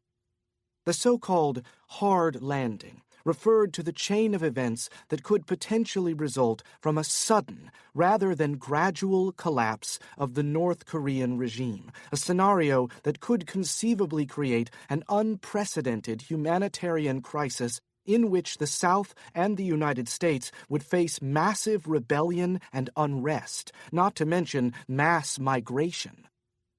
"I've pressed the possibility upon them," Kwan said, "but I've had to be subtle. There are some smart people in the Oval Office these days. If someone suspected we were so much as trifling with the situation, let alone directing it, it would lead to an investigation." "I assume we're all right with the legislative branch," Albright said. Kwan came as close as she ever did to smiling. "Congress has its head up its own ass as usual. They're far more concerned with whether they are being spied upon than they are about foreign intelligence." She turned to Clark. "The scandal you mentioned is a blessing in disguise for Diophantus. The Intelligence Committee is preoccupied with what's going on in Langley, and we all know the current Congress can't walk and chew gum at the same time." Clark turned to Albright. "And the Defense Department?" Albright smirked. "Most of the department is excited about the possibility of a hard landing. No one's happy with the slash in defense spending. Half of them would rather remain in Afghanistan and return to Iraq. Korean reunification will give them ammunition to call for new spending. Most of the department's chomping at the bit." Clark looked to Sanford Hildreth. "Sandy?" The NSA director shrugged. "Anything to move us away from the fucking surveillance debate will make us happy at NSA. Hell, we'd take another Cuban Missile Crisis just now, if we could get our hands on one."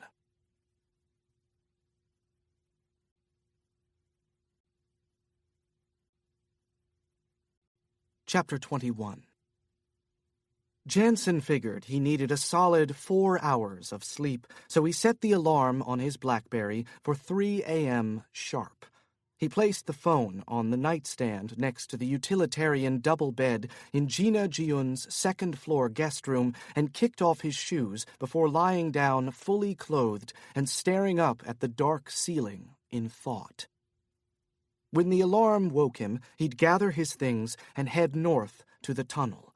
The tunnel wasn't his first choice for crossing into the north, but Gina Jiun had assured him it was his best chance at success.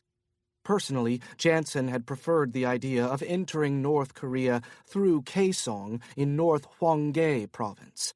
The city of nearly 200,000 was the site of the Kaesong Industrial Complex, a joint north-south venture just north of the DMZ and one of only 2 locations in the DPRK accessible from the south. Built a decade ago, the 800-acre complex represented part of South Korea's experimental sunshine policy, a reaching out, in this case through economic exchange, to their neighbor in the hope of advancing reform and appeasing the irascible regime in the north. Janson had hoped to find one of the 1,000 South Koreans employed at the Kaesong Industrial Complex and cut him a deal similar to the one he'd cut with Silent Lynx in Shanghai. He'd pay the employee a large enough sum of money that the man would never have to return to work and could retire to a third, more desirable country.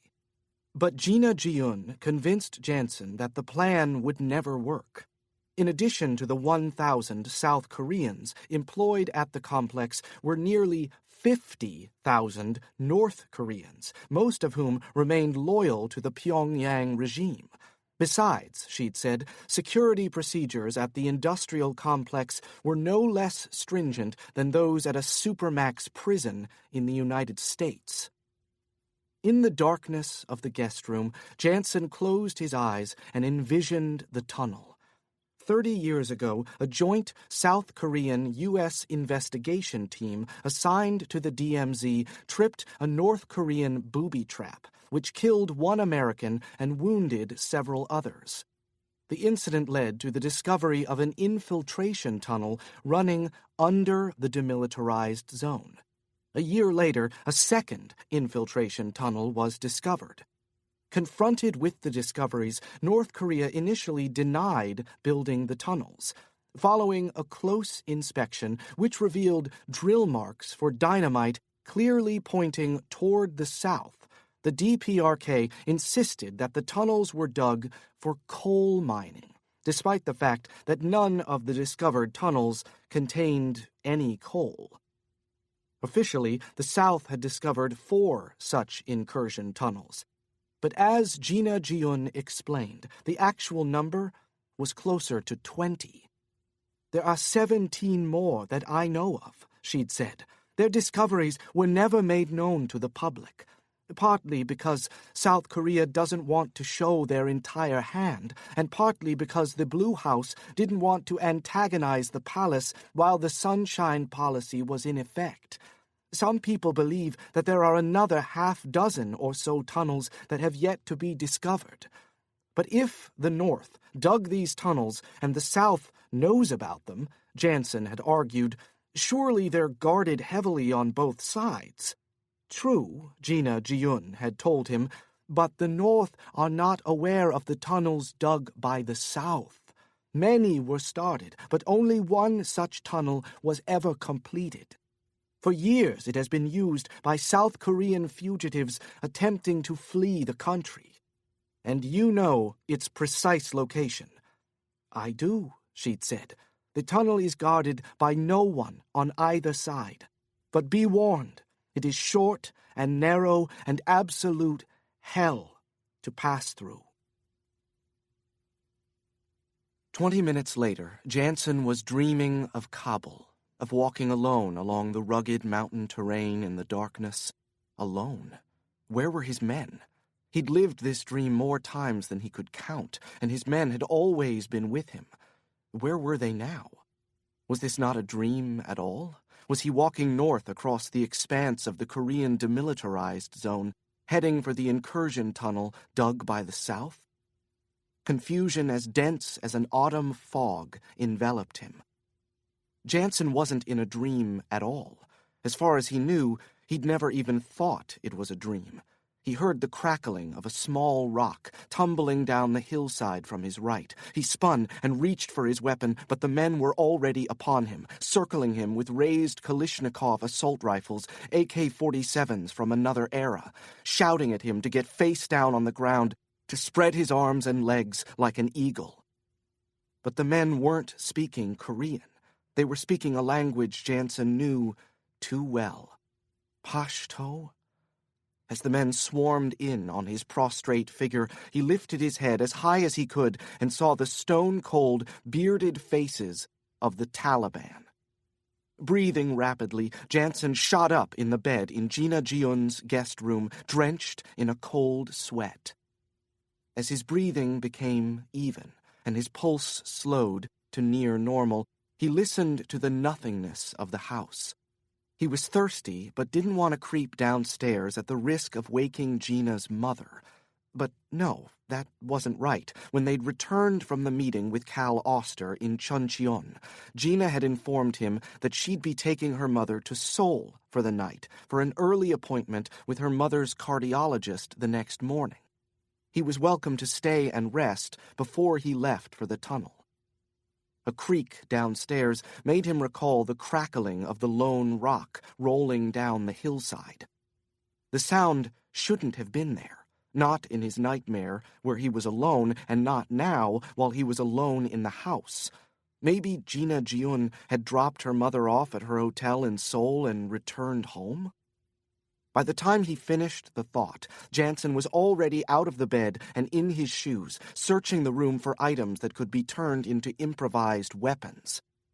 Unfortunately, the room was Spartan. He'd left his equipment, even his go-bag, in the barn out of respect for Gina's mother. Now he wished he'd held on to his go-bag.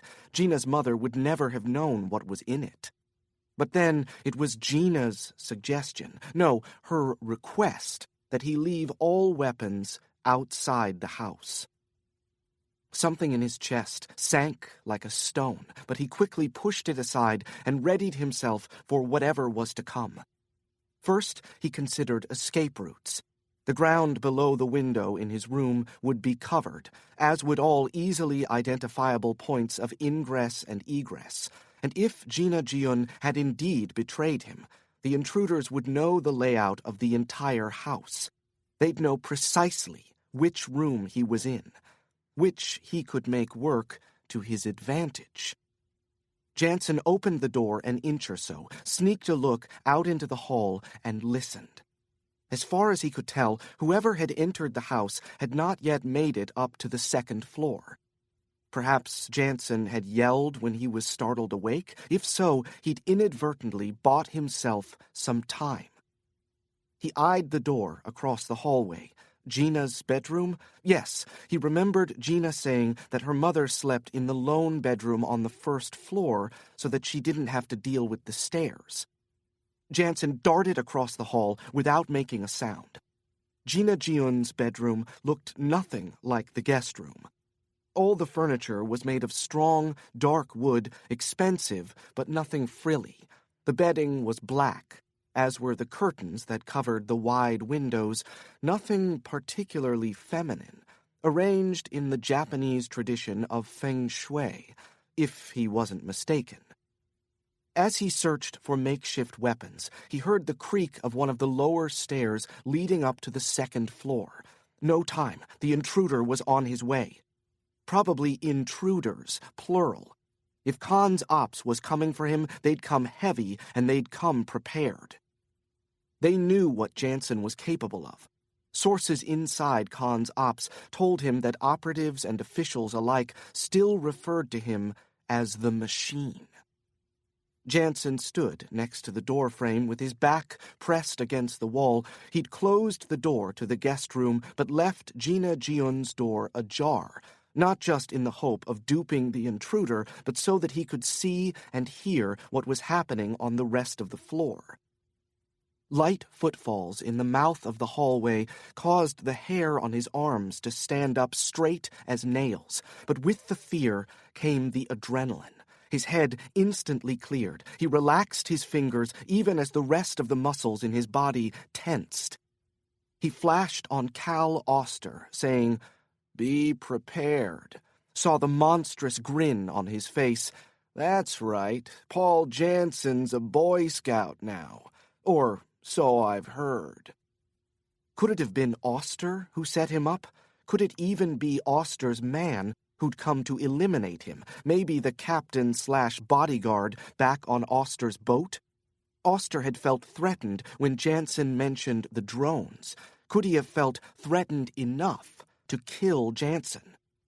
What was the arms dealer whispering in Gina's ear when Janson stepped back into the cabin after taking some fresh air upstairs?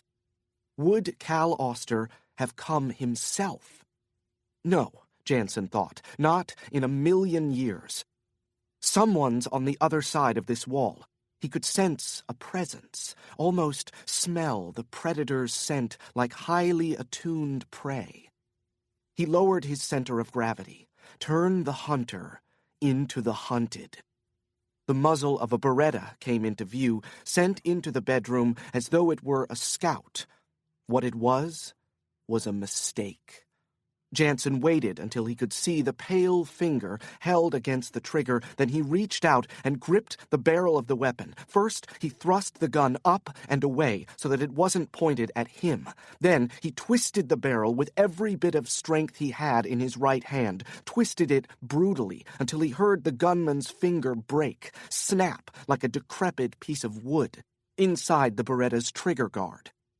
With his left hand, he chopped at the gunman's throat, silencing the yelp of pain resulting from the broken finger before it reached the killer's lips. He followed with a powerful palm to the nose, pushing up and inward toward the brain. Blood from the gunman's shattered nose spurted onto Gina Gion's immaculate hardwood floor. Janson yanked the assassin into the room and thrust him up against the wall Janson had been leaning against 20 seconds earlier. He pressed his left forearm hard against the gunman's throat.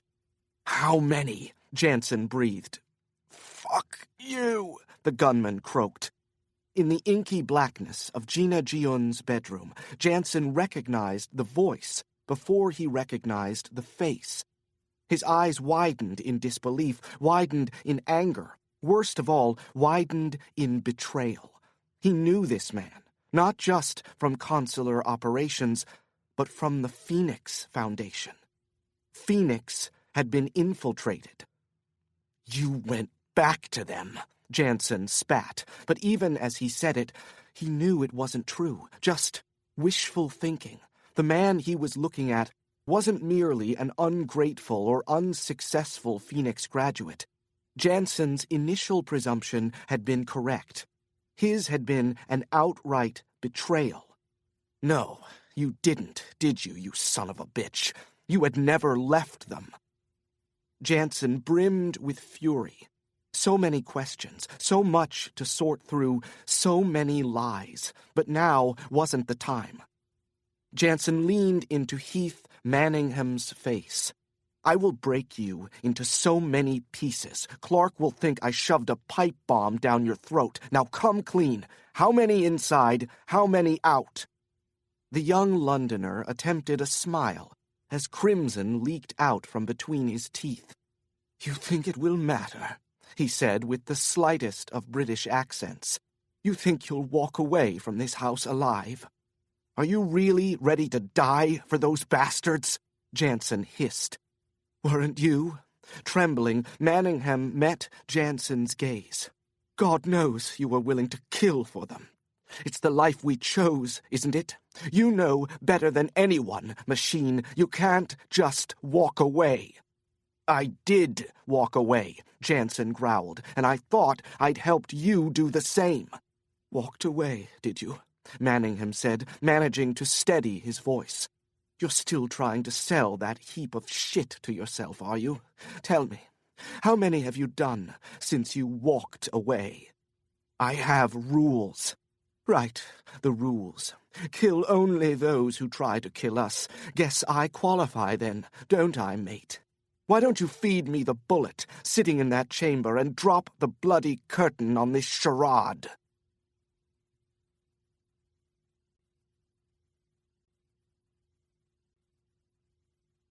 Chapter 22.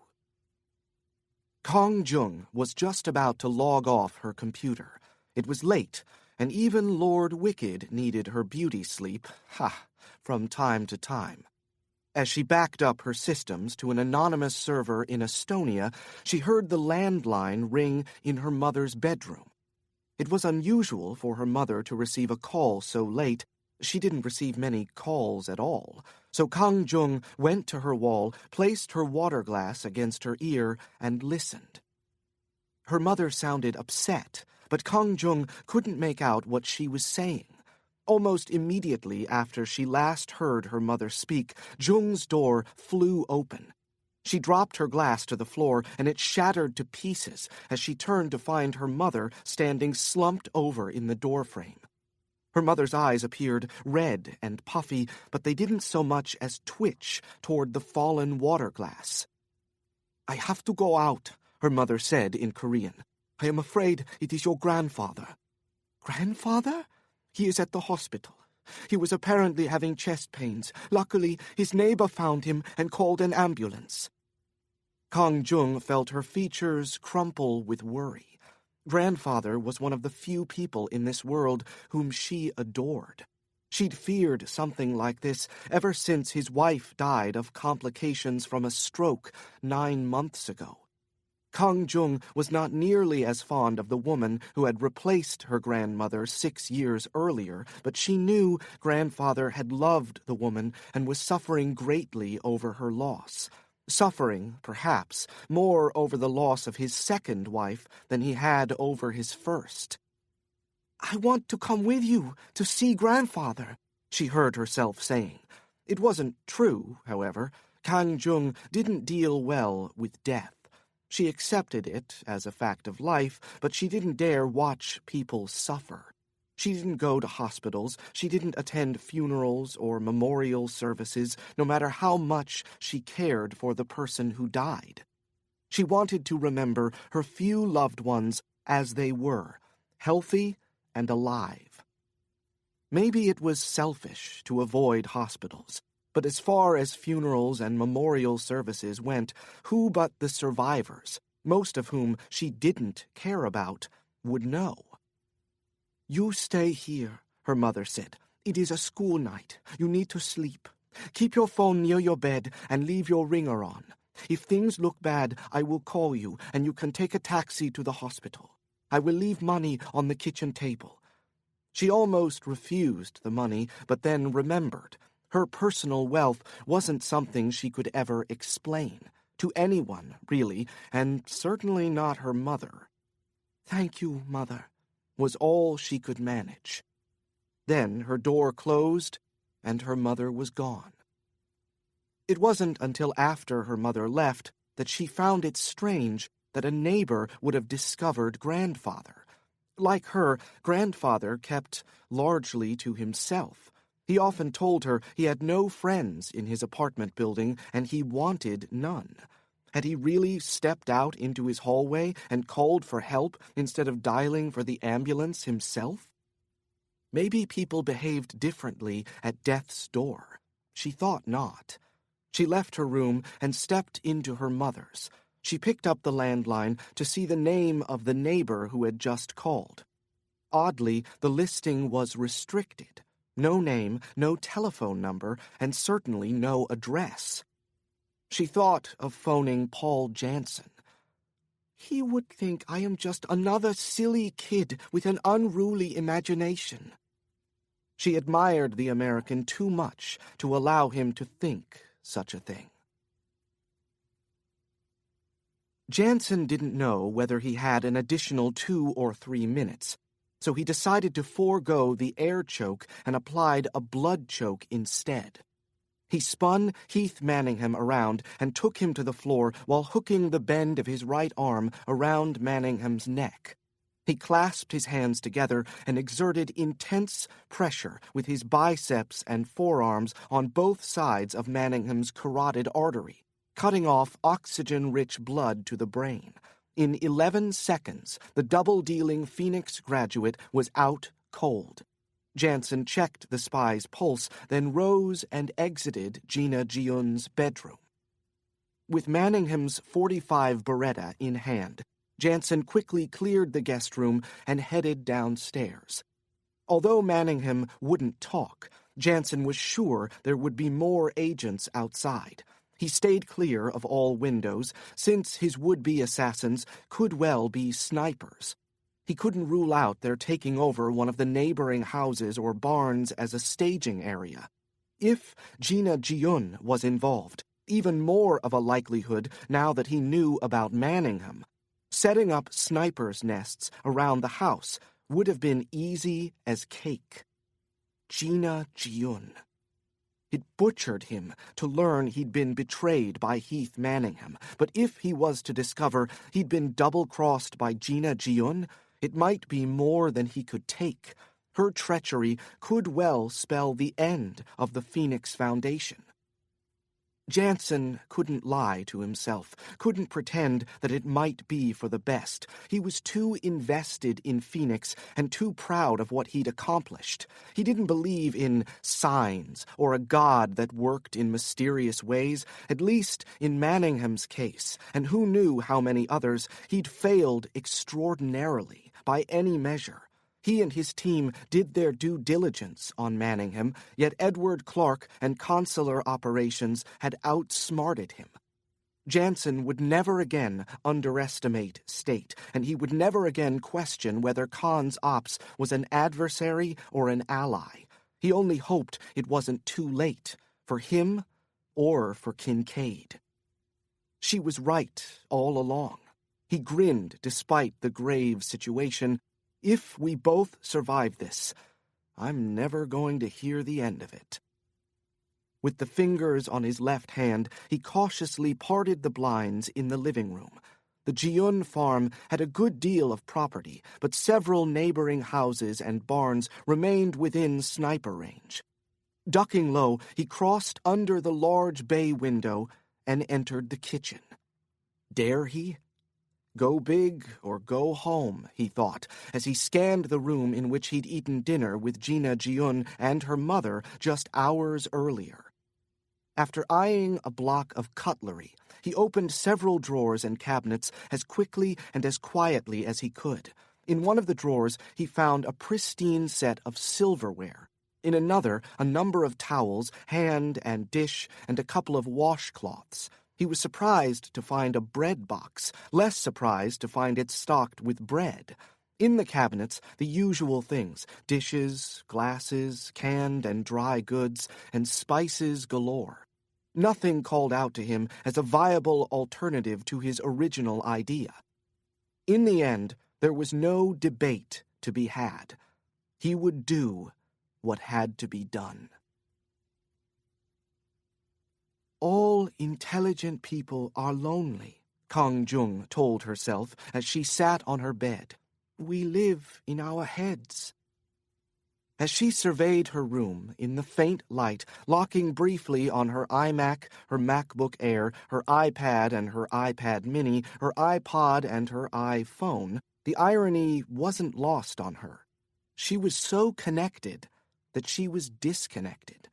Kang Jung had hardly any life at all. Lord Wicked was world-renowned. As a criminal, she thought sadly. Oh, how to escape this wasteful melancholy. She was worried for grandfather, that was all. When you loved so few, you loved those few so deeply. She trudged into the kitchen in her oversized pajamas.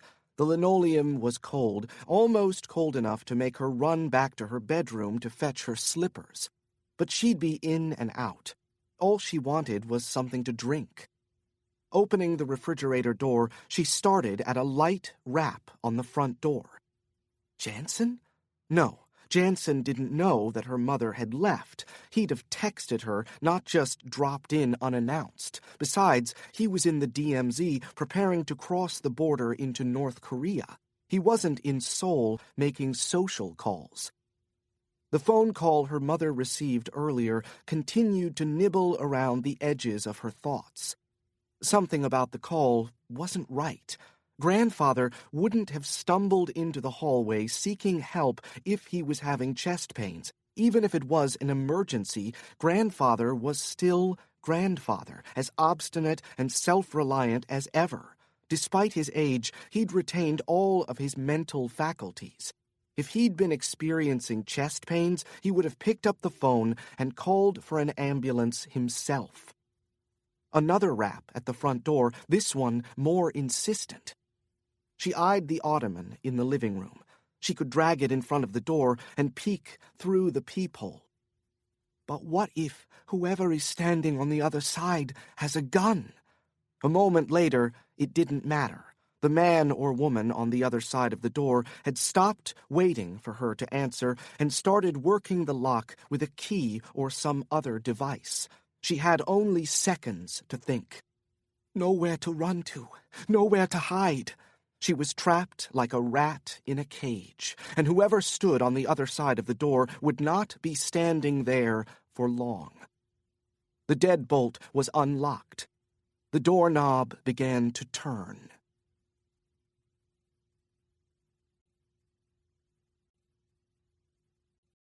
Chapter 23.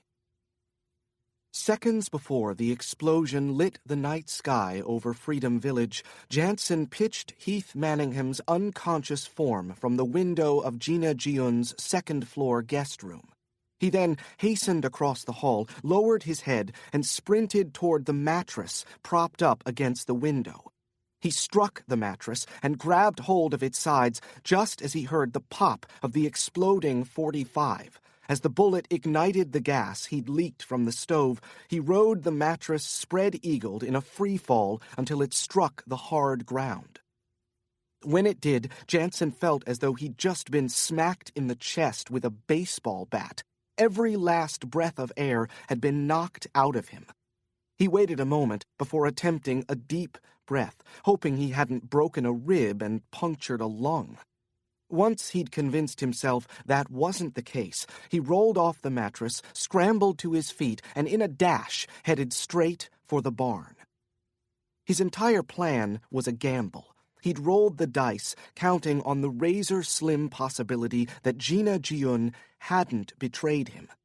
If she had, he'd likely be running into an ambush as he made for his go-bag. Even if Manningham's plunge and the subsequent explosion had created enough of a diversion to lure the agents away from the barn, he still intended to move forward with the plan that Gina Jiun herself had devised. Janson would snatch his go-bag and race north for the tunnel. If his means of crossing into the north had been given up by Gina Jiun, he was a dead man. Even if he somehow managed to escape this initial attempt on his life. He entered the barn cautiously, found no one. The purchases he'd made from Cal Auster in Chuncheon appeared intact. The lion's share would have to remain behind. He could only carry so much. He ran the zipper across the go-bag to make sure he wasn't strapping a bomb to his back. Then he closed the bag and raced out of the barn, away from Gina Jiun's property into total darkness, heading north. Kang Jung retreated to her bedroom, her sanctuary, Lord Wicked's lair. She scanned her possessions for something she could use to defend herself against the intruder. Damn, why do they have to make electronics so small these days? She might have had a chance with one of those bulky computer towers that housed her first hard drive, but what the hell could she do with a MacBook Air? Impress her attacker with its advanced video editing features? No, she thought, but I can create a live feed at a private web address and send the link to Janson. It probably wouldn't prevent the intruder from killing her, but at least then the tall, dark, and handsome American could avenge her death. She slammed her bedroom door, turned the lock, and pushed her small armoire in front of the door. It wouldn't stop the intruder, but it would hopefully buy her time. As he scurried north toward the tunnel, Paul Janson felt a light vibration against his outer thigh. He didn't want to stop, didn't want to sacrifice his momentum or his adrenaline. But it could be Kincaid. She could be in trouble, and Janson couldn't risk ignoring the call. He stopped dead in his tracks, dropped to the ground, and removed the BlackBerry from his pocket. It wasn't a call at all. It was a text message from Kang Jung. There were no words, just an odd link consisting of 9 numbers and ending with .kr, the 2 letters appended to all South Korean domains. Don't click it, he thought, hearing Morton's voice in his head. Don't click anything, ever. One fucking click on an unknown, or worse yet, disguised link, and you can inadvertently end the world as we know it. Janson pictured Kang Jung's inexpressive face, heard her soft voice saying, "There's nothing out there for me." Could someone have gotten to her? Christ, she'd been the one who set up his meeting with Psy via an internet relay chat. Janson had involved her in this. He alone was responsible for her safety. "Don't do it!" Morton shrieked in his head. "Don't fucking do it!" Janson clicked on the link in Kang Jung's text and found what appeared to be a live feed from a young girl's bedroom, though not your typical young girl's bedroom. Stuffed animals and eerily lifelike dolls rested among a small fortune's worth of state-of-the-art technology. In fact, were it not for the plush toys and figurines, what Janson saw could well have been a feed from an underground Apple store.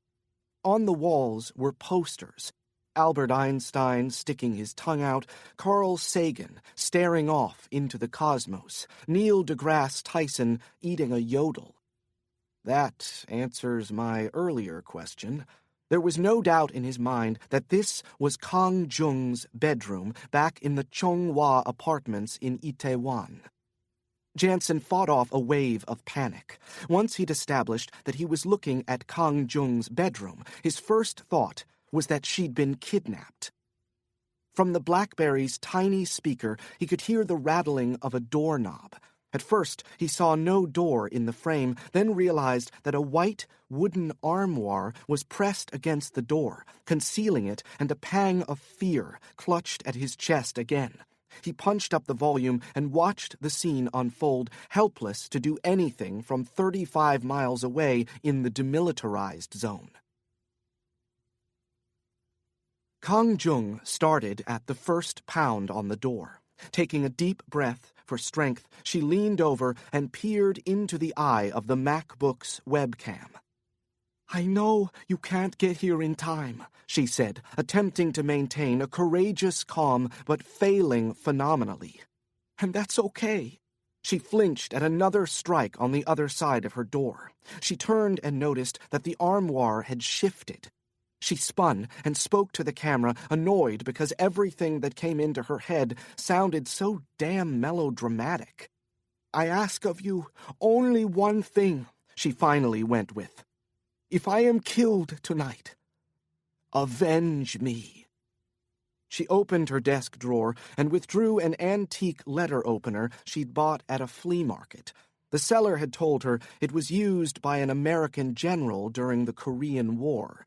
She'd known the seller was full of shit, but she'd bought it anyway because the seller had been a 16-year-old boy, and he'd been cute, even if he had been a complete dullard. Kang Jung held the letter opener out like a sword, then turned it in her hand so that the blade was pointing down. It reminded her of the deranged man dressed like his mother in the shower scene from Psycho. The sound of a female voice emanating from the other side of the door surprised her. The woman spoke with an Eastern European accent. "Jung," the voice said, "I just want to talk to you for a moment, honey. There's a very bad man on the loose, a killer. And we know you've been communicating with him. I just need to ask you a few questions, and then I'll leave, I promise. I'm not here to hurt you, dear." Kang Jung gripped the letter opener and wondered if the female was the only one out there. If so, maybe Kang Jung could take her. The girls in school used to mess with her. Until 2 summers ago, when she learned Taekwondo and returned to school and kicked some major mean girl ass. She grinned. This woman on the other side of the door clearly didn't know who she was fucking with. Not Kang Jung, the socially insecure computer geek. Here in her room, surrounded by her computers, "You stepped onto my turf, bitch," she transmogrified into Lord Wicked. Janson, too, was surprised to hear a female voice emanating from the opposite side of Jung's door. But it didn't diminish his fear. If anything, hearing that female voice amplified his alarm for the teenage girl who'd so selflessly assisted him. If his instincts were correct, and they usually were about things like this, on the other side of the door stood the woman who had followed his taxi from Seoul Station. And if so, her sweet voice was no more authentic than the gold Rolex watch a young man tried to sell him a few months ago in Shanghai. If this woman was working with Khan's ops, no matter what her background, she'd invariably be a heartless killer. On his tiny screen, the armoire began to slide. Kang Jung stood just to the side of the camera, carrying what looked to be a small knife, but was more likely something as simple as a paperweight or letter opener. What could Janson do? He quickly ran through his options. The police would never make it in time. Even if they did, they would be walking into a slaughter. Most of the force wasn't even armed. Kincaid and her new friend Park Kwan remained in southern Seoul searching for Gregory Wyckoff, even if they could cross the Han River in time. As much as he'd like to tell himself differently, their mission to locate the senator's son was the more important one. Kang Jung's life was at stake, but so were the lives of countless others. That left Nam Se-hun. I was finally able to gain access to the boys' computers, Nam Se-hun had said. As you suggested might be the case, the hard drives have been wiped. Janson had cursed. Not so fast, Paul. Remember, I am not a man without resources. I've had one of my trusted allies in the cyber intelligence unit take a look at these hard drives. He was able to identify one of the individuals whom Gregory Wyckoff communicated with online via an IRC. It just so happens that the kid he chatted with is being watched vigorously.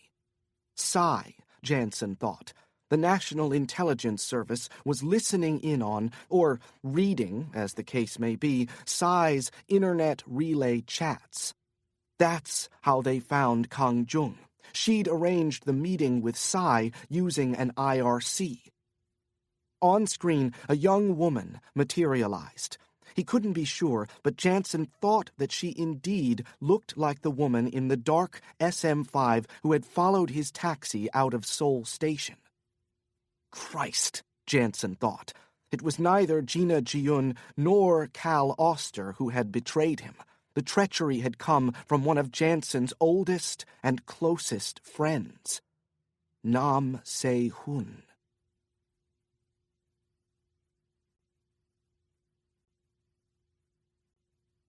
Chapter 24. Nika Vlasic looked upon Kang Jung and saw a girl not much older than Nika was when she opened the vein in her right wrist. This girl looked nothing like she had. She was clean, she was dressed in fresh pajamas, she was surrounded by thousands of dollars of technology that would help her to learn and go to college and succeed in the world without killing. The little bitch. This girl wasn't the product of ethnic cleansing. She wasn't violated when she was 9. She didn't become pregnant by rape at age 12, wasn't forced by the man who'd raped her to undergo an abortion in a burned-out factory. Nika grinned as she stared at the letter opener the girl held in her fist. Then she looked squarely into the girl's eyes and began to swell with anger at the resentment this child harbored for her. What the fuck did I ever do to you, kid? I told you, I only came here to talk. Nika ignored the threat from the letter opener and advanced, though she wasn't going for Kang Jung as the girl probably thought. She went for the girl's mobile phone instead.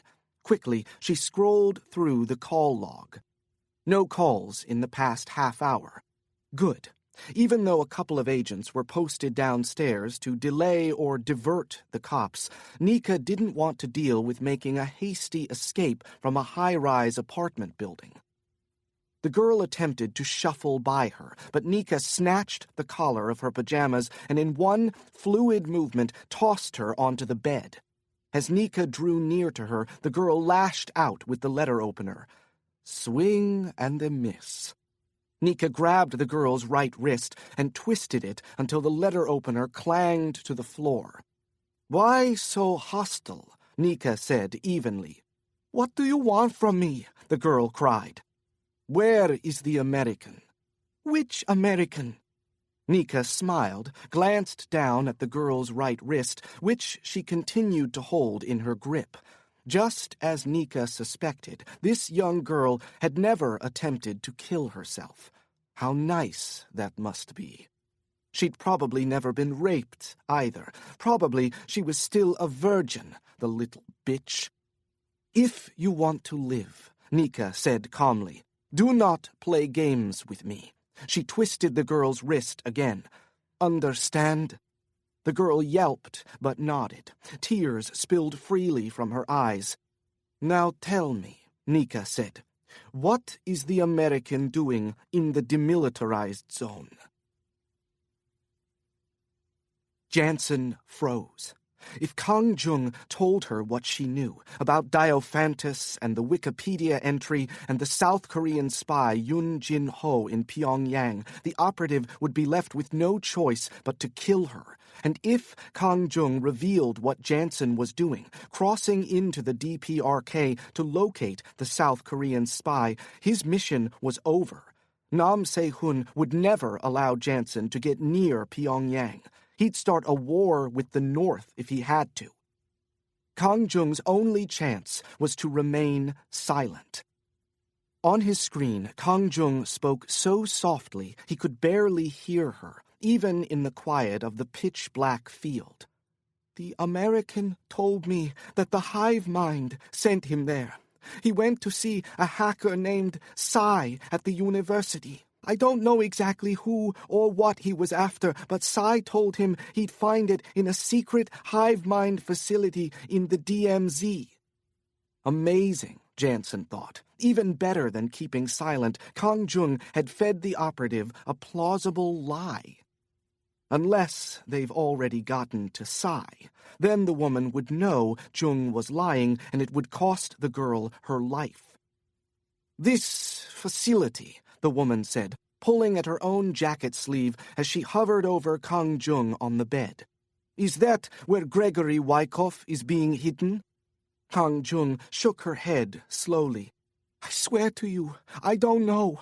The American gave me only the information I needed to help him connect with Sai and what?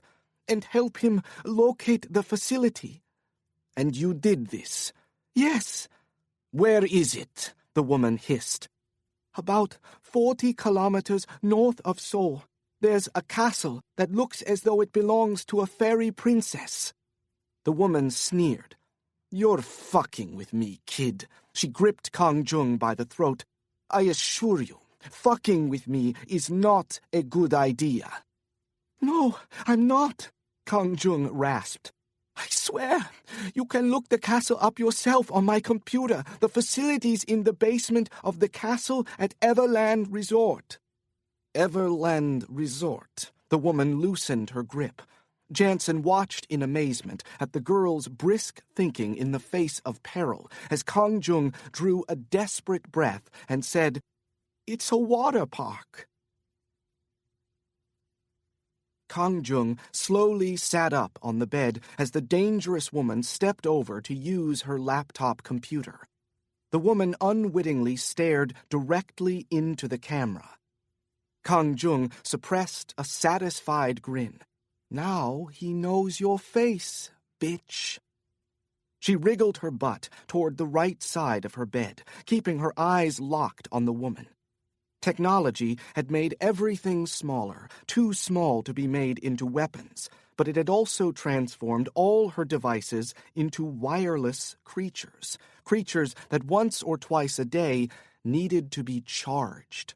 So as not to lose any, Kang Jung assiduously kept all the wires and adapters in one drawer, in her nightstand, on the right side of her bed. The woman glanced over but said nothing. Kang Jung could see that she'd pulled Everland Resort up on the screen. The woman was staring at the fairy princess's castle. "You're not making this shit up, are you, kid?" "No," Kang Jung said. "Several of the hive mind are teenagers who work at the park. That's how they gain access to the castle any time they want." The woman nodded, as if to say, "Makes sense." Her eyes remained glued to the monitor. Kang Jung reached behind her and with a pinky surreptitiously opened the tiny, soundless drawer. She reached her slender hand inside and pulled out the first wire she touched. It felt magnificently familiar, of course. It was the USB cord she used to connect her laptop to her printer when the Wi-Fi connection was down. With her hands tucked behind her, she wound each end around one of her wrists to ascertain the size of the cord. Briefly, she wondered if she'd have entertained such a devious thought had the intrigue surrounding the American translator's murder not come directly to her door. Well, it did come to my door, didn't it? She glanced back at her nightstand, unwound one end of the USB, and snatched the TV remote control next to her lamp. She placed the remote in her lap on the bed and wound the USB around her wrist again, this time with both hands out in front of her. She drew a deep breath, stabbed at the power button on the remote. The television across the room blinked to life. On the screen, several scantily clad women danced vigorously to ear-splitting K-pop. The woman immediately spun toward the television. When she did, Kang Jung launched herself from the bed. Swinging the USB cord around the woman's neck, Kang Jung clung to the woman's back for her life. Beneath her, the woman bucked like a mechanical bull, trying to throw her off, but Kang Jung only tightened the cord around her throat, wrapped her strong legs around the woman's waist, and rode her harder. As the woman thrashed from one side of the room to the other, Kang Jung swung her head in the direction of the camera. Madly determined, but still terribly frightened, at the top of her lungs, she bellowed 5 blissfully histrionic words. "If I die, avenge me!"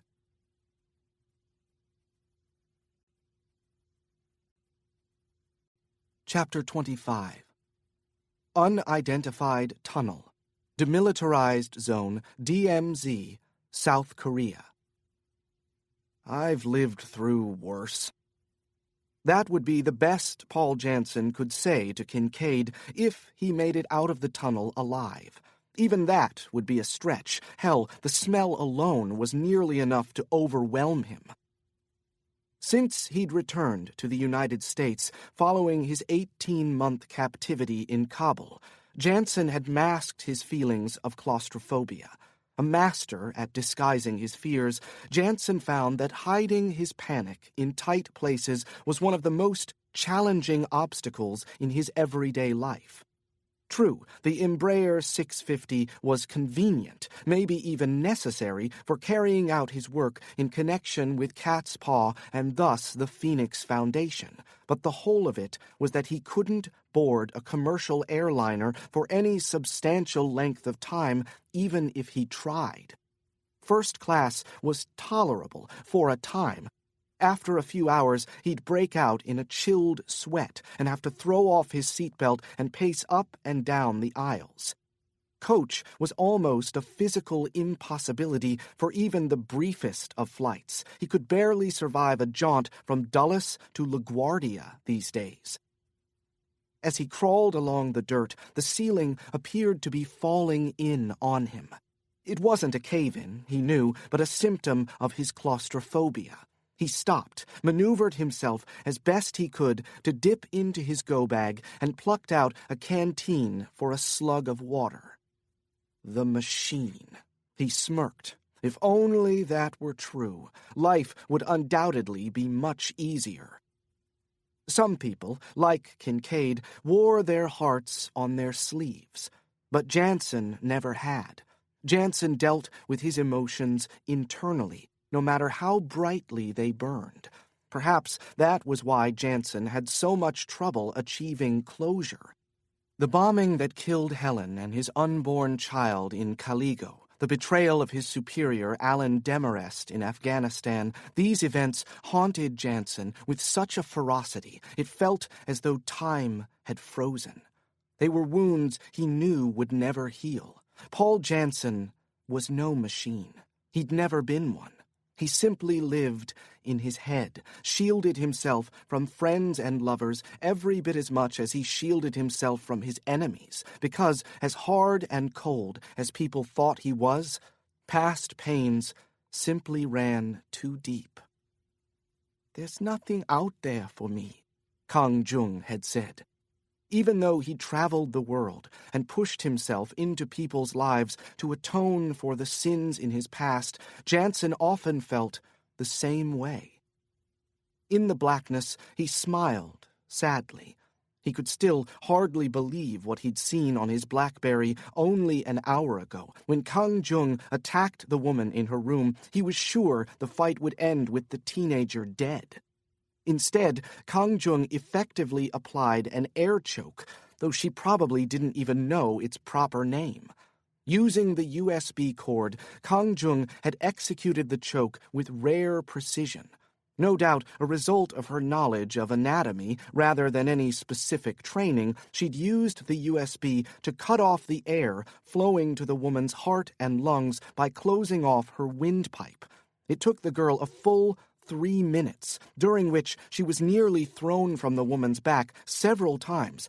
But in the end, Kang Jung brought down her prey like a professional. Hooking her legs around the woman's waist and keeping her face out of clawing range had saved Kang Jung's life and nearly ended that of the assassin. In fact, Janson hadn't been sure the woman was still alive until Kang Jung, wiping sweat from her forehead, leaned over and checked the woman's pulse. "Unconscious," she'd said into the camera to her audience of one. "But her heart's still beating. What do I do now?" Janson had immediately called Kang Jung's cell phone. When she picked up, he told her that she'd need to get to safety because there were no doubt agents who would come upstairs after a certain amount of time. "You can't use the door downstairs," Janson had told her, "because they'll find you. Do you have any neighbors with firearms?" "I'm in Seoul, not Arlington, Texas." "Well, do you have any neighbors who you can completely trust?" "Not with my life," she'd said. "People can't be counted on for anything." She paused. "But wait, I do have the perfect hiding spot." Janson didn't like the idea until he heard it in full. Then he urged her to get there and fast. "Bring your phone, but remove the battery, just in case they have a lock on you. Only put the battery back in the phone for 60 seconds so that you can check for a text message from either me or my partner, Kincaid, letting you know how we're going to get you out of there." "All right," she'd said. "And Jung," he paused, "you did one hell of a job." "Thank you." "Think nothing of it," she'd said, and then she was gone. Janson had called Kincaid on Park Kwan's phone and directed her to the apartment in which Kang Jung was hiding. "How can she be absolutely certain it's empty?" Kincaid asked. "Jung has hidden cameras placed all over the apartment. The images go straight to her iPad mini, which she has with her." "Cameras?" Kincaid said. "Why would she have hidden cameras stashed in her neighbor's apartment?" "Because she's not just a hacker extraordinaire and world-renowned internet villain. She's also a bit of a vigilante. She'd hacked this guy's computer and found kiddie porn. She thinks he might be an online predator, so she's keeping an eye on him. The guy went away on vacation with one of his buddies." He hesitated as he thought about the implications. "In Thailand." "The capital of sex tourism," Kincaid said. "Wonderful. It's something that can be dealt with later. Right now, I need you to collect Kang Jung and get her somewhere safe." In the tunnel, Janson continued through the stench, stopping every so often to retch. In addition to feeling as though the walls were closing in on him, he'd encountered all sorts of underground creatures in the past few hours. Rats, cockroaches, things he couldn't even name. All this to get to the most inhospitable country on Earth. All this to, in all likelihood, get myself captured or killed. Janson considered the latter preferable to the former. There was no way he could do time in a North Korean gulag. He'd spend his days and nights praying, begging for death, provoking his guards to the point where they would have no choice but to put a bullet in the back of his skull. He couldn't live through another period like the one he'd lived through in Kabul. He steered his mind away from thoughts of gulags and thought instead of the history that created this hellish hole in the planet. The demilitarized zone, a strip of land 160 miles long and 2.5 miles wide, slashed the Korean peninsula in half and served as a buffer between the North and the South.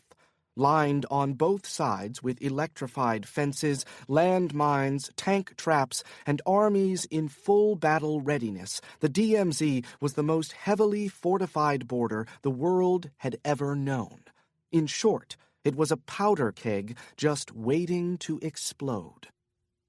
Over the past 60 years, since the end of the 3-year Korean War, there had been numerous incidents and incursions that could very well have erupted into another full-scale war.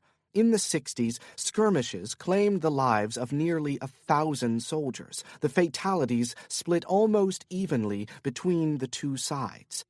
In the 70s, it was discovered that the North Koreans were planning an invasion through a series of infiltration tunnels. The invasion, had the tunnels not been discovered, would have included tanks and tens of thousands of troops.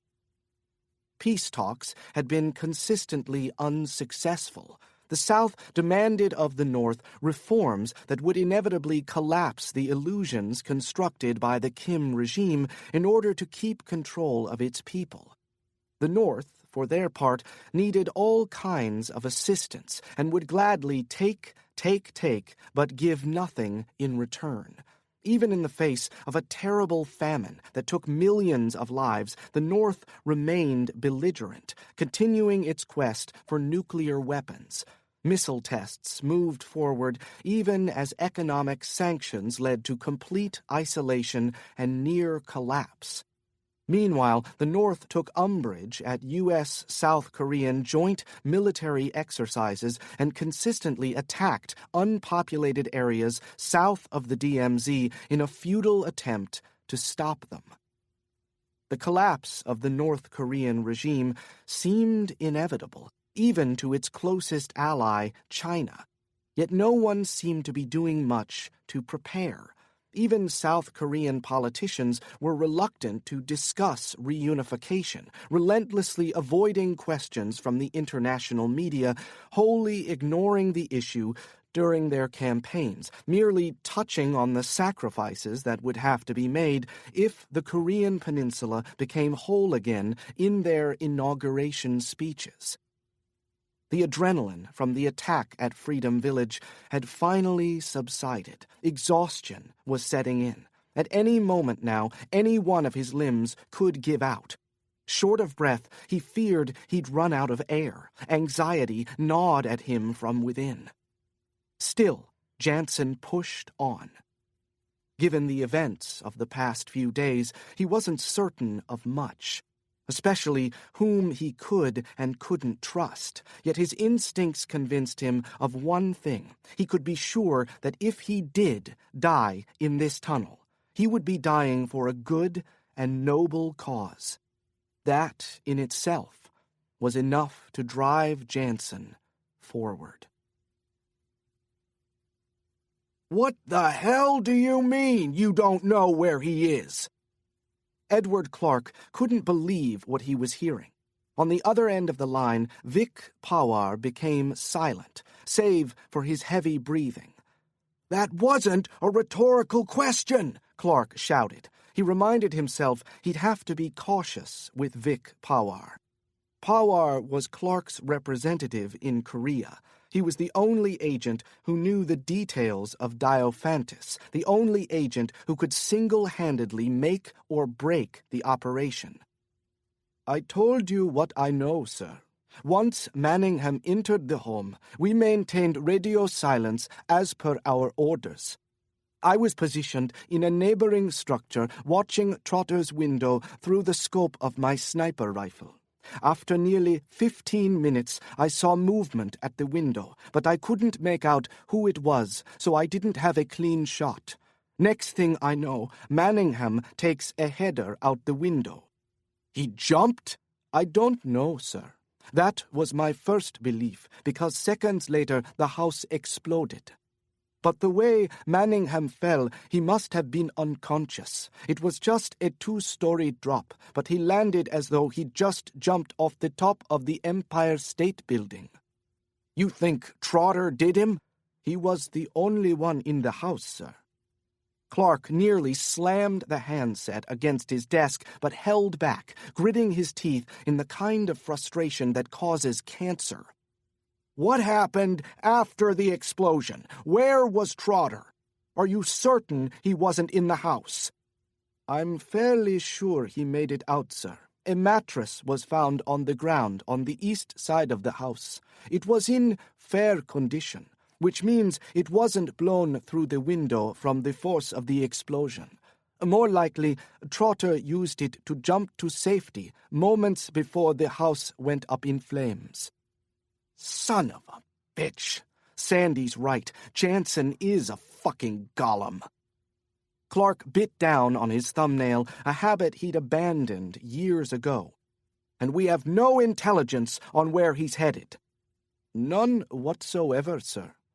Without another word, Edward Clark clicked over to the line holding Max Kolovos. "Where were we?" he said. "Sir, I had just told you that I found Nika in the girl's bedroom. It appeared that she had been strangled. I felt for a pulse and determined she was alive, so I removed her to an empty stairwell where I performed CPR. She eventually came to, but she's still out of it." "Is she with you?" "No, she's with the agent supplied by the little man." Nam Se-hun, the little prick. If he hadn't helped Janson lose his tail after Seoul Station, Janson would already be dead. But no, Nam had to keep up appearances. Now, Nam Se-hun had led his agent to an apartment in Itaewon to get her ass kicked by a pint-sized ninja with Mark Zuckerberg's computer skills. "And the girl," Clark said, "you have no idea where she is." "We've combed the entire area, sir. There's no sign of her. It's as though she's a ghost." "A ghost. This is the kind of shit I have to deal with. Well, Max, I'll let you in on a little secret. She's not a fucking ghost. She's a little girl. Now find her." "Yes, sir." Clark was about to hang up when he recalled something Max had told him before he'd taken the call from Vic Pawar. "Wait a minute. You mentioned something earlier about the girl's laptop. You said it was powered on and there was a web address still in the browser?" "That's right, sir. The page was for a place called Everland Resort. It's apparently a water park, roughly 40 clicks north of Seoul." "North?" "Yes, sir. That may be just the break we've been looking for. Keep searching for the girl. I'll contact the little man and see if Nika's come around. If so, maybe she can tell us why she was surfing the net, exploring water parks when she was supposed to be interrogating a goddamn grade schooler."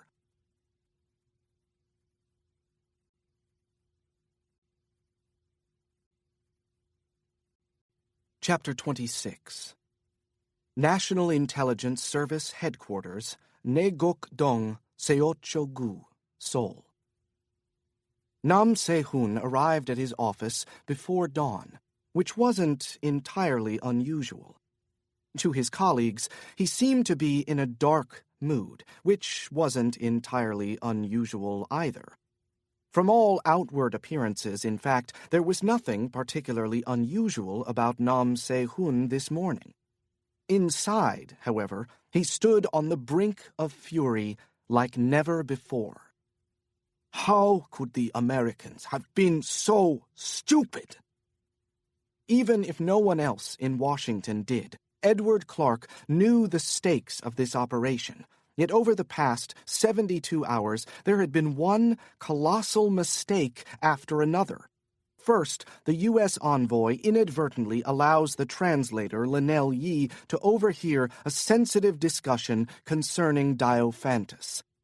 Once Clark assured Nam that the translator would be taken care of, Nam had been ready to put the matter aside.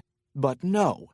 It turns out that the translator's live-in boyfriend is not only the son of a sitting U.S. senator, but an activist whose primary mission is to capture and disseminate state secrets. Fine, Nam had thought then. It could still be cleaned up. But then the assassin Clark sends manages to eliminate the translator but allows the boyfriend, the true danger in all of this, to escape. And Nam still had not received a plausible explanation for this. A cons ops agent who can't handle 2 adolescents in a tiny hanok? Nam wished he could know what transpired in that room, but he'd probably never be given the full story. No matter, Clark had pledged. The boy would be found and filleted before he could do any damage. But then the boy vanishes into the ether. And who but Paul Janson is called upon by the senator to locate his son? Still, Nam Se-hun had figured, because of his long relationship with Janson, he could maintain some control of the situation. And sure enough, Janson contacted Nam and arranged a face-to-face meeting immediately upon his arrival in Seoul. All Clark had to do was find the boy, and Janson's visit would have been for naught. In the meantime, of course, Nam had to keep up appearances. He couldn't simply refuse Janson's request for assistance, and he couldn't botch things to a degree that would give his participation away. Paul Janson was a brilliant spy. He'd know instantly if Nam Se-hun attempted to sabotage his mission right from the start. Then Nam bore witness to another flurry of Clark's missteps. A botched attempt on Janson's partner, the female sniper Jessica Kincaid, and still Clark's people couldn't find the boy. What incompetency! Yet on whom does Edward Clark place the blame? Squarely on the shoulders of Nam Se-hun. And for what? For assisting Janson with a Cold War maneuver to escape his shadow. When Janson requested this simple favor, what was Nam Se-hun expected to say? "Sorry, Paul, but I'm short-staffed. All my men have come down with the flu." Preposterous. But no, Clark had something more sinister in mind. Clark thought Nam should have ordered one of his men to kill Janson, to put a bullet in him in the rear of one of the taxis. Even more preposterous. This chaos wasn't of Nam's creation. It belonged fully to the Americans. Why should Nam order the execution of his old friend, a man he'd broken bread with more times than he could count? If Clark wanted Janson dead, let him do the deed himself, the coward. Nam Se-hun had already been forced into a number of shameful undertakings. The one he regretted most was giving up the young girl Kang Jung. He'd made Clark guarantee that no harm would come to her, but Clark's word was good for nothing. Even when it came to matters of life and death, from the beginning, Nam had known that he could only trust Clark insofar as their country's interests coincided. Nam sighed. At this point, he knew Paul Janson, a man he often thought of as a surrogate son, would have to die, and Nam would deeply regret the loss to be sure. But the fact was, the future of the Korean peninsula was at stake. So if Paul and a 13-year-old girl had to be sacrificed, so be it. Many, many more lives would be lost before all this was over. None, however, would die in vain. Nam would make damn sure of that. He opened a secure line and dialed Edward Clark in Washington. "Have you located Janson?" Nam said. "Not yet. After the explosion, my people scoured Daeseong-dong. We're now watching our former operative Gina Ji-un in the unlikely case that Janson makes contact." "Unlikely case? You had said they were lovers." "Right, but Janson may believe that Gina Ji-un betrayed him." Clark told Nam about the mother's medical appointment in Seoul. Good, Nam thought, with no small measure of relief. Better Janson believe he's been betrayed by Gina Ji-un than believe he's been betrayed by me. He shuddered to think of what Janson would do to him if he discovered Nam's treachery. "What of the Korean girl in Itaewon?" Nam said. Clark hesitated. "We haven't found her either." Again, Nam felt relieved. As he waited for Clark to continue, the director coughed loudly in his ear. "You are vile," Nam thought. When Clark spoke again, his voice was tired, resigned. "I'm afraid I have some more bad news, but first some good news. As you know, we recovered the girl's laptop computer." "Go on," Nam prodded. "The last page opened was a website for Everland Resort, a water—" "I know the place." "Right.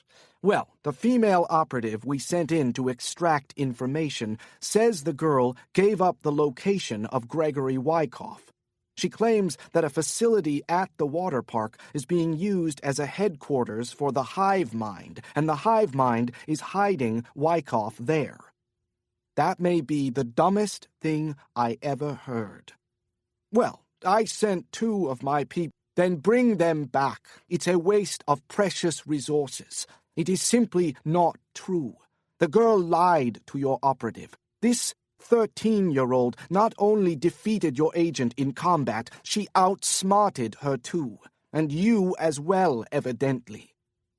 Nam could hear Clark breathing heavily, reining in his famous temper. "Fine," Clark finally said. "Anyway, the other bad news is that this young lady visited a Wikipedia page recently as well." "So?" "The Wikipedia entry was for Diophantus." A full minute of silence passed. Nam was the first to speak. "If Janson and his researchers are using Wikipedia to discover the meaning behind Diophantus, then they don't have any hard information, at least not yet. Unfortunately, that's not so." "What do you mean?" "Apparently, the Wyckoff kid is even cleverer than we thought. He left a message behind on the Wikipedia entry. Not in full view, it was hidden, but apparently the young girl figured it out." Nam felt as though a spider were crawling up his esophagus. "What is this message, Clark?" "We don't really know what it means," he said, "but it reads, 'Contact Yun Jin Ho, DPRK.'" The spider reached the back of Nam's tongue, and he nearly gagged. "Are you all right?" Nam didn't respond. His spy, Yun Jin Ho, was in no way connected to Diophantus. At least, in no way that Nam was aware of. But then, why had the boy sent such a message? Nam stared at the phone on his desk. He was helpless to contact Yun Jin Ho. The spy wasn't scheduled to make another dead drop for 90 days. Suddenly he was struck by a bolt of panic. "Is Yun Jin Ho still under my control?" "Does that name mean anything to you?" Clark pressed. I will have to look into it and get back to you. Nam was about to hang up the handset when he heard Clark call out, "There's one more thing you need to know about." More? Nam just wanted to get off this damn phone and clear his throat with a drink of ice water. "What is it, Clark?" "We discovered one last thing on the girl's computer." "Let me guess," Nam said. "Is it a photo of you and me fishing on the Potomac in a boat named Diophantus?" "It may as well be." Nam suddenly felt lightheaded. The girl sent a link to a live feed capturing what was happening in her bedroom when our agent entered and interrogated her. We presume the link was sent to Janson. Nam thought about it. Janson knows they discovered Kang Jung. There was only one way that Khan's ops could have discovered that the girl was helping Janson. Through Nam Se-hun himself, who received the information from his cyber intelligence unit, which was monitoring Psy's internet relay chats. Something I boasted about to Janson. Nam's lightheadedness gave way to raw ire. "Find Janson!" he yelled into the phone. "Find him now, Clark! Find the machine before he comes for me!"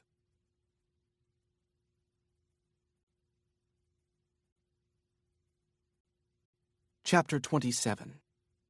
Northern side of the demilitarized zone, Democratic People's Republic of Korea, DPRK. Janson emerged from the hole just before dawn, his arms and legs caked with mud, his face as black as the tunnel walls. Though he could barely see through the heavy fog, he was grateful just for the clean breaths he could take as he belly-crawled on his elbows through the dampened, overgrown grass. Rising slowly from his hands and knees, he discovered that every inch of his body ached.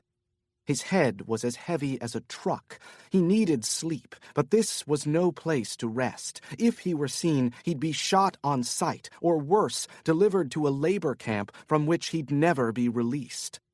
And here, deep in the DMZ, he couldn't rule out the risk of setting his head down on a landmine.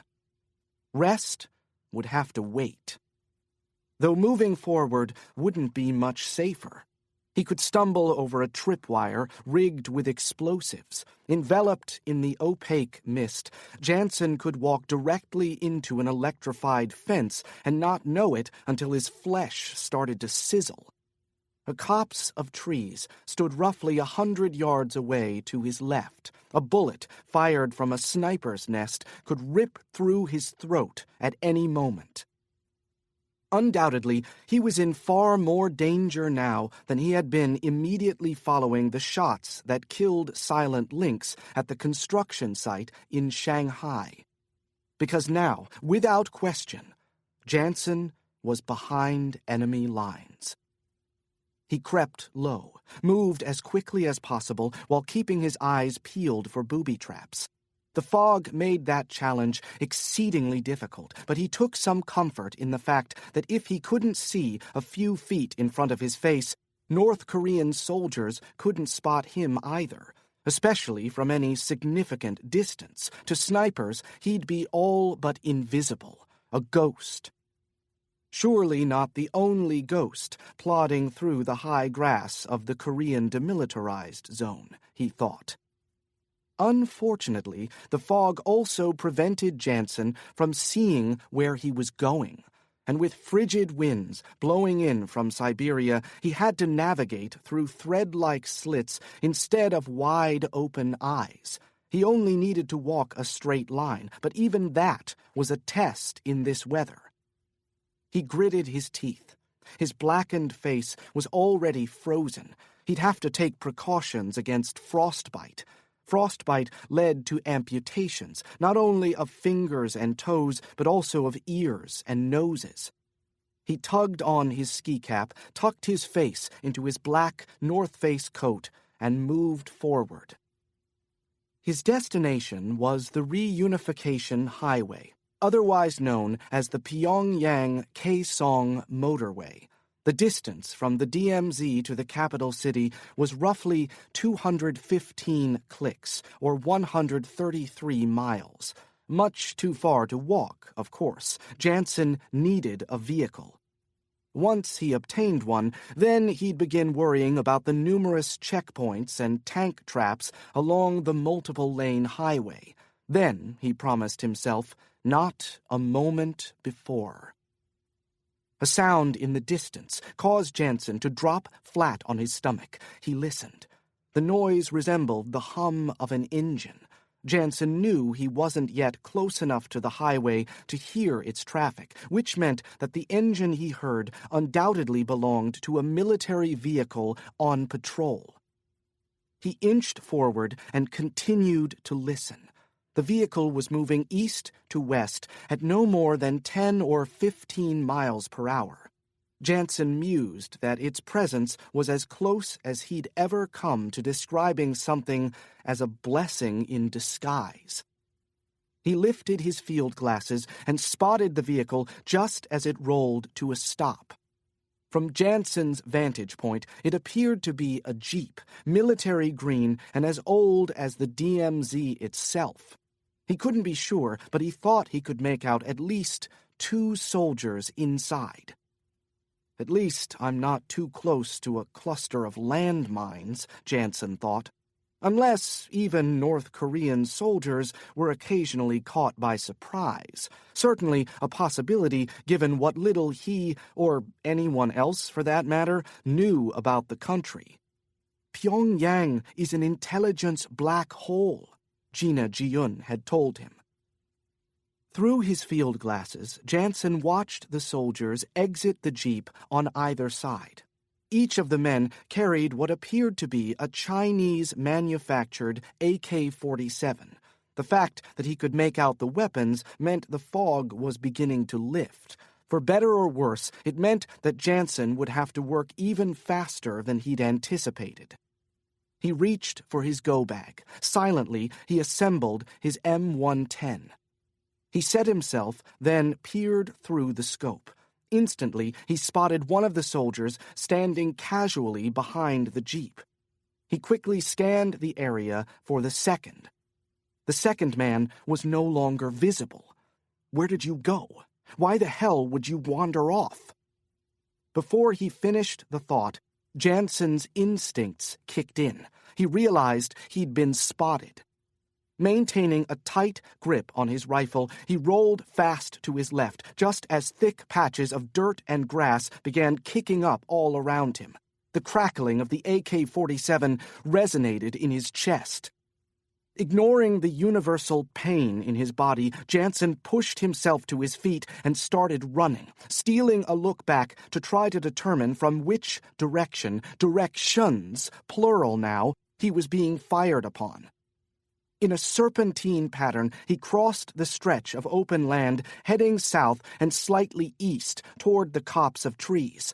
Following a few agonized seconds of internal debate, he'd decided that heading back toward the tunnel was suicide, even if his being spotted was just a stroke of poor luck and his point of ingress into the north hadn't been compromised. That tunnel, Janson intuited, was far less likely to serve as his means of escape than as his grave.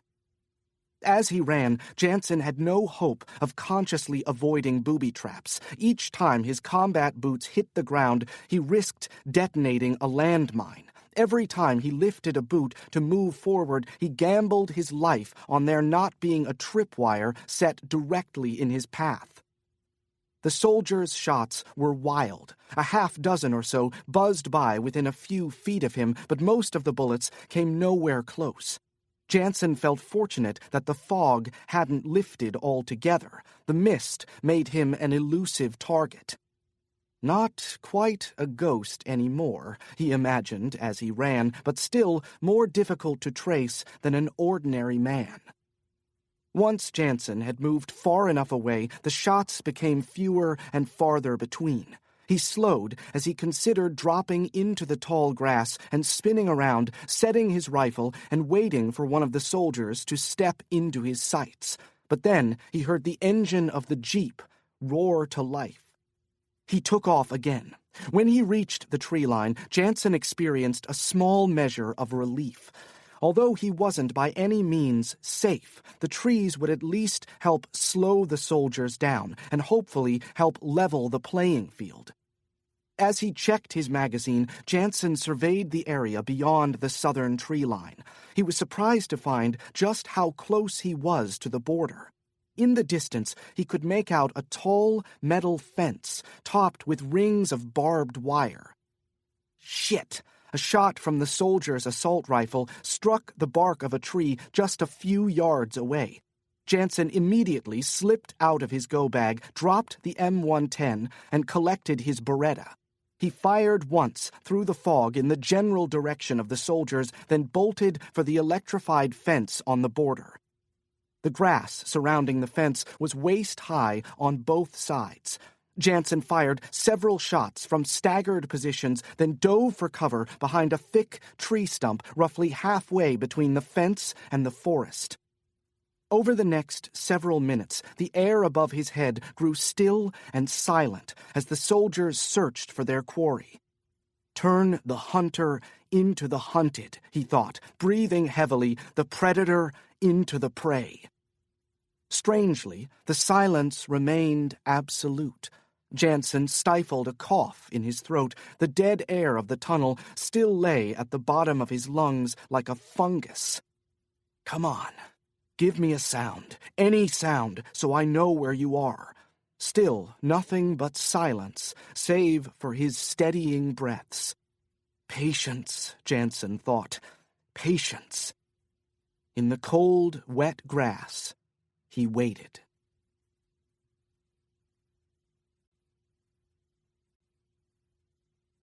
Chapter 28. Outside 322 Seoul Ro, Yongsan-gu, Seoul. From the street, Sinbei watched the American woman escort the girl into the opulent lobby of the Grand Hyatt, Seoul. From his pocket, he extracted his phone. He would need to contact Ping for information on the hotel. In the meantime, however, Sinbei couldn't remain outside, exposed. So he headed for the pretentious apartment building looming across the roadway. The girl's name, he'd been told, was Kang Jung. She was 13 years old, as fresh-faced and beautiful as his sister Su Ra had been at that age. Su Ra, all those years ago. Sinbei profoundly regretted what would have to be done to the girl. And he couldn't help but accept the fact that her blood would be on his hands, in more ways than one. Had he succeeded in eliminating Gregory Wyckoff when he did the interpreter at the Sophia guest house, this child would never have become involved. She should not be here, Sinbei thought with a touch of sadness. This girl should be at her school. Thinking of her, he flashed on the labor camp in which he'd been imprisoned as a child. At Yuduk, Sinbei and Su-ra had attended a school nothing like the one in which they'd studied in Pyongyang. At Yuduk, the teachers behaved viciously. Fellow students fell out of their chairs from hunger. Some children went mad right before his eyes. He often looked around the cramped classroom in terror. Dirt clung to every child's hair, and fleas covered their bodies. There was no soap and little water at Yuduk. Everyone was weak. All but a few were missing teeth. After a half-day in school, under the constant threat of violence from armed guards, Sinbei chopped wood, hauled logs, grew corn, and pulled weeds, while his sister Su-ra worked from afternoon till evening in a dilapidated sweatshop on the opposite end of the camp. Everyone at Yuduk was forced to work, even the too old and the too young. For many, labor quietly became a death sentence. But Sinbei was strong. He could handle the work. He could handle the constant berating from teachers, even the occasional beating. He could handle the appalling conditions.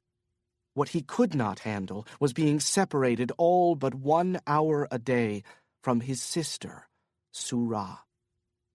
Sinbei waited outside the apartment building for only a few minutes before a young man, exiting, held the door open for Sinbei to come in from the cold. Inside, Sinbei immediately took the stairwell up. When he reached the top floor, the 11th, he peered through the narrow vertical window set in the dark red steel door. It was just after 7 a.m., and many of the young professionals who inhabited the building were leaving for work. From the stairwell, Sinbei watched the hallway to see which flat on the south side of the building, the side facing the Grand Hyatt, would be vacated first. 10 minutes later, a young couple stepped out of their apartment and locked the door.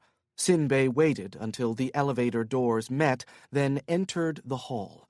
As he neared the couple's door, the bark of a small dog caused him to hesitate.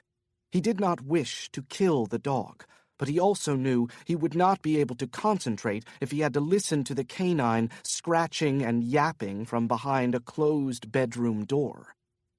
He listened carefully. After several seconds, he determined that the barking was emanating from the apartment on the opposite side of the hall. He continued on, removing the lockpick from his pocket. Sinbei stepped into apartment 11E and locked the door, then headed straight for the picture window facing the hotel. He pushed aside the lavish curtain, removed a small pair of binoculars from inside his jacket, and focused on the sidewalk in front of the lobby. As he watched the sidewalk, he made his call to Ping in Shanghai. A few minutes later, when he spotted the back of the man's head, he thought he was imagining things. He looked again, focusing on the round, bald spot at the top, what the Americans called a silver dollar, and watched as the man twisted his plump neck to inspect his surroundings. As implausible as it seemed, now there was no doubt. The middle-aged man was the same paunchy Korean whom Jessica Kincaid had danced with at the club the night before last, the man who had distracted Sinbei from his mission, the man who'd allowed Kincaid to escape Sinbei's grasp in the coat room of the Tea-Lounge nightclub. This was the man truly responsible for the involvement of the teenage girl who reminded Sinbei so much of his sister, Surah. The girl Sinbei was now under orders to kill. He closed his eyes. Something akin to anger rose in Sinbei's chest as he set down the binoculars to contemplate his next steps. The rap at the hotel room door startled Kincaid as she stepped out of the bathroom. She promptly shook it off, realizing that it must be Park Kwan on the other side of the door. After peeking through the peephole, she undid the chain, unlocked the deadbolt, and opened the door. Park Kwan stepped past her with a smile on his face. "I may have a lead on the boy," he said. "What kind of lead?" she said. "How strong? How reliable?" He grinned confidently. "As reliable as facial recognition software." Kincaid's eyes widened in horror. "You didn't speak to anyone at your department, did you? I told you specifically—" No. Park Kwan lifted his palm in a defensive gesture that left Kincaid feeling guilty for pouncing on him. "This has nothing to do with the South Korean government at all. This is a private enterprise." Kang Jung, who'd been sitting at the room's lone desk, leafing through the hotel's in-room dining menu, swiveled around to face them. "The International Finance Center Mall?" she exclaimed. Park Kwan nodded in the girl's direction. "Precisely." "But," Kang Jung said, abruptly rising from her chair, "the kiosks at the mall only estimate an individual's age and gender. The mall sees nearly 2 million shoppers every month, and most of them are probably around Gregory Wyckoff's age. How could that possibly help us?" Park Kwan's grin broadened. "The software is somewhat more sophisticated than the mall's owners and the system's creators would have you believe." He turned to Kincaid. "See, South Korea's privacy laws prohibit companies from collecting personal information from customers without their consent. Legally, they cannot admit to recording and storing customers' images. But as a practical matter, Big Brother is watching," Kang Jung said with a sour expression. "Those bastards. When I get to a computer, I am immediately going to hack into their system and—" "Wait, young lady," Park Kwan said, raising his palm again. "Let's not lose sight of what is important at this moment. We need to find the boy. More than privacy may be at stake here. Given what we already know, this entire city may be at risk." Kincaid said, "Tell us what you've discovered." Park Kwan cleared his throat and adopted a more serious, more professional tone. "Jung is right. The idea behind the mall's facial recognition software is to estimate a customer's age and gender in order to permit advertisers to tailor their interactive ads. But as I mentioned, the software actually goes much further than that. It is a secret very few people know."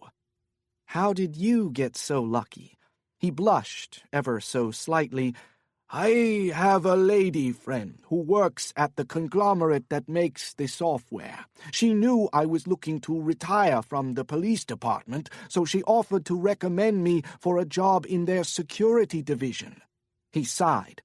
"I passed the interview process as well as the background check and drug tests. But, and looking back, I suppose this shouldn't have surprised me. The company has prospective employees followed by in-house investigators to determine what their private lives are like before the final hire. Like any organization that hires employees who will handle sensitive material, this company wants to make certain that their candidates are not potential targets for blackmail, that they are not in the kind of debt that would motivate them to sell confidential information to competitors or the media. In my case," he continued solemnly, "they discovered that I drank, and they feared that my intoxication would lead me to divulge trade secrets." He cocked his head to one side, then the other. "Which I suppose I am doing now as we speak."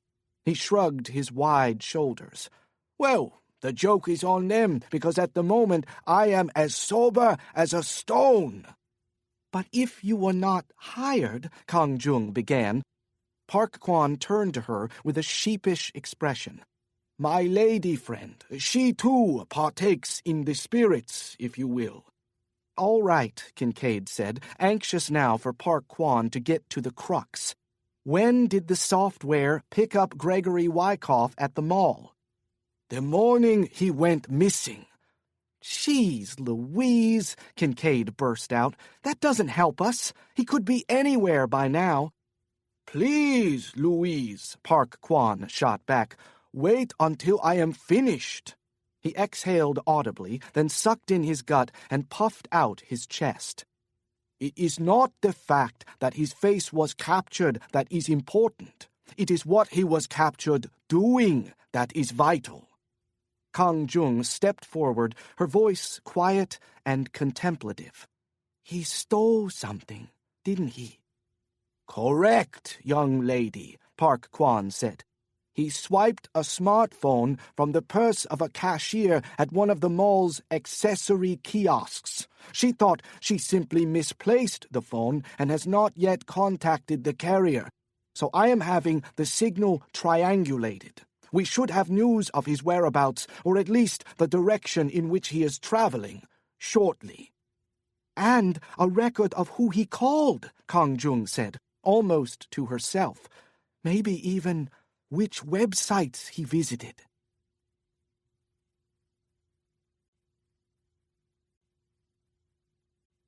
In the heart of the dragon, a tale untold, a skyward resolve, a legacy bold,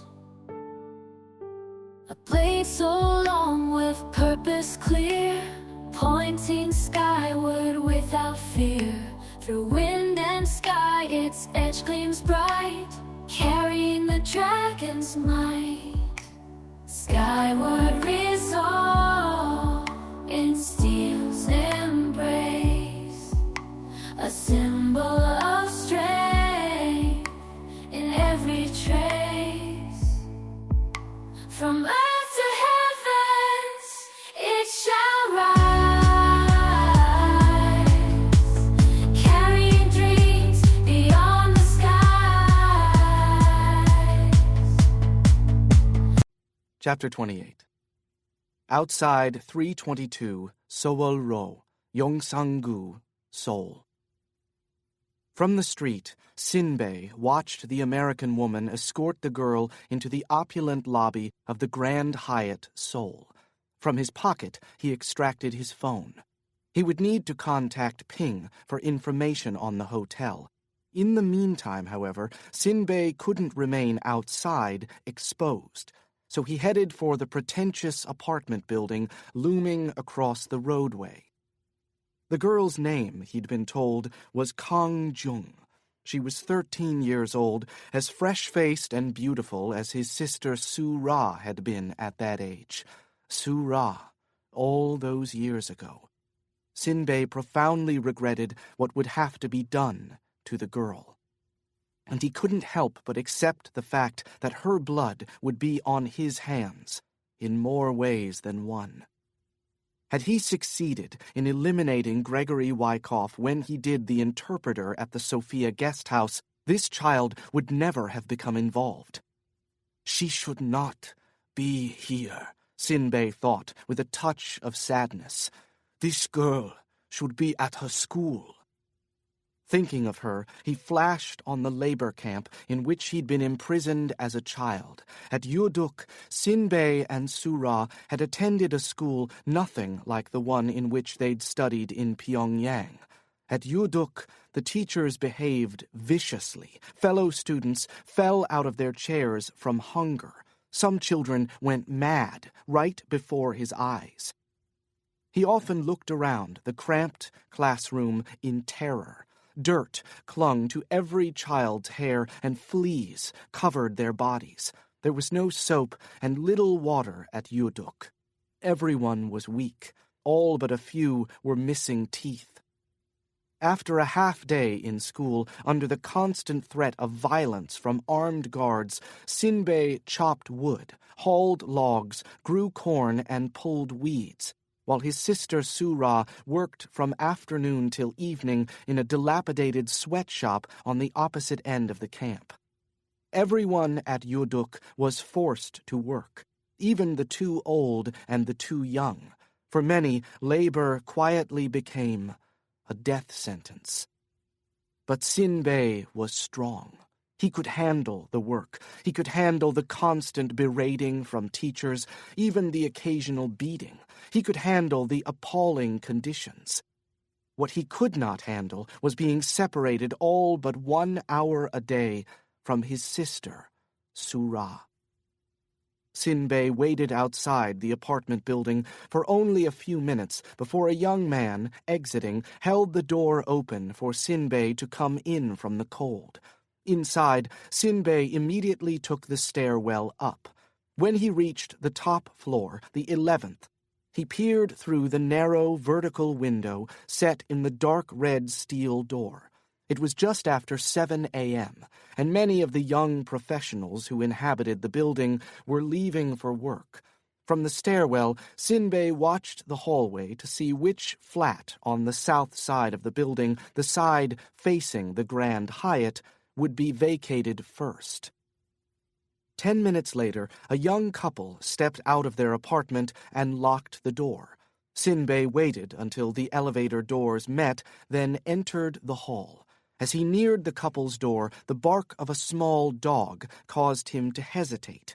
He did not wish to kill the dog, but he also knew he would not be able to concentrate if he had to listen to the canine scratching and yapping from behind a closed bedroom door. He listened carefully. After several seconds, he determined that the barking was emanating from the apartment on the opposite side of the hall. He continued on, removing the lockpick from his pocket. Sinbei stepped into apartment 11E and locked the door, then headed straight for the picture window facing the hotel. He pushed aside the lavish curtain, removed a small pair of binoculars from inside his jacket, and focused on the sidewalk in front of the lobby. As he watched the sidewalk, he made his call to Ping in Shanghai.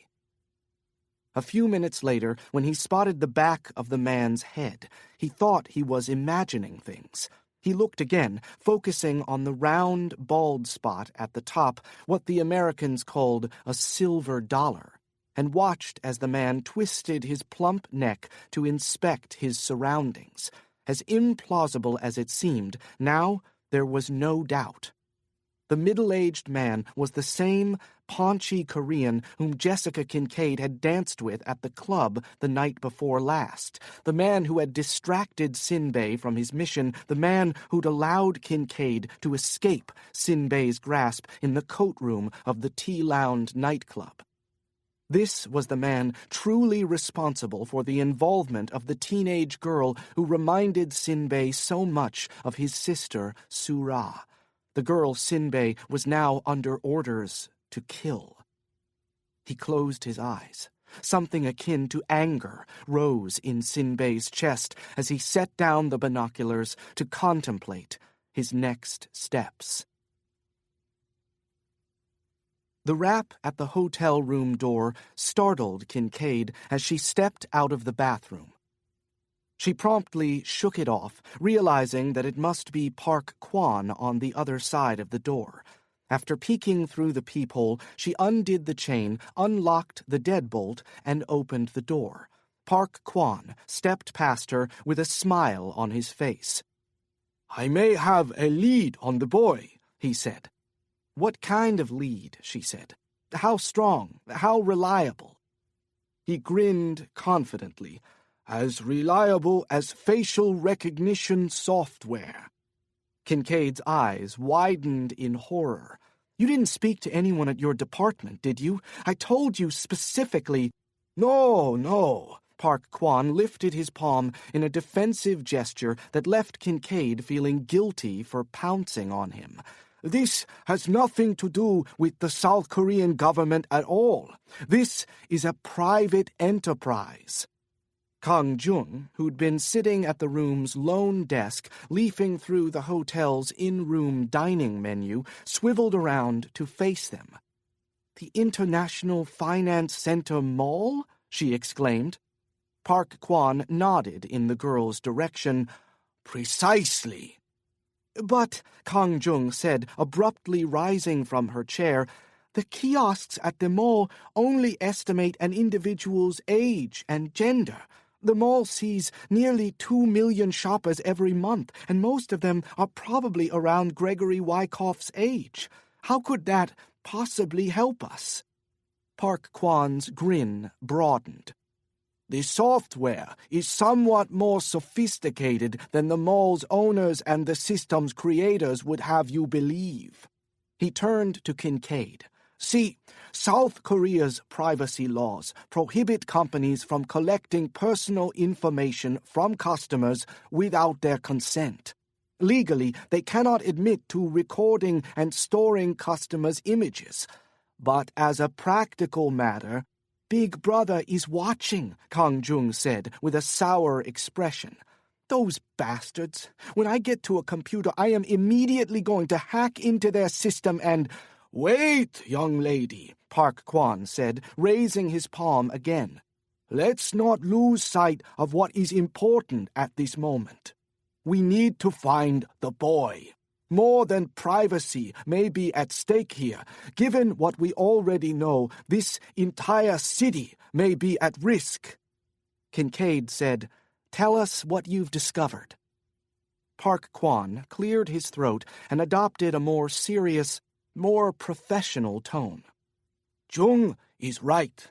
The idea behind the mall's facial recognition software is to estimate a customer's age and gender in order to permit advertisers to tailor their interactive ads. But as I mentioned, the software actually goes much further than that. It is a secret very few people know.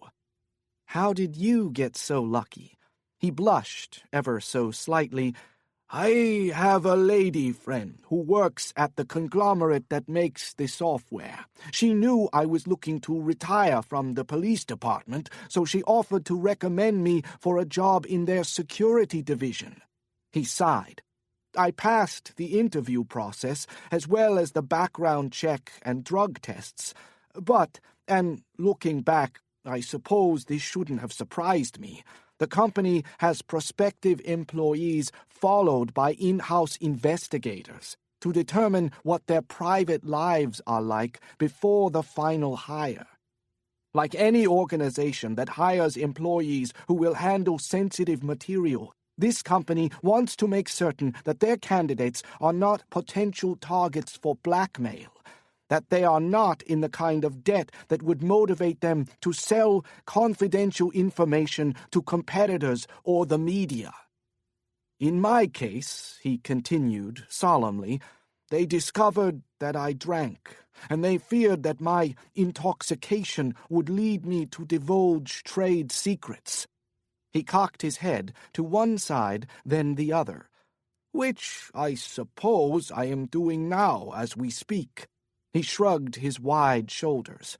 Well, the joke is on them, because at the moment I am as sober as a stone. But if you were not hired, Kang Jung began. Park Kwan turned to her with a sheepish expression. My lady friend, she too partakes in the spirits, if you will. All right, Kincaid said, anxious now for Park Kwan to get to the crux. When did the software pick up Gregory Wyckoff at the mall? The morning he went missing. Jeez Louise, Kincaid burst out. That doesn't help us. He could be anywhere by now. Please, Louise, Park Kwan shot back. Wait until I am finished. He exhaled audibly, then sucked in his gut and puffed out his chest. It is not the fact that his face was captured that is important. It is what he was captured doing that is vital. Kang Jung stepped forward, her voice quiet and contemplative. He stole something, didn't he? Correct, young lady, Park Kwan said.